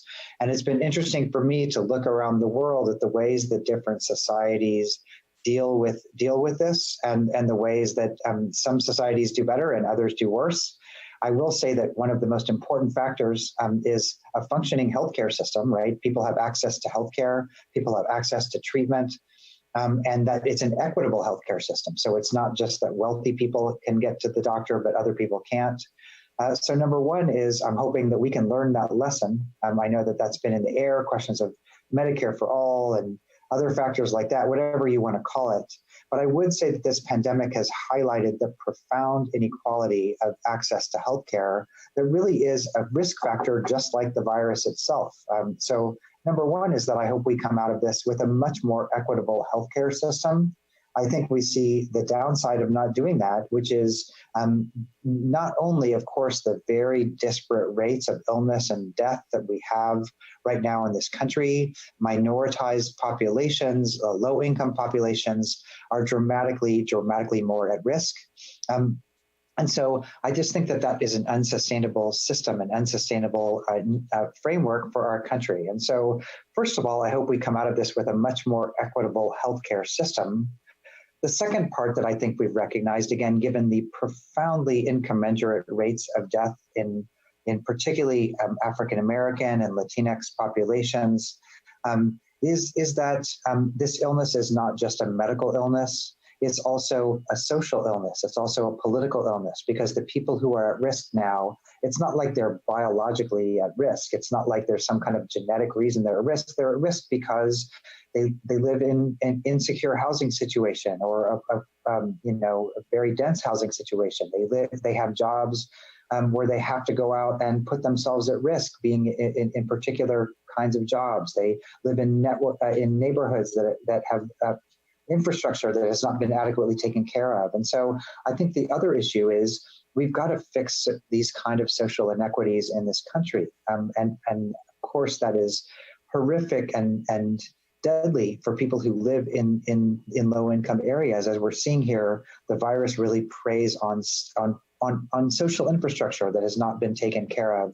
And I think we need a dramatic national effort to address that infrastructure. But also, look at this virus, look at this pandemic. The virus keeps spreading until we put it out in everybody, right? And so it's also important for the country that we address these social inequities. So number two is to address the underlying social issues. And of course, we've seen that particularly in places like Brooklyn, where the people who were already at risk before the virus become more at risk afterwards. And number three, I think one great thing about New York is solidarity. And I think part of achieving the first 2 points is linked to point number three, which is, I think, the solidarity that this city has shown in many ways compared to other parts of the country has been remarkable in some ways. And I think that in a way, what can we do to encourage solidarity among people, between networks? And I'm hoping that will be one of the resonant points from this pandemic, because I think what we've realized is, believe it or not, and this is a wake-up call for a lot of people to show just how interconnected that we all are. We're all in the same networks, even though there, of course, are a lot of economic disparities that need to be addressed. But public transportation and food delivery networks, things people never thought about before. So I think what can we do to bolster solidarity would be I think another important factor. I think information going forward is going to need to be reconfigured. I just personally think, I'm somebody who studies race, and I feel like dismayed that the voices of medical authority, of public health authority, which have their own problematic histories of race and racism in this country. But at a time like this, there's such a hunger for just what's the right information, what's the right treatment, what's the right practice. Should I stand 6 feet away from somebody? Should I wear a mask? And I feel like those messages have been so easily co-opted by divisive messages. And so I think that in a way, fixing the kind of information infrastructure, creating ways that information is democratic, particularly health information, fixing the ways that the voices of communities can be heard, and that there can be kind of a more democratic way to get out trusted information, not just about health and illness, but also about the structural factors that I was talking about earlier. I guess just as a doctor, the last point I would say is that I think that there really needs to be a reckoning about race and racism in medicine. I think this two-tiered healthcare system that we have is a result of misplaced values in the healthcare system itself. And so really bringing to bear all the great anti-racist work that's been done by Ibram Kendi and other people, or people who critique what sociologists call kind of racial capitalism, really thinking very hard about what would it mean to have a truly racially equitable healthcare system, public health system. I think that would be an important move, for an important stance for medicine, just given, again, the disparate rates of death that have happened here, and really what those reflect about the society that we've created. And I think maybe that sounds pie in the sky, but I would say that I've been, believe it or not, I mean, we've been doing these webinars here from Brooklyn about what's called structural competency, this new way that we can bring medicine together with public health, with critical race studies. And we've had thousands of people show up, doctors, nurses, healthcare workers from across the world, really, because I think, medical workers are tired of this system as well. And so I do see that from this moment of pain, from this moment of despair, there really is a possibility for recreating change. I guess finally, I'll say that there are a lot of just practical matters, that would be involved in creating structural change that's more equitable. Think about, for example, telemedicine right now, this idea that we're going to be seeing our doctors over the internet. Well, everybody needs the internet in that case. Food distribution, some communities are really struggling to get food more than others. How can we fix the food networks, access to pharmaceuticals, things like that? So I would hope that what we come out of this is a much more resilient system, and one that doesn't leave us quite as vulnerable. And finally, just a note of thanks to everyone in my community here in Brooklyn and in Brooklyn more broadly. Really, the power of feeling everyone kind of going through this together in different ways has been, I think, one of the more empowering aspects of this horrible pandemic. A lot to digest there, Dr. Metzel, and we're going to mix it up. Some great questions came in during your presentation, but just in the spirit of moving things along, I'm going to ask you a yes or no question, as we're halfway through our time right now on the foreseeable future. So I want to ask, in that spirit of solidarity that you spoke about, do you think that this pandemic is the moment where this is going to be the before and after, where folks do come together? Short answer. Yes. Yes. Okay. We'll digest a little more later. Right now, we're going to something that is very foremost in a lot of people's minds right now, as we're a few weeks away from the first of the month, the future of work. Heather McGowan is one of the foremost experts on the future of work and where it is that we're going, and she prepared this presentation. Hi, my name is Heather McGowan. I'm going to give you a quick overview of how I see the future of work. So how I see the future of work, I've really codified in this book that recently came out with my co-author Chris Shipley, called The Adaptation Advantage, which Thomas Friedman from the New York Times generously wrote the foreword.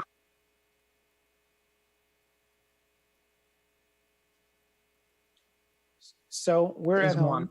So we are having the greatest leaps in human longevity at the same time that we're having the greatest velocity of change, primarily driven by technology. So for example, if you were born back when the steam engine came out, life expectancy was 37. So you had 2.5 generations to absorb the impact of that paradigm shifting change.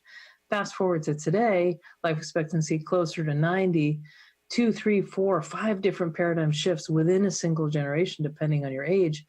We're not prepared for that.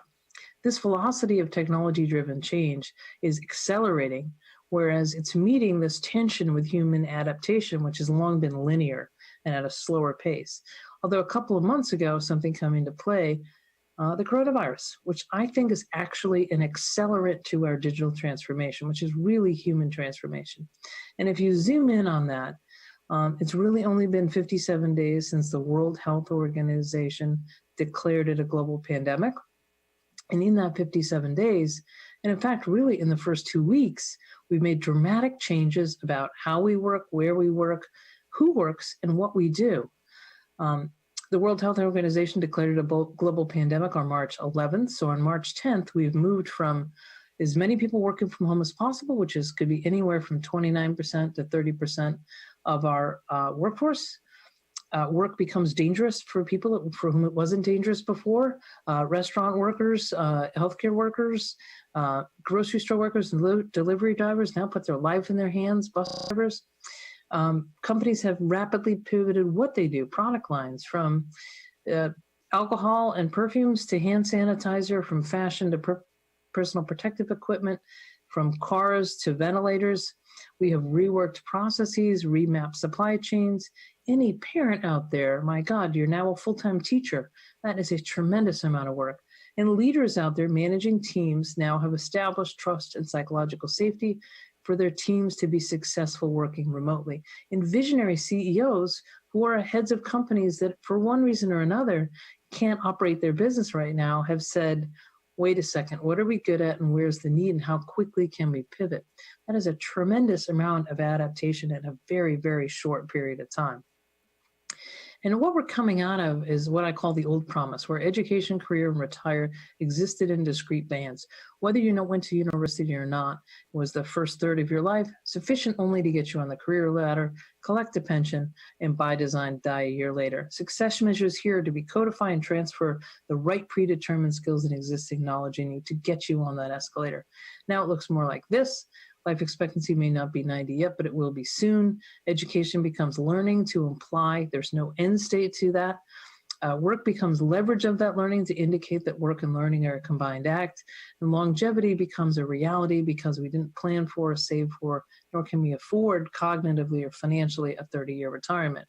And it looks more like this. There's a relationship between our engagements, which could be all within a job, but they're tours of duty where we work on projects over periods of time that integrate learning and leveraging together, remain engaged. And our success measures there are, can we learn, adapt, and create new value continuously?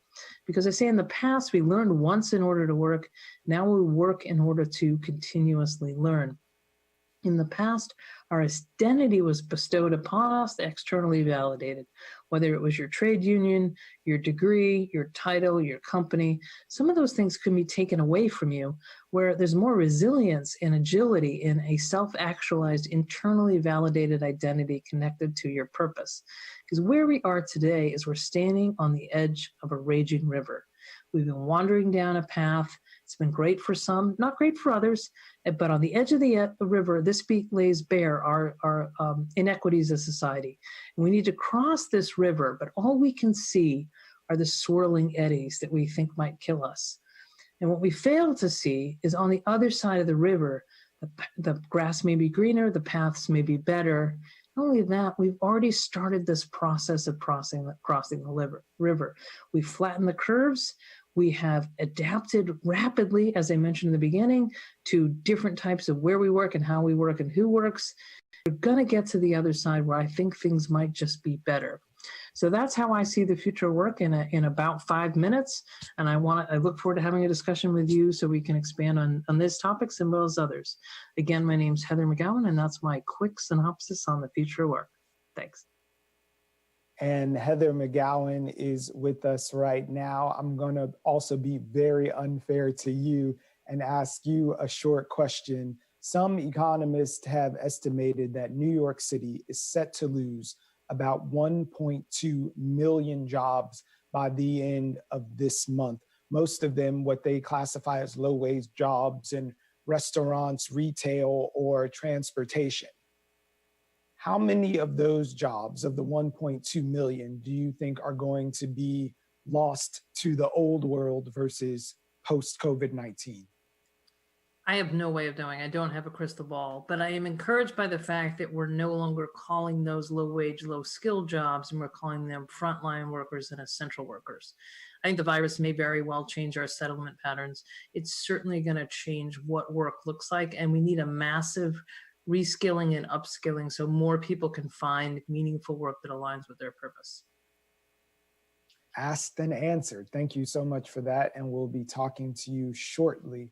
Sure. Appreciate the emphasis on work in that shifting landscape.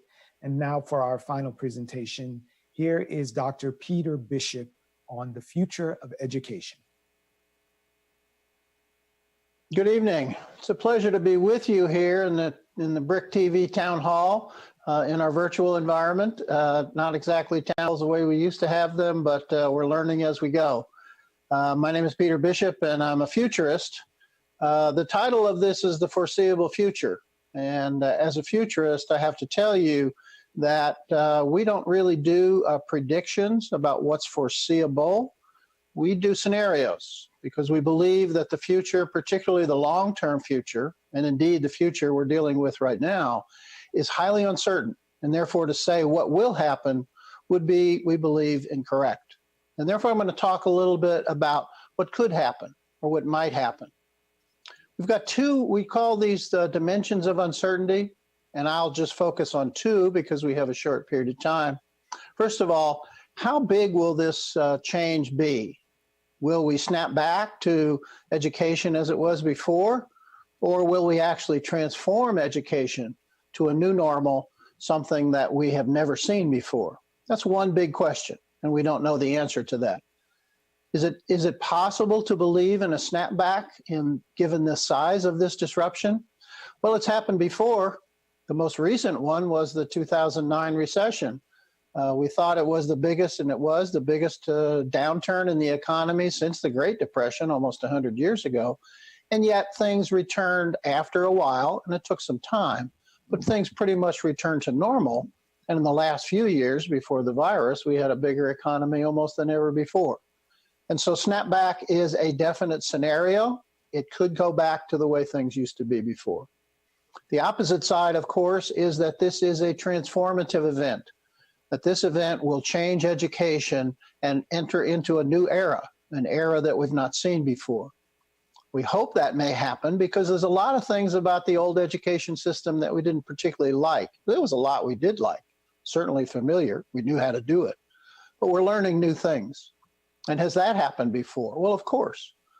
The biggest example, of course, is the internet, which comes along in the 1990s, does arrive slowly. It wasn't this sudden, but of course, it's a disruption in communication and almost everything we do in education, in life, and business, that has transformed everything.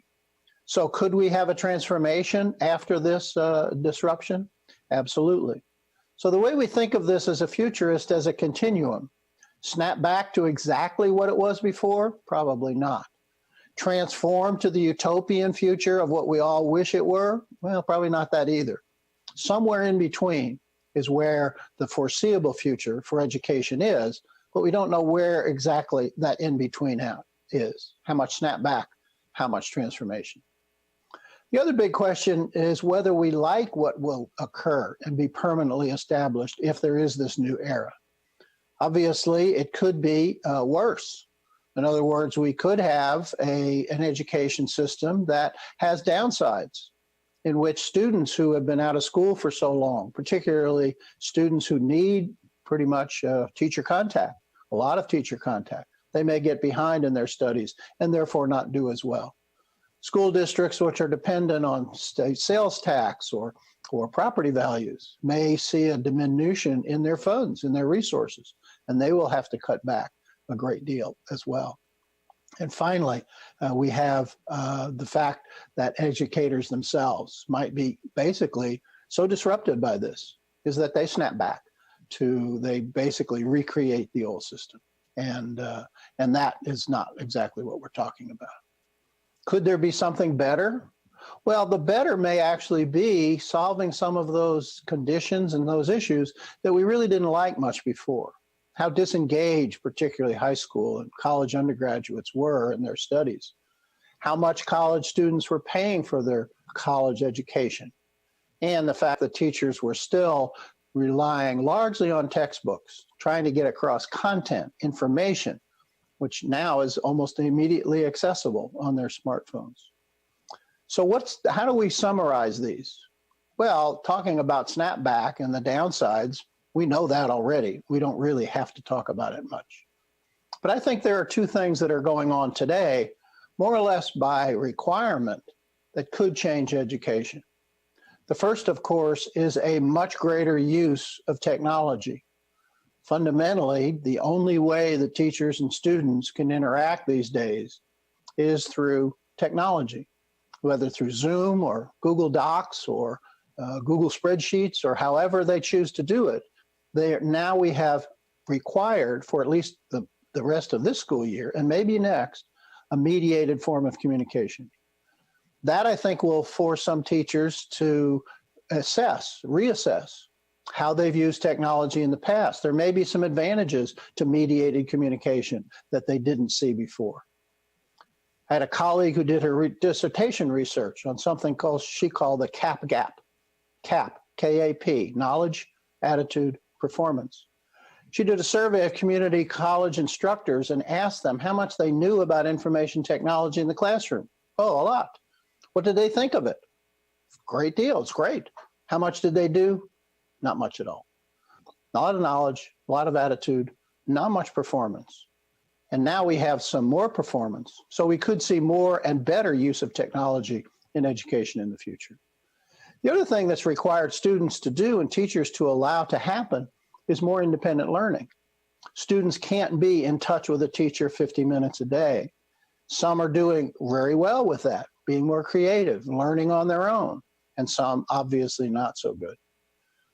The future, foreseeable future, is that maybe we realize that education is not so much like building a building where you have to do everything. You have to nail all the boards together, mix the concrete and lay it down, put up the walls and the roof, and everything has to be done.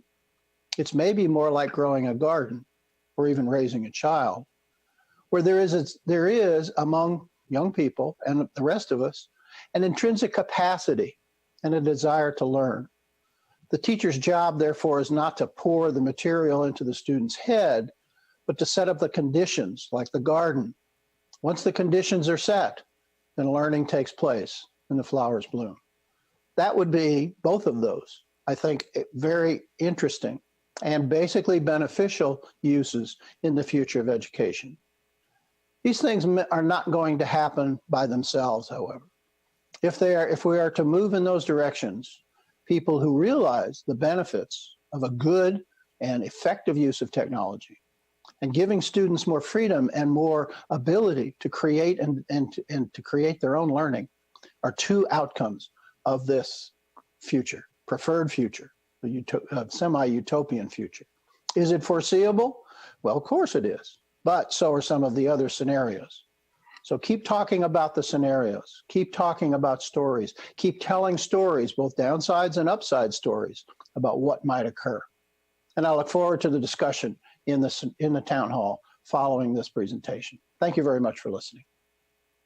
So you won't have to wait very long. I'm going to invite each of our panelists to turn on their cameras right now, and let's engage as a community. There was some questions that were pouring in as each of you were, your presentations were being shown.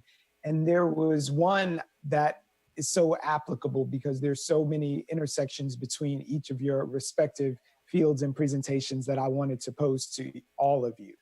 How can we reach across the, quote, bubbles of privilege to combat structural disparities? And we've seen those disparities come into play with the way we work and the shifting of the language to recognize those folks on the front lines of work. We've seen it come into play in education. We've certainly seen it come into play in terms of health disparities and the built environment. So do I have any takers for how we might be able to reach across that bubble of privilege to really make those changes for the world we want to see post-COVID? Well, you know, one area we didn't talk about was the future of governance, you know, particularly when we're looking at the most massive collapse, you know, of competent leadership, you know, in managing a crisis that I've probably seen in my lifetime, you know, because of how the way in which our politics now has just degenerated the capacity for coordination, for coherence. And in its place, we get this chaos and helter-skelter and kind of people left randomly to the devices of the competence or incompetence of their local or state governance, right? And and I think it's a very difficult. Yeah, go ahead. No, I was just thinking, regardless of what your political affiliation or what you think of the respective leadership, wherever you may be, from each of your perspectives, looking at the very near future and further out into that 100, 200 year era span, how much does leadership matter?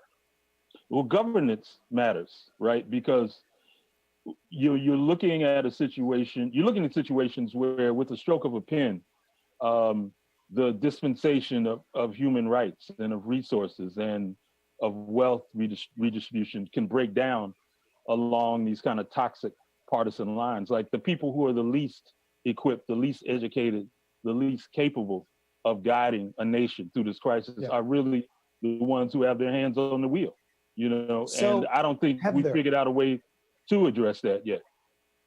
I'm thinking Heather and Cindy, looking at the way that we look at the environment right now, and you're talking about infrastructure projects that may take a generation to come to fruition, or these changes that have been accelerated by this virus. Does the person who's leading right now for this blip of time matter, looking at those long range things? I think some of it is when that blip ends, which I hope is soon, like November. Let's be honest. But I think one of the things when it comes to work and more inclusion and more human potential is we've got to move education from being a weight to propellant. We have made education a for-profit business in this country, much like healthcare, to our detriment. And Cindy, I know you are very concerned with the infrastructure and the built environment, and you said the culture changes before the buildings adapt to us. So there's really a couple of levels. One is the system level. How do you make change initially? And that has to do with then leadership and getting people together to find the systems level changes that can be made. At the same time, during the conversation of figuring out what to do, that the conversation involves beliefs and values and where there's common ground, where things can be changed in multiple domains simultaneously. That's how you make a system change, is that instead of one big home run, it's a lot of different things on a lot of different levels. And the only way to do that, as you said, is through the leadership and what are the stories that are being told? What are the beliefs that are being impacted? What are the ways that people will change their minds through into a whole new paradigm, into a new shift? I think that you start with the leadership, and the leadership now has been, let's say, confusing at best. And that means that there has been this war almost among the various states and various leaders across domains. How does that instead be put into a cooperative spirit, a spirit of belief that we can find something better out of this? Because there was, in every other case I can almost think of, when we said we had an opportunity for transformational change, in recent years, we haven't been taking it. And that requires this vision, this urgency, which is already built in, and the leadership coming together. So Dr. Bishop and Heather, this is sort of a double-headed question that came in from someone saying, if presumably this distance education and online and homeschooling is going to be our new normal for the foreseeable future, what kind of ways will work and society have to adapt for folks who have to make money and educating their children and homeschooling? I think we might have to look at jobs having, flexibility in terms of hours. Like you may be working in the morning for your company, in the afternoon you might be teaching your kids. You might be working early evening for your company, but your company has to understand that your family comes first. And I think that we can get, if we don't have commuting hours, and if we focus on the things that really need to get done, we might be able to get them all in there. But I think back on your point before that about leadership, one of our biggest problems in this country has been a me-we problem. In September, October, you might not have cared if your Uber driver had health insurance or paid sick leave. But in May, you sure do, because their health is your health. And the more we can see the interconnectedness of each other, we might make better me-we decisions. We've got a leader right now who sees the world as a zero-sum game, and he's only winning if somebody else is losing. And that is faulty logic, and we need to get more people to understand that. Like talking about the infrastructure projects being a bunch of small little wins, they all begin with leadership and painting a picture of a world that doesn't exist yet, that has a place for all of us, where we is stronger than any of the individual me perspectives. Yeah, Brian, the phrase that comes to mind is from John Gardner from the mid 20th century, who said, we are the people we've been waiting for. We really can't wait for some savior, some person to come in or leader to come in. Leaders are absolutely important, but so is everybody else. And what I think of right now is more about community. I don't think, Heather's right. I mean, our leadership, particularly in Washington, is all about ourselves, but that's also cultural. They were not elected by a bolt of lightning.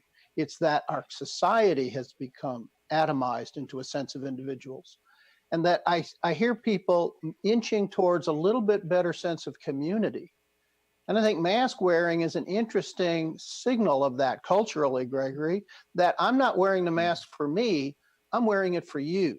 I'm signaling that I care about myself, but I also care about you. And if we could approach our schools, our cities, our infrastructure, our healthcare, more as a sense of we are in this together. We are not completely atomized, single, competitive individuals. And we have to simply not be charged, which none of us are, but start acting that way and start electing people and start participating where we can. And I think local politics and state politics is probably the place to start there. And with the stories we tell. Dr. Metzel. Say again. Well, I would just say that, I agree with everybody that the system we have now is unsustainable. I mean, yesterday, in Chicago, they tried to open a Ford automotive plant, and it was a big reopening, and it stayed open for one day, and then turned out they didn't protect the workers, and the plant had to close again. So the model of kind of thinking about this two-tiered health network and not protecting everyone adequately, it's just not sustainable. It's not going to work in this model. And so this idea of choosing between health and the economy is you need efficient public health for everyone in order to sustain the economy. And I think that the societies that figure that out are going to come out of this the best in the long run. I think the idea of just throwing people back out there as fodder is not going to work. And so I ultimately think, Trump, among all the failings, is promoting this idea that it's either the economy or health. And I think it's really that binary that is so false, and one that we have to reject, because if we don't start protecting everybody's public health, we're not gonna have an economy really. Dream of the things you'll never know. Oh, dream of the beauty within your soul. George Floyd! When you dream, dream slow.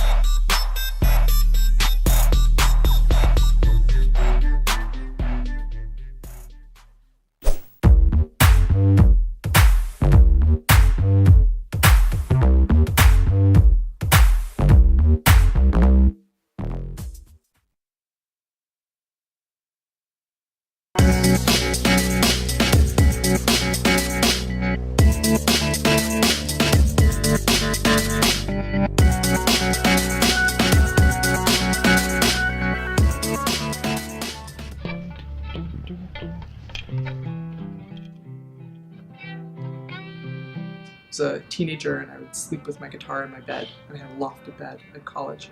I had one of those dreams where you're dancing, and it was a ballroom dancing experience, and I threw a leg out and I kicked my guitar out of the loft, and woke me up by hitting the floor, and then it had a giant crack in it. So I researched it and I fixed it, and it worked. That was the first time I fixed a guitar. I'm Chloe Smontner. And I'm Mamie Minch, and we co-own Brooklyn Luthery.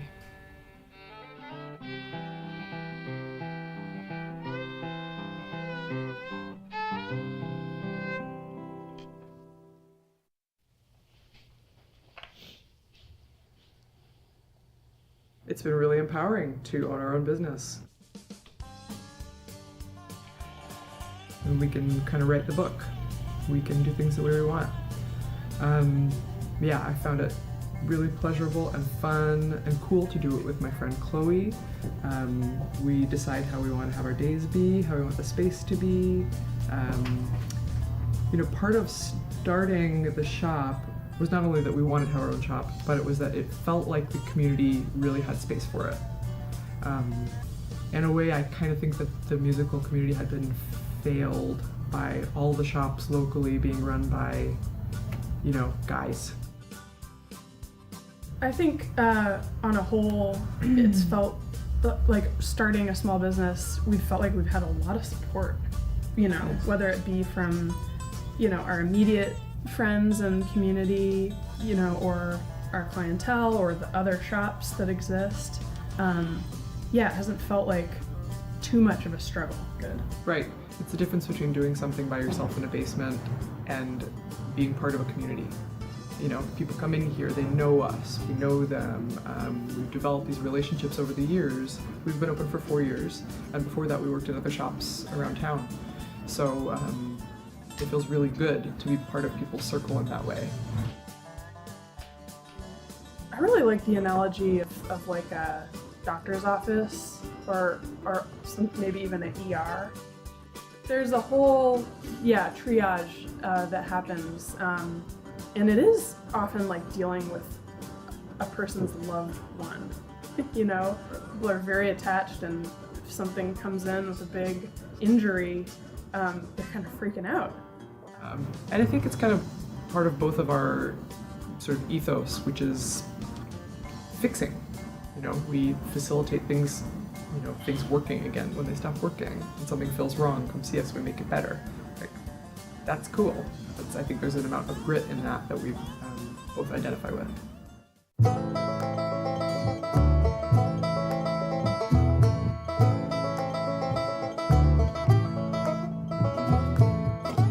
I think of craftsmanship and the kind of craftsmanship that we would like to do here as being something that you develop.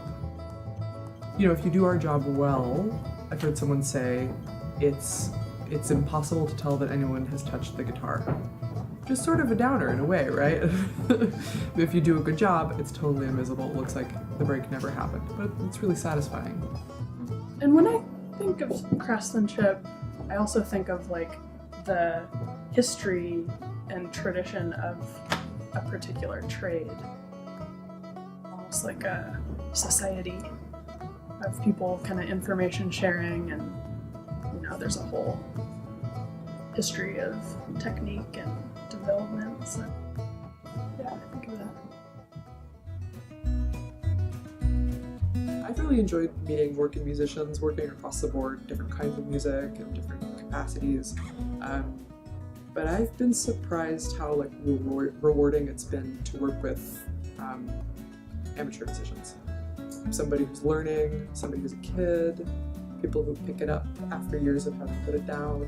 I really like that. People get a lot of pleasure out of it, and it's a way that kind of anybody could have access to art or something creative or something that maybe feels a little bit bigger than day-to-day life. Brooklyn's music scene, I feel like it's,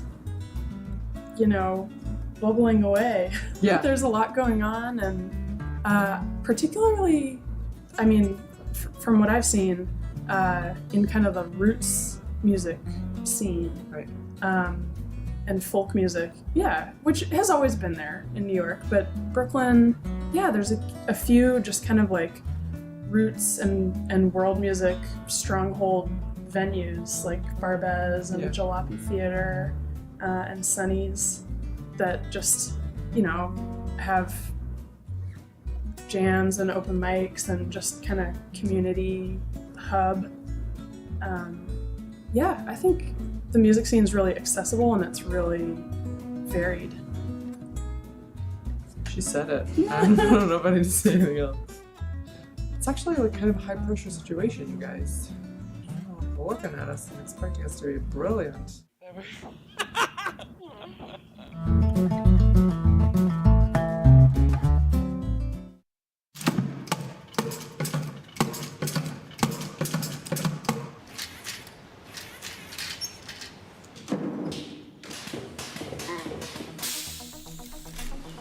We are at the Amorphic Robot Works studio in Red Hook. It's also known as the Robotic Church.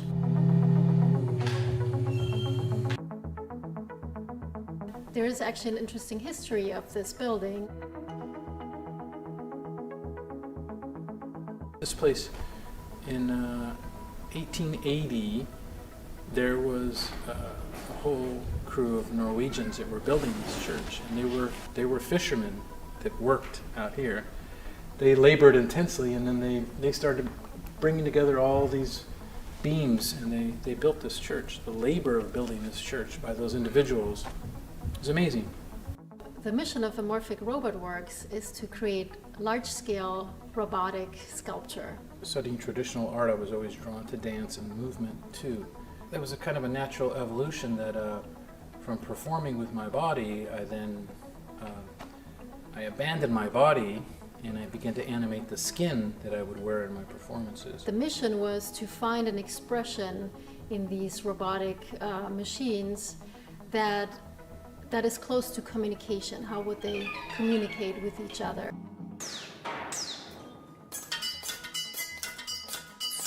A lot of the performers are percussive.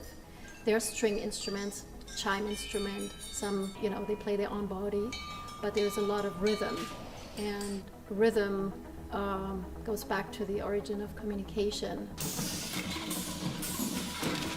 They struggle because they're machines. You feel empathy for them because they're nuts and bolts, and they're imitating human behavior. Spastic and pathetic, elegant and graceful, perhaps. They do counter to a certain extent these expectations of the dystopian view on robots. They are human in their own way. The spiritual aspect of this work emerges out of the years of doing it. In the early days when I began making machines, they were made from different components that were often sacrificed from other machines, let's say. So each one was the delivering of each of these guys into a life form was a physical ordeal. I thought in a contemporary way I could deem these robotic saints as opposed to just robots. Chico's interest in the human body has led him to experiment with another material, which is a composite high tensile fabric, to find this soft movement. I made a whole body of more like architectural scale inflatables that have been playing out these sort of lessons in how to make the ultimate soft machine that's humanoid and humanoid in scale. They do reflect on aspects of living organisms, so you can feel, when they perform, you can feel that they're alive. The border crosser is this artwork that is meant to sort of propose this ephemeral gesture of peace and unity. This wheeled blob of fabric appears in the desert setting, in the rugged terrain of the border, begins to deploy. And the idea is that the border crosser grows into a monumental height arc, employs a secondary arc over the border fence, and touches the other side. So my work, most importantly, has looked at more from from the singular being human part to looking at how humans are being treated, so it's grown outward. Instead of unity or pushing towards unity, what's tending to happen is there's a push to separation.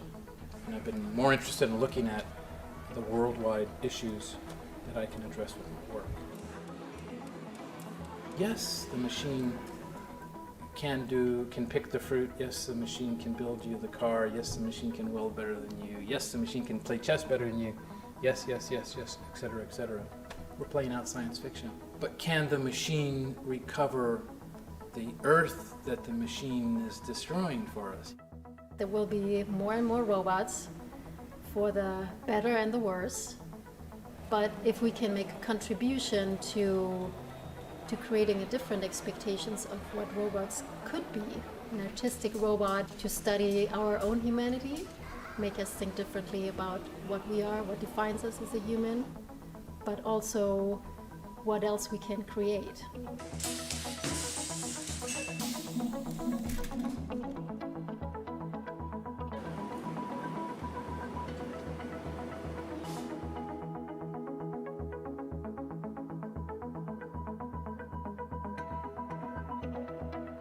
When you make art, we cannot do it to please others.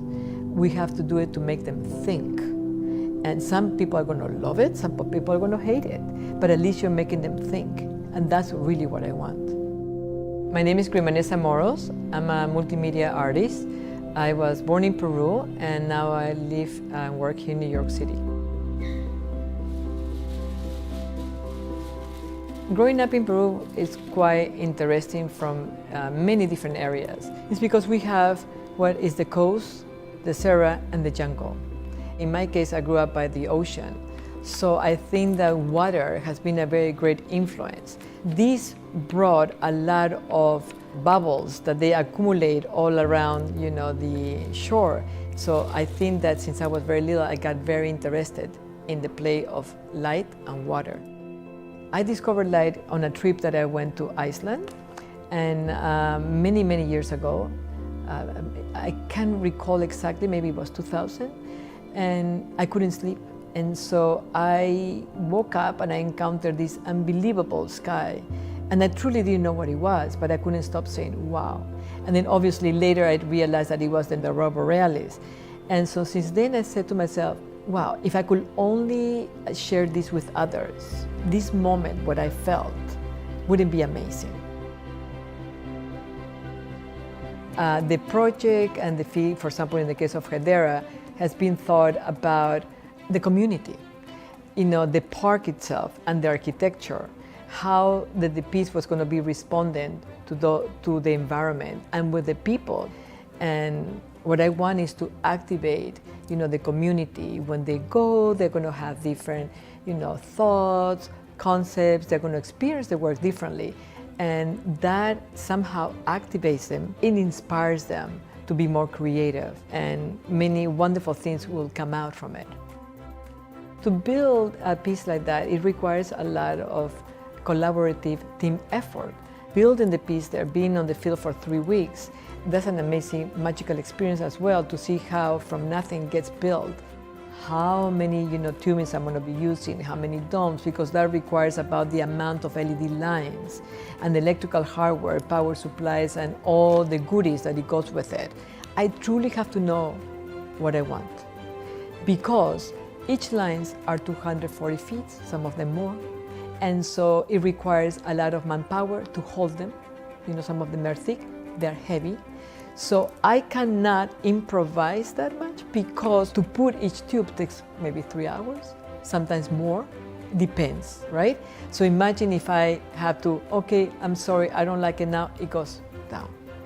So it is pressure for me to perform. You require confidence to truly know what you want. And I think in my case, I have got it through time. Hedera is a 360 all around. So you constantly have to build the piece, having that in consideration, that it has to make sense, to me, from all these different angles. But you know, obviously, my intention is truly to grab my viewer. So if I'm able to take you into the piece for seconds, then I think that have been successful.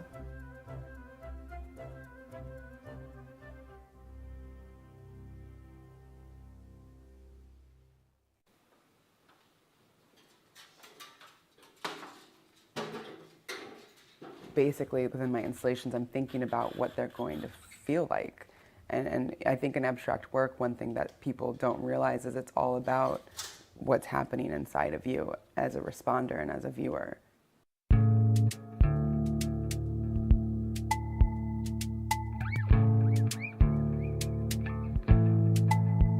My name's Kennedy Yanko, and I'm a sculptor and painter.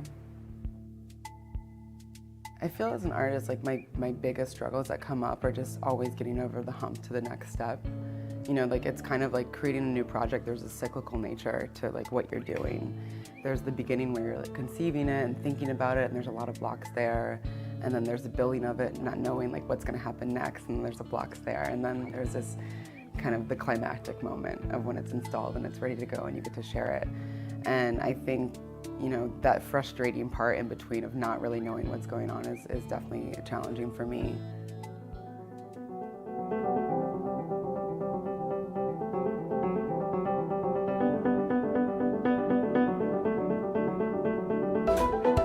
Step one for a feel for was really about what I cared about and what I wanted to think about and what I wanted people to hear about. And that somehow manifested its way into materials. So when I was first figuring it out, I had no idea what it was going to look like. I had a couple of different like SketchUps. The brick auditorium has these beautiful stairs that were kind of reminiscent of the Mexican aqueducts.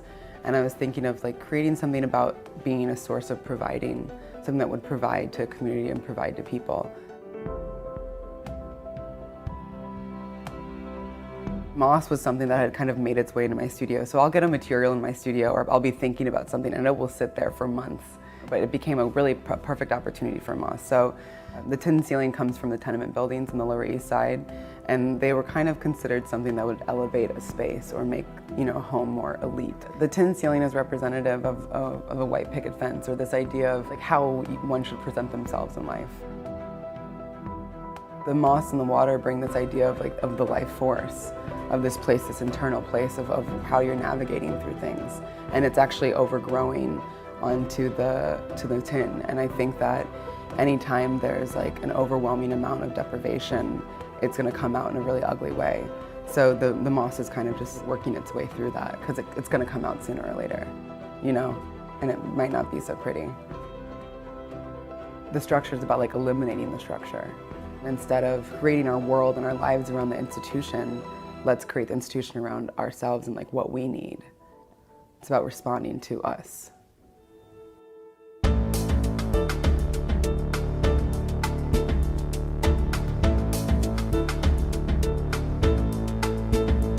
I certainly feel that there's a signature that weaves its way through all my pieces. Even if there's not a skin on it, or if there's not a particular shape that it takes on, I think every artist has their own flavor. You know, if you take two artists that are doing something really similar, they're still gonna taste completely different.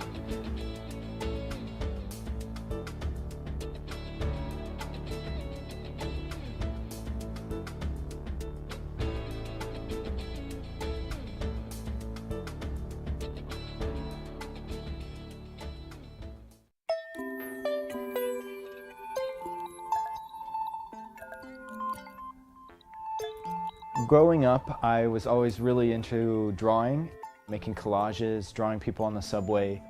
As I got older, I really wanted to be an artist, but I couldn't figure out really how I'd make a living doing it.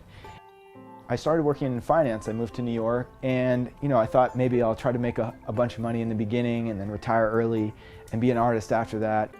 And then I started to see more and more new media art. So people using technology to make sculptures, to make interactive artwork. It really seemed like it had a place in the future. It spurred me to quit what I was doing and start making art. My name is Jason Krugman, and I'm a light sculptor. I call myself a light sculptor because I primarily work with LEDs, and it's almost like weaving with electricity, and then I sculpt with it. This sculpture is called Basket. There are about 3,000 LEDs and is using much, much less than a single 40-watt incandescent bulb. That got me into thinking about the way that electronics relate to the natural world. It's inspired by these tiny little microscopic creatures called diatoms, and also radiolarians. They're incredible because they have these beautiful symmetries. The way that I first learned about them was by looking at drawings by Ernst Haeckel. Haeckel was amazing because he documented many, many different types of species, kind of on par with Darwin in terms of his contribution to documenting life. What's really amazing about them is you can see how efficient their bodies are. Seeing a living creature that it almost looks like a calculus equation really ties in the idea of structuring things so that they're efficient, and in that efficiency, finding beauty.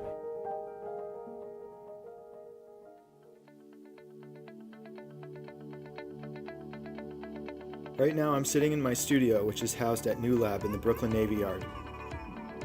New Lab is a platform for scaling frontier technologies and champions the world's most forward-thinking entrepreneurs. We recently expanded into a new fabrication workshop here, where we will build huge sculptures that weigh thousands of pounds. So this is the new fab space. We're building 20 light sculptures here in about 2 months. And we're going to start cutting, gluing leaves now. We were lucky enough to find a great warehouse space across the street at the Cumberland Packing Corp, where they used to pack all of the sweet and low and sugar in the raw packets that people like to put in their coffee. It was a great space, a little weird because sometimes when someone would sweep the floor or move something, you could get a very faint taste of a sweet and low. It was pretty gross.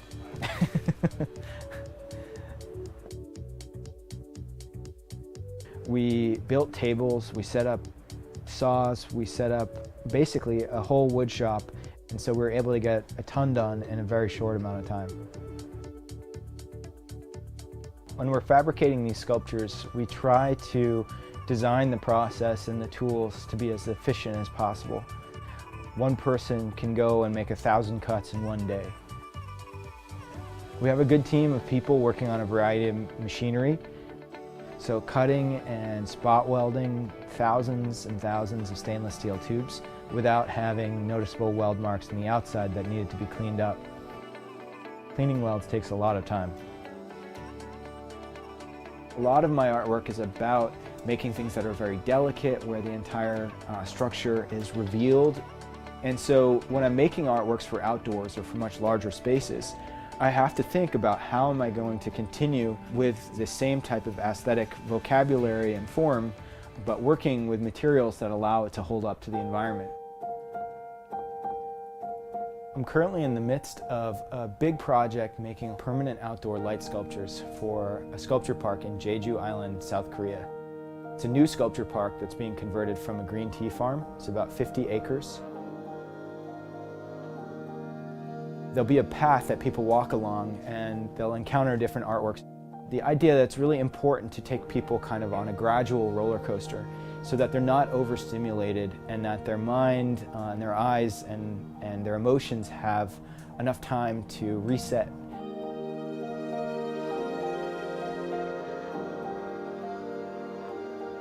One of the sculptures that I'm most excited to see, it's a light sculpture, but it's entirely based on reflected light, which I think is a really elegant way of making light artwork that lasts really well outdoors.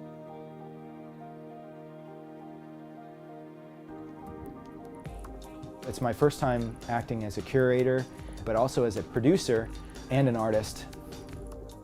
The two artists that I invited with me are Tom Fruin and Jen Lewin. Jen Lewin is a Brooklyn-based artist. She is well known for making a series of works called The Pool, in which there are dozens of circular platforms outdoors.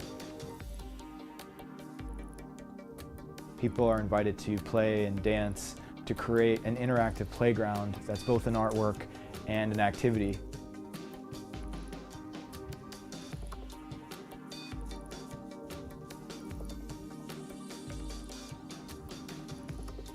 The other artist who I brought in is named Tom Fruin, and he has some really beautiful big light sculptures that he makes in the form of stained glass, water towers, and greenhouses, that I think are some of the nicest pieces of public art that I've ever seen.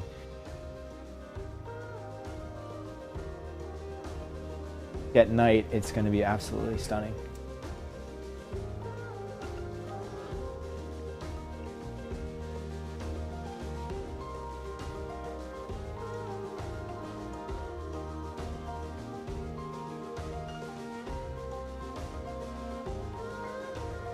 The whole thing is about creating these amazing, interesting spaces that people are going to really want to fly to Jeju to see.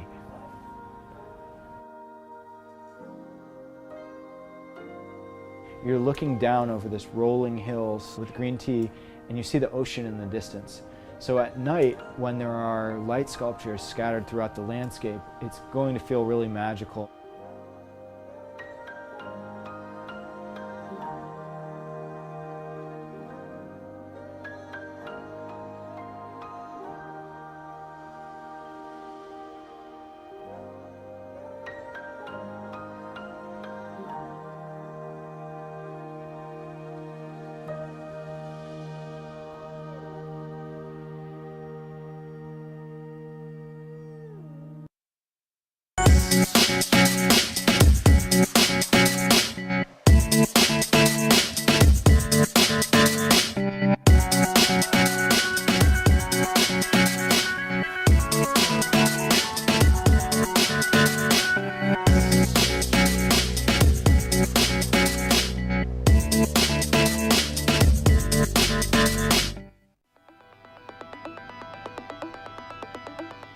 This is all I know, but it's in my heart. I've been here all my life. Without this kind of barrier in the middle. This is in my blood, man. You know, my thing is more about the image. It brings joy to my life. Applying them to the world seems really important too. I love the neighborhood. A type of storytelling you don't really hear about.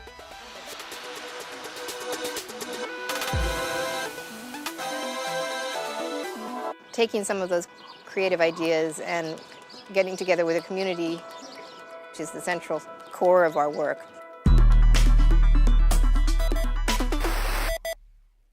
Dream of the things you'll never know. Oh,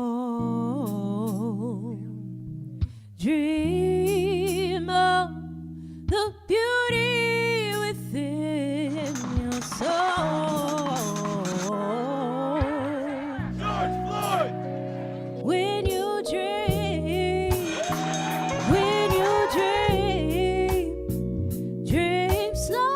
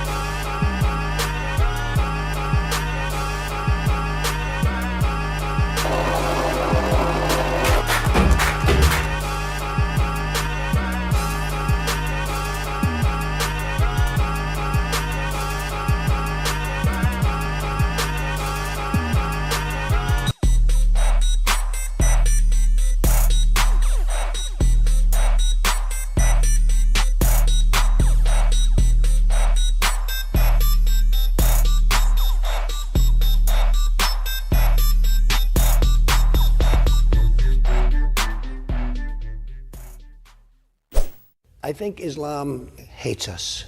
President Trump speaking about his controversial executive order. Surveillance video shows a suspect punching, kicking, and stomping on a Muslim teenager in Brooklyn, New York.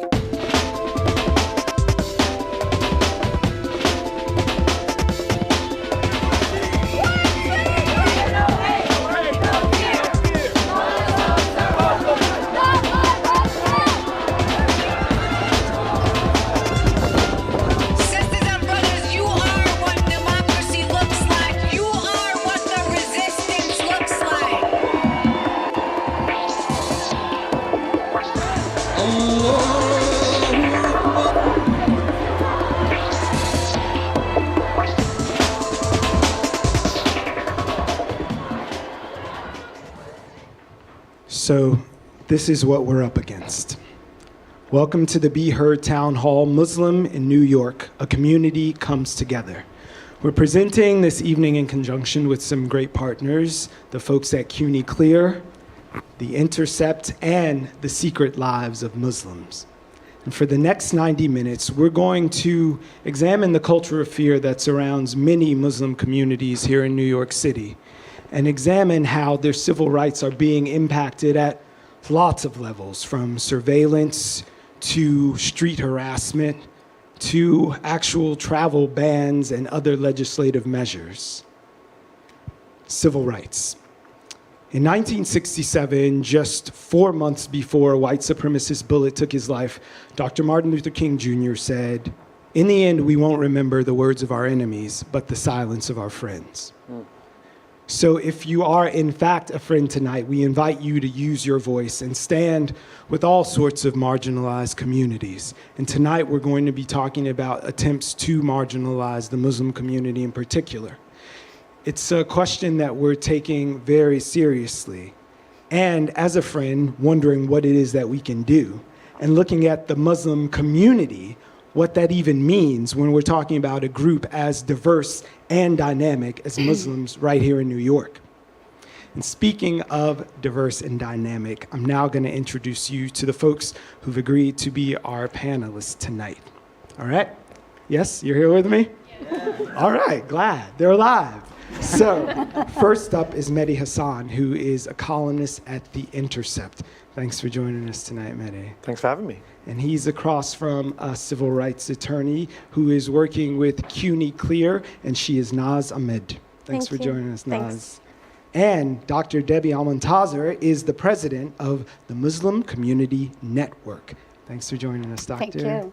Across from the doctor is Imam Khalid Latif, who happens to be the head of the Islamic Center at NYU, as well as the NYPD chaplain. You serve as the Imam for New York's Police Department. Thank you for being here, Imam. Thank you. And down at the far end from me is the professor at Brooklyn College, as well as an acclaimed author, Mustafa, and I'm blanking on your last name. Bayoumi. Of course, Bayoumi. Thank you, Mustafa. And then we have an ABC News digital anchor, as well as the host of the podcast, Uncomfortable, Amna Namaz. Thank you for joining us, Amna. Thanks for having me. And finally, we have a historian, an oral historian, in fact, from the Brooklyn Historical Society. He is Zahir Ali. Excuse me, Zahir.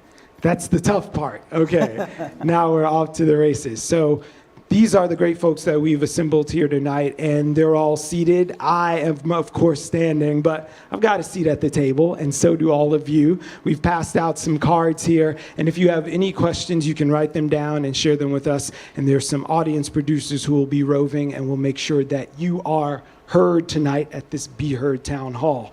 But just to let you know who these guys are, in addition to their credentials, we want to sort of take the temperature a little bit and ask you from your diverse perspectives as journalists and faith leaders, attorneys, historians, looking at empowerment. I wanted to ask you guys, what's the biggest lie that we've been fed about Muslims from each of your unique perspectives?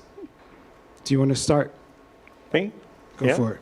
I'm going to go with the lie that I'm assuming many in this room will go with.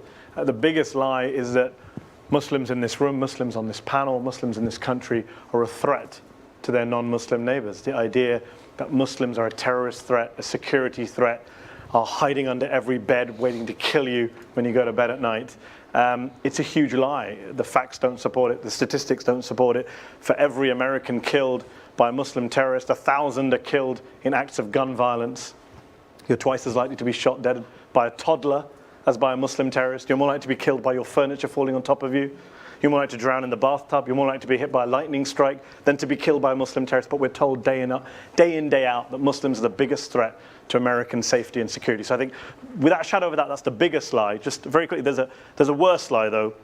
The worst lie I've heard about Muslims. Well, you might be stealing someone's thunder. There's a worse lie. Well, the person I'm stealing it from Yeah. is, I'm sure we can all share him out. Donald Trump said last year during his election campaign, he said, I saw Muslims celebrate. We're in New York. He said, I saw Muslims celebrating on 9/11. He said, I watched it on TV. I saw the video. There is no video. There is no tape. And yet he doubles down and again in this dehumanizing way, suggesting that Muslim American citizens were celebrating the worst attack in America's modern history. The irony is there was someone celebrating on 9/11. It was Donald Trump. He called into his local TV station to brag that his building was now the tallest building in New York after the Twin Towers came down. But that's the kind of dehumanizing lies that we have to face day in, day out, sadly. Imam? Yeah, I would say definitely everything that Matthew said, I would echo. I think one of the biggest challenges that we face is a narrative that equates Islam to being from elsewhere.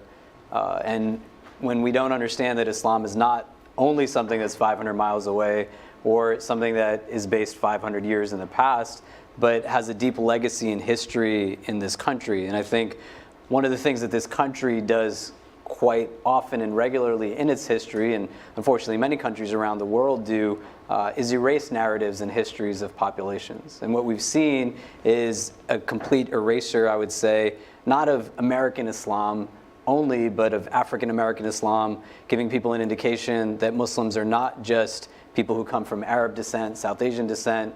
And part of the issue that comes from within that is that the otherization of Islam now lends itself towards that much more ease in broadly stereotyping and generalizing of the Muslim experience. That everyone is just Muslim in this one box, that the racialization of the religion has equated to being from elsewhere, that you're not able to somehow out-American an American when they say that Islam is un-American. When in reality, much of this country was built on the back of Muslims when they were brought here as slaves. And that legacy that is deep and rich in the African American narrative is one that you don't see really brought to surface because there's a constant otherization that places Muslims coming from everywhere else other than from here. Zahir, I think he just opened the door for a historian. He did. I think everything that he said, the myth that Islam or Muslims are new to America, the myth that there is one profile of what a Muslim looks like, even well-meaning people, when they think about addressing the concerns of Muslims in America, and certainly even in New York, I've seen cultural institutions, not mine, but I've seen other cultural institutions, they've used this acronym MESA, Muslim, Arab, and South Asian, omitting and erasing the nearly 40% of Muslims who are of African descent, both immigrants from the continent, from the Caribbean, and people who are African American. And so I think that does a great service to people who want to portray Islam as new, who want to portray Islam as foreign, who want to ignore the ways that Muslims have shaped American life, as he said, from enslavement to the present. And so I think that is one of the biggest challenges in whenever we talk about Islam in America, whenever we talk about Muslims, to make sure that we're doing it in a way that we're not collapsing the diversity of Muslims into any one group of people. And that isn't to say that, the so-called, it's similarly the way that we talk about about immigration and Muslims, yes, there was a significant wave of immigration, of immigrant Muslims who came after 1965 when the quotas and bans were lifted. But Muslims as immigrants have been coming to the United States for well over a century. So you might look at someone and think that they're new because they don't fit your profile of what an American is, but there may be 4 or 5 generations in this country. Amna. Yeah, I think one of the biggest problems I have with the way we talk about Muslims in America, and a lot of people talk a lot about Muslims in America, is that we refer to the Muslim community. And this is kind of feeding off a lot of the points that have already been made here. There's this idea of Muslim America as one monolith, right? That everyone practices the same way, that everyone believes in the same things in the same way. And Islam, like any other faith, has adherents at every part of the spectrum. You know, not all Muslims are brown, not all Muslims cover their heads, not all Muslims fast during Ramadan. And I think part of the problem in filling that gap of understanding with what it means to be Muslim in America and understanding what your neighbors and your colleagues live on a day-to-day basis is stopping that. Talking about Muslim communities, recognizing that in those 3.5 million people, just 1% of the American population, there's incredible diversity that, as has been referenced here, dates back to the very founding of this country. It's a huge problem, and it feeds into this otherization that the Imam talked about when you kind of link fear and violence with this community because you think everyone believes in the same thing, so one Muslim speaks for all. So I'm looking at you, Doctor. Demolish a lie for us. Absolutely. The one that gets under my skin is that Muslim women are oppressed. I can reassure you, I'm not oppressed. But what I hate about it is that I shouldn't have to walk around telling people I'm not oppressed. I want people to hear me. I want people to see the sophisticated woman that I am and what I have to offer. As someone working in the New York City public school system for over 25 years and working on a central headquarters level, when I used to visit schools, I can't begin to tell you how many times I've had safety agents say to me, "1 second, I'll get someone to translate for you." And then I have to look behind me to see who he's talking to. And I'm like, "Are you talking to me?" And of course, they take a double take. So this whole notion of women being oppressed is something that really needs to be debunked. When we look at Muslim American women, they are on the same level of education as Jewish women and are quite prominent and sophisticated and in various professions within the American system. And so it's really critical that we, help our Muslim sisters debunk this lie. Okay, prominent, sophisticated, educated. Naz, I think it's your turn. Well, I think there are so many lies. My issue here is that which to pick is that everything about Muslims is pathologized in the same way that everything about being poor and black in this city is pathologized. So, if you're dragged into family court and you're Muslim, chances are you're being dragged in there because somebody's claimed excessive corporal punishment or you haven't sent your kids to school. If you're a poor black mom, you're being dragged into family court because you smoked pot. Whereas, the white rich woman in Park Slope, it can write openly in the newspaper about, oh, hey, let's recommend to Princess Kate Middleton or whatever, smoke pot after you have kids because it really reduces your anxiety. So the ways, and going off of the way Debbie was talking about, everything about you is pathologized. Everything is explained through the lens of your religion. So if there are situations of women there's sexual violence or sexual harassment in Muslim communities, it's explained by the fact that, oh, well, they're Muslim, that's what their culture or their religion tells them to do. Or it's right now we have perfect example in the newspapers of powerful white men who get away with decades of sexual harassment and abuse against women, and nobody's saying, oh, it's because he happens to be Jewish, or oh, it's because he's white, or it's because he's has money. There's not that single narrative attached to that story, and so that's my take on the biggest lie is everything is pathologized and explained by anything anybody wants to criticize about you. It comes back to the fact that you're Muslim. Mustafa, you want to finish? You know this question gets harder as it goes. just to make You're the professor. But I guess I would add, in agreement with everything that's been said, I would add that one of the things that really gets under my skin as well is this narrative that we hear, or this phrase that we hear over and over again: Muslims don't condemn terrorism, right? Which is, of course, complete bunk, and it's so easily refuted. A simple Google search will do it. Just simple talking to your friends would do it if you had Muslim friends. In fact, statistics show that still the majority of the population in the United States still does not personally know a Muslim. And that actually, I think, connects to this idea that there's this notion that Muslims don't condemn terrorism. In fact, Muslims condemn terrorism all the time.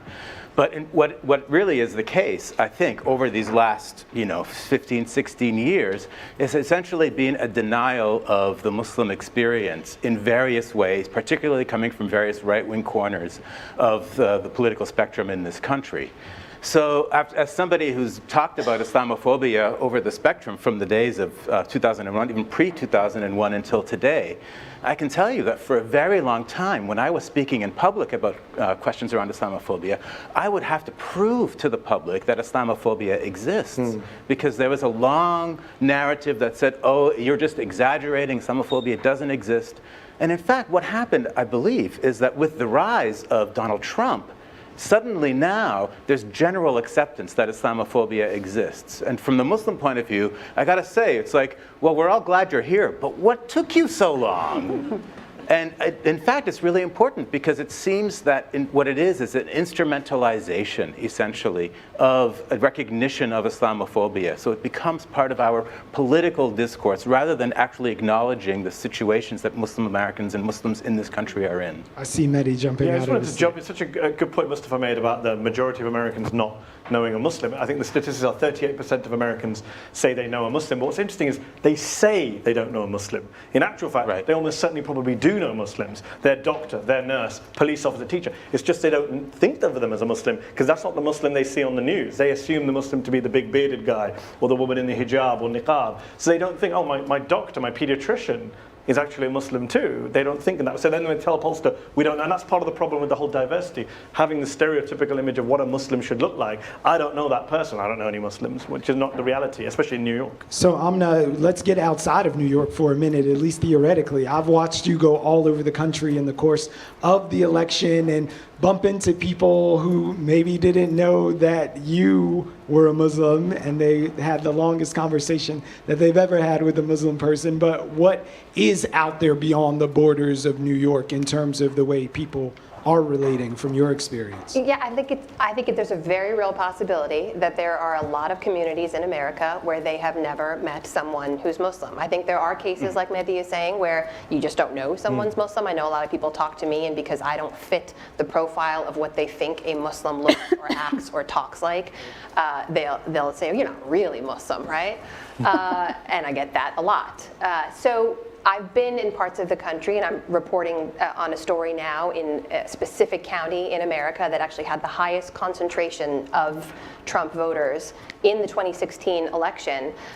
It is not surprisingly, it's overwhelmingly white, it's overwhelmingly Christian, and I am legitimately the first Muslim that they have ever met.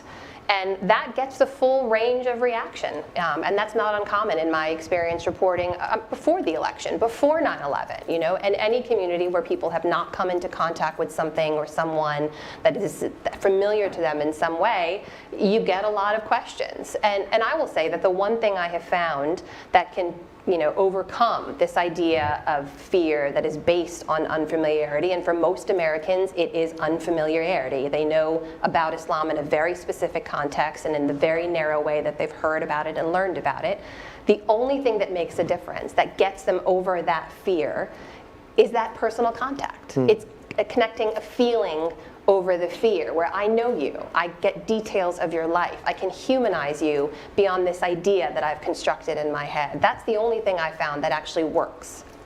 Well, speaking of fear and construction and identity, we also got to meet two young women recently who are actually teenagers. One whose family came from Yemen just about 2 years ago, another born and raised right here in Brooklyn. And they've struck up an unlikely friendship that in the past year has become really strong, and they've discovered their unmutable voices through activism this last election cycle. So have a look at ZNN. Hello, New York. Welcome to Radio Hikayat, where young Arab women from Brooklyn talk politics, culture, and feminism. I have a friend. She said her mom, after 9/11, she said they're from Yemen, you know, and that's the sad part because Yemeni people are really strict about their culture. And she took off their hijab, and they changed her name. Her mom told her not to speak about Islam or nothing, you know, because of that fear, you know. My name was changed, like as you said, my mom or me or my sister doesn't wear the hijab, so lots of people don't even know that we're Muslim. That's sad to, you know, hide who you really are. I mean, America is like religious freedom. You know, what's the point of religious freedom if you're not allowed to wear what you want to wear? Say if I was to like describe you to someone, be like, oh, that hijabi girl, because like you're not just a hijabi girl, you're Zainab. I mean, it's a part of who you are. It shouldn't be your you whole can label thing. me with the hijabi and my name, not just the hijabi That's what I'm girl. saying. But you're saying like the first time when people see you, they'll see you as a hijabi girl. I'm saying, and I'm okay with it because I am a hijabi girl.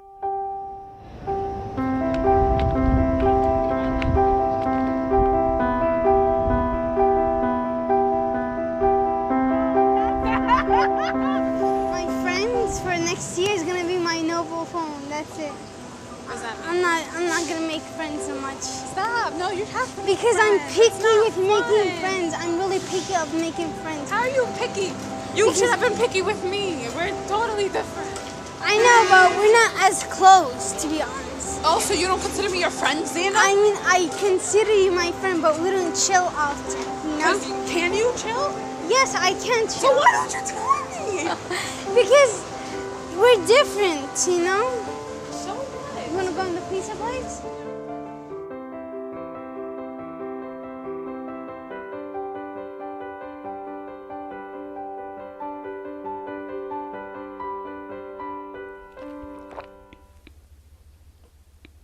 I knew that Trump was gonna do, because he was basically saying we're gonna ban all Muslims. You see, all those people came together. all of the Muslims. You know, at the airport and stuff. That made a difference. You know, we got encouraged. We can speak again, and why not? Why not keep on speaking till we make a difference, or probably will, you know, change something. So I just wanted to give a quick shout out to Z and N. They're somewhere in the audience tonight. Where are you guys? They're right in front of you. She's got her face covered, but we've already seen you. Thank you for giving us a glimpse into your friendship. We appreciate it. So if that sparked any questions, or if you guys have been thinking about something, we're going to be going to audience questions in just a second. So if you got them, hold them up and let us know. But looking at how a culture of fear sort of pervades communities, I have another, I guess, side of that coin. When we saw how someone perverted Christianity in Carolina and opened fire inside a black church, knowing our collective memory here in New York City, where we've actually experienced a terror event as well by someone who would have perverted Islam for their own will. How do you tell folks in the New York context who've seen that, who have the muscle memory of walking across the Brooklyn Bridge when they couldn't get home, to not be afraid? How do you overcome that fear of otherness to reveal a person on the other side? I see you shaking your head. Well, I shake my head because I was in New York City on 9/11. I'll never forget that day. I don't think any of us who live in New York City will ever forget that day. I taught at PS 261, and my building actually faces the skyline. And I remember that very morning picking up my kids to take them to the class. The sky was beautiful. The two towers were so magnificent standing there, and just breathing that beautiful air in the morning, and then a couple hours later, seeing what had happened happen. And that fear began that very afternoon when people in my school were telling me, Debbie, you can't go home by yourself. And a colleague of mine took me home with her that night. It was probably 5 o'clock after all of our children were taken home and the buses took them home.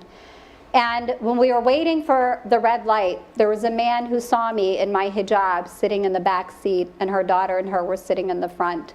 And he started to yell and scream and point his finger, you did this to us. I couldn't wait for that light to finish. It felt like an eternity. But by the time it turned, I was just terrified and realized at that moment this was just the beginning. And shortly after September 11th, there was a great deal of backlash and discrimination.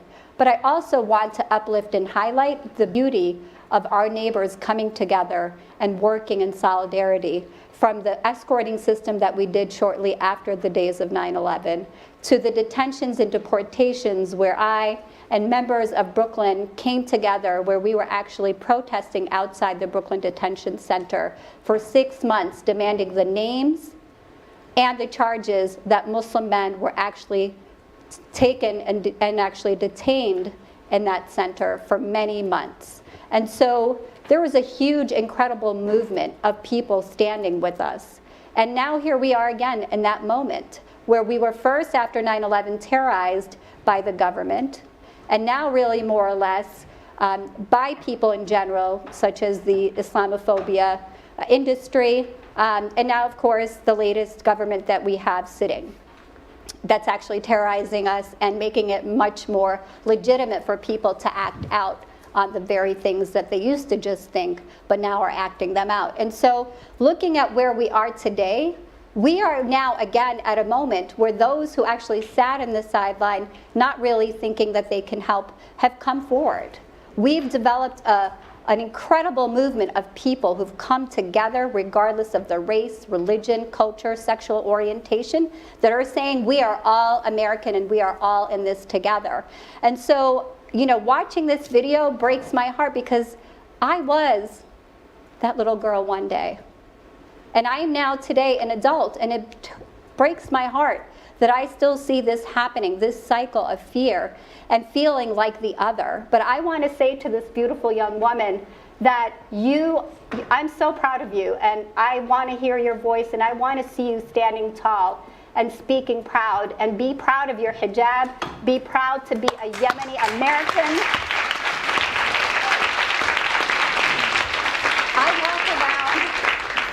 I walk around now double proud of who I am. I'm a Yemeni American and proud. I'm a Muslim American woman and proud. And that's what all of our girls need to hear today. And I want all of our allies, every time that you see any of us, lift us up and celebrate us, because we need it. So Imam, she's clearly made it to the other side. How do you work with people who are still struggling in their feelings as the other, and people who would cast them in that role?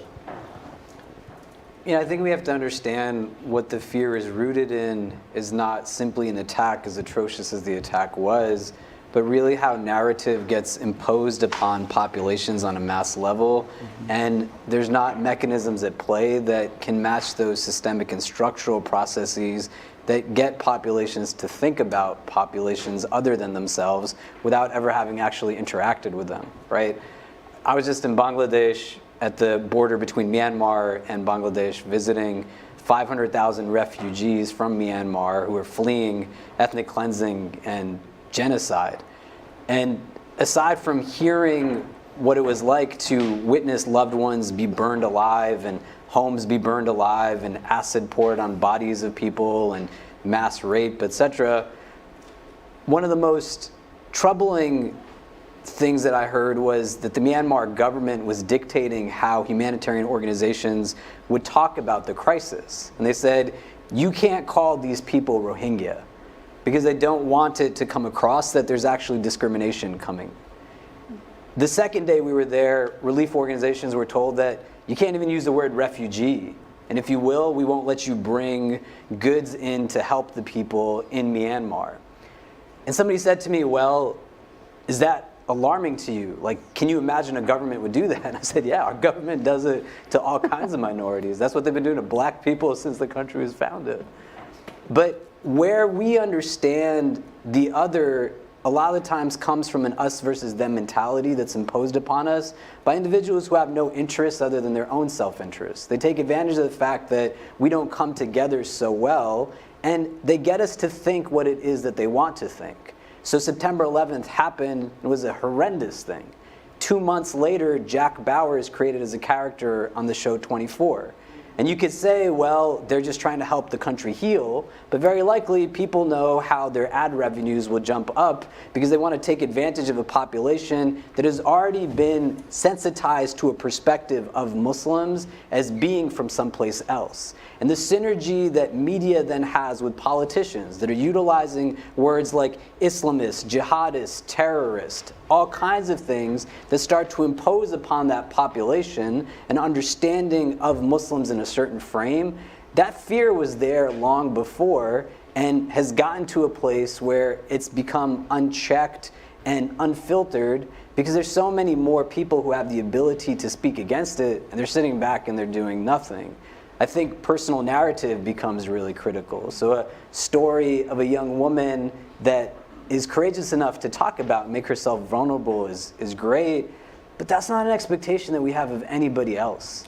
Like, why does that young woman have to put herself out there like that? Why does she have to bear the burden all of a sudden of being responsible, of being anything other than who she is because we are a country that is heavily laden in prejudice. We have a deeply entrenched anti-blackness that everything is built upon.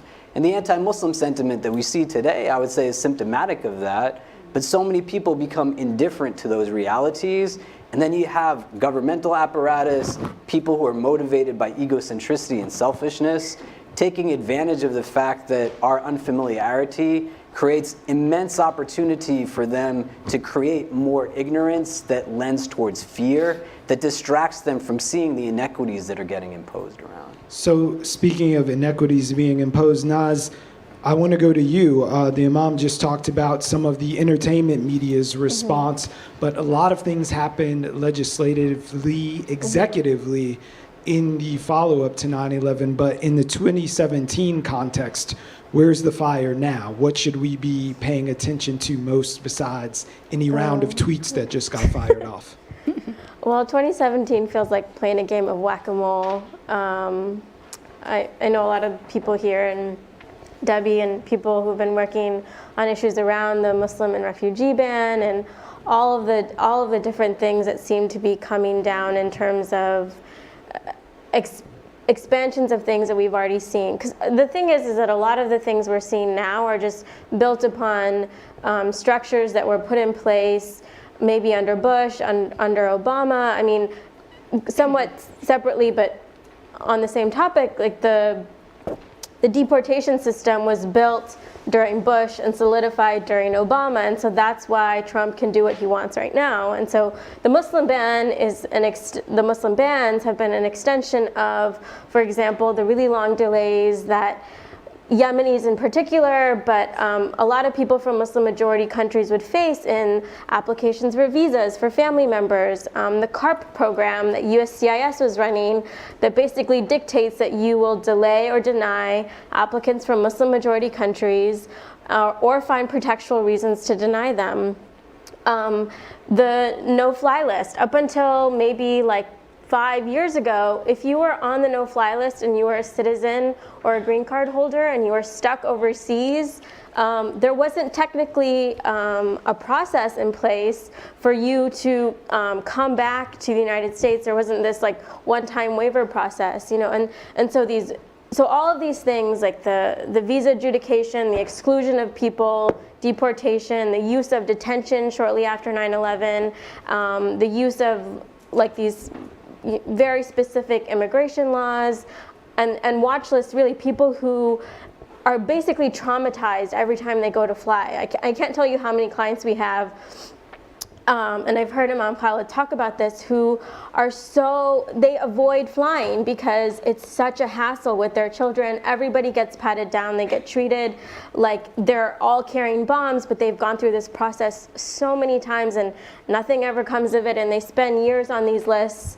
And so I think that, one thing that I would want to remind everybody is that so much of what we're seeing is just an extension of things that have been happening for the past 10, 20, 30 years, and we're just seeing them like on steroids. All right, we're going to inject some town into the town hall and go to this question, but Mehdi, did you have something? I'll add it after the Okay.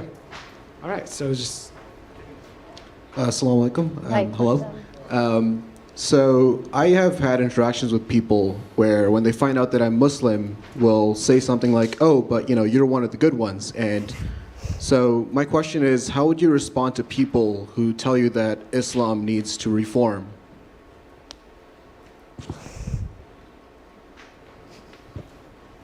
I mean, this is the problem, the challenge with the idea that this problem can be solved through interpersonal interaction, right?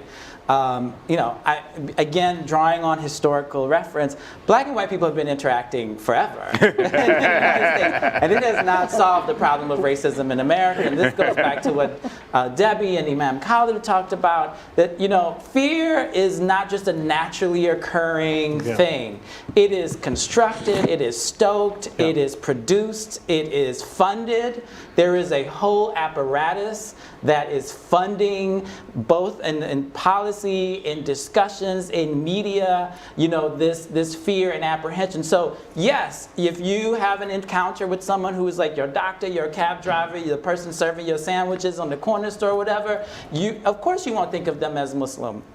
It's the problem that because those people become exceptions to the rule. And the rule is being set by this apparatus. And so I think when we talk about how to deal with this, how to deal with fear, how to deal with, and I'm not saying that people's sense of loss isn't real, but I'm saying how that's constructed, how it's shaped, how it's targeted is very much fashioned. And so what we have to do is challenge the rule. Otherwise, we'll always be exceptions to the rule. You'll always be the good one, the good black person, the good Muslim, the good whoever, right? And so until we really get to these the way that these narratives are reproduced structurally, we're still going to have to deal with that. So if we move past this sort of notion of exceptionalism and making it your responsibility to be the good Muslim and change the world's image, what are the systems at work that reinforce those things? I remember last year everybody was walking around with Michelle Alexander's book, The New Jim Crow, like it was the Quran or the Bible or something, where you could see systems built on racism and why it continues to play out. But in this lens, through an Islamist sort of way, who's benefiting from that continued Islamophobia and the bad images that are perpetrated so often? The systems at play instead of just personality politics. Well, there's a very good point you make about the systems and who's benefiting. People think that Islamophobia is just a product of terrorist attacks, and we talked about it in this context.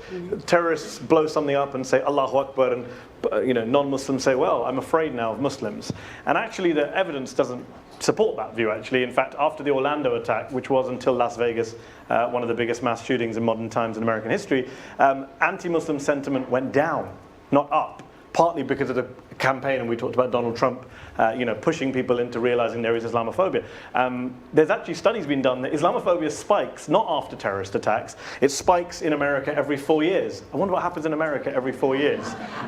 Politicians exploit this stuff, and we've seen the master of it, who's now sitting in the Oval Office, to get ahead, to win votes. And we saw this under every president of the modern era. We saw this for both political parties, not just a Republican issue. Now the Democrats are kind of coming around to this argument late, as Mustafa pointed out. But I remember Bill Clinton standing in the Democratic National Convention, well-intentioned Bill, saying, if you love America and you'll fight terrorism, you can stay with us. That was his message to Muslim Americans. If you love America, conditional, as if Muslim Americans don't, and if you fight terror, as if it's the job of Muslim Americans to be the front line of fighting ISIS in Iraq. that is the kind of mentality that doesn't help, and politicians do exploit this stuff. As Zahir is right to point out, this fear is not. I'm not denying that lots of people do have legitimate fears, but as a general rule, it's not some spontaneous response to violence. That's what we really need to push back against in terms of narratives, as Khalid said at the start. We do need to understand the role of the Islamophobia industry in pushing these narratives, these pseudo-experts who turn up on cable news, who can't pronounce a single name in Arabic, have never stepped foot in the Middle East, but feel qualified to pontificate about reforming Islam, people who couldn't tell you what was in the Quran if their life depended on it. These are people who are pushing political, financial agendas to construct this image of Islam, and it's a much bigger problem than just, a terrorist attack or a single individual or a particular moment in time. Yeah, I mean, there was a study called Fear Inc. that traced millions of dollars. Millions of dollars there. There's funding. The people who are hired as consultants for the Department of Defense, for the Department of State, for local police departments, with crackpot ideas, right?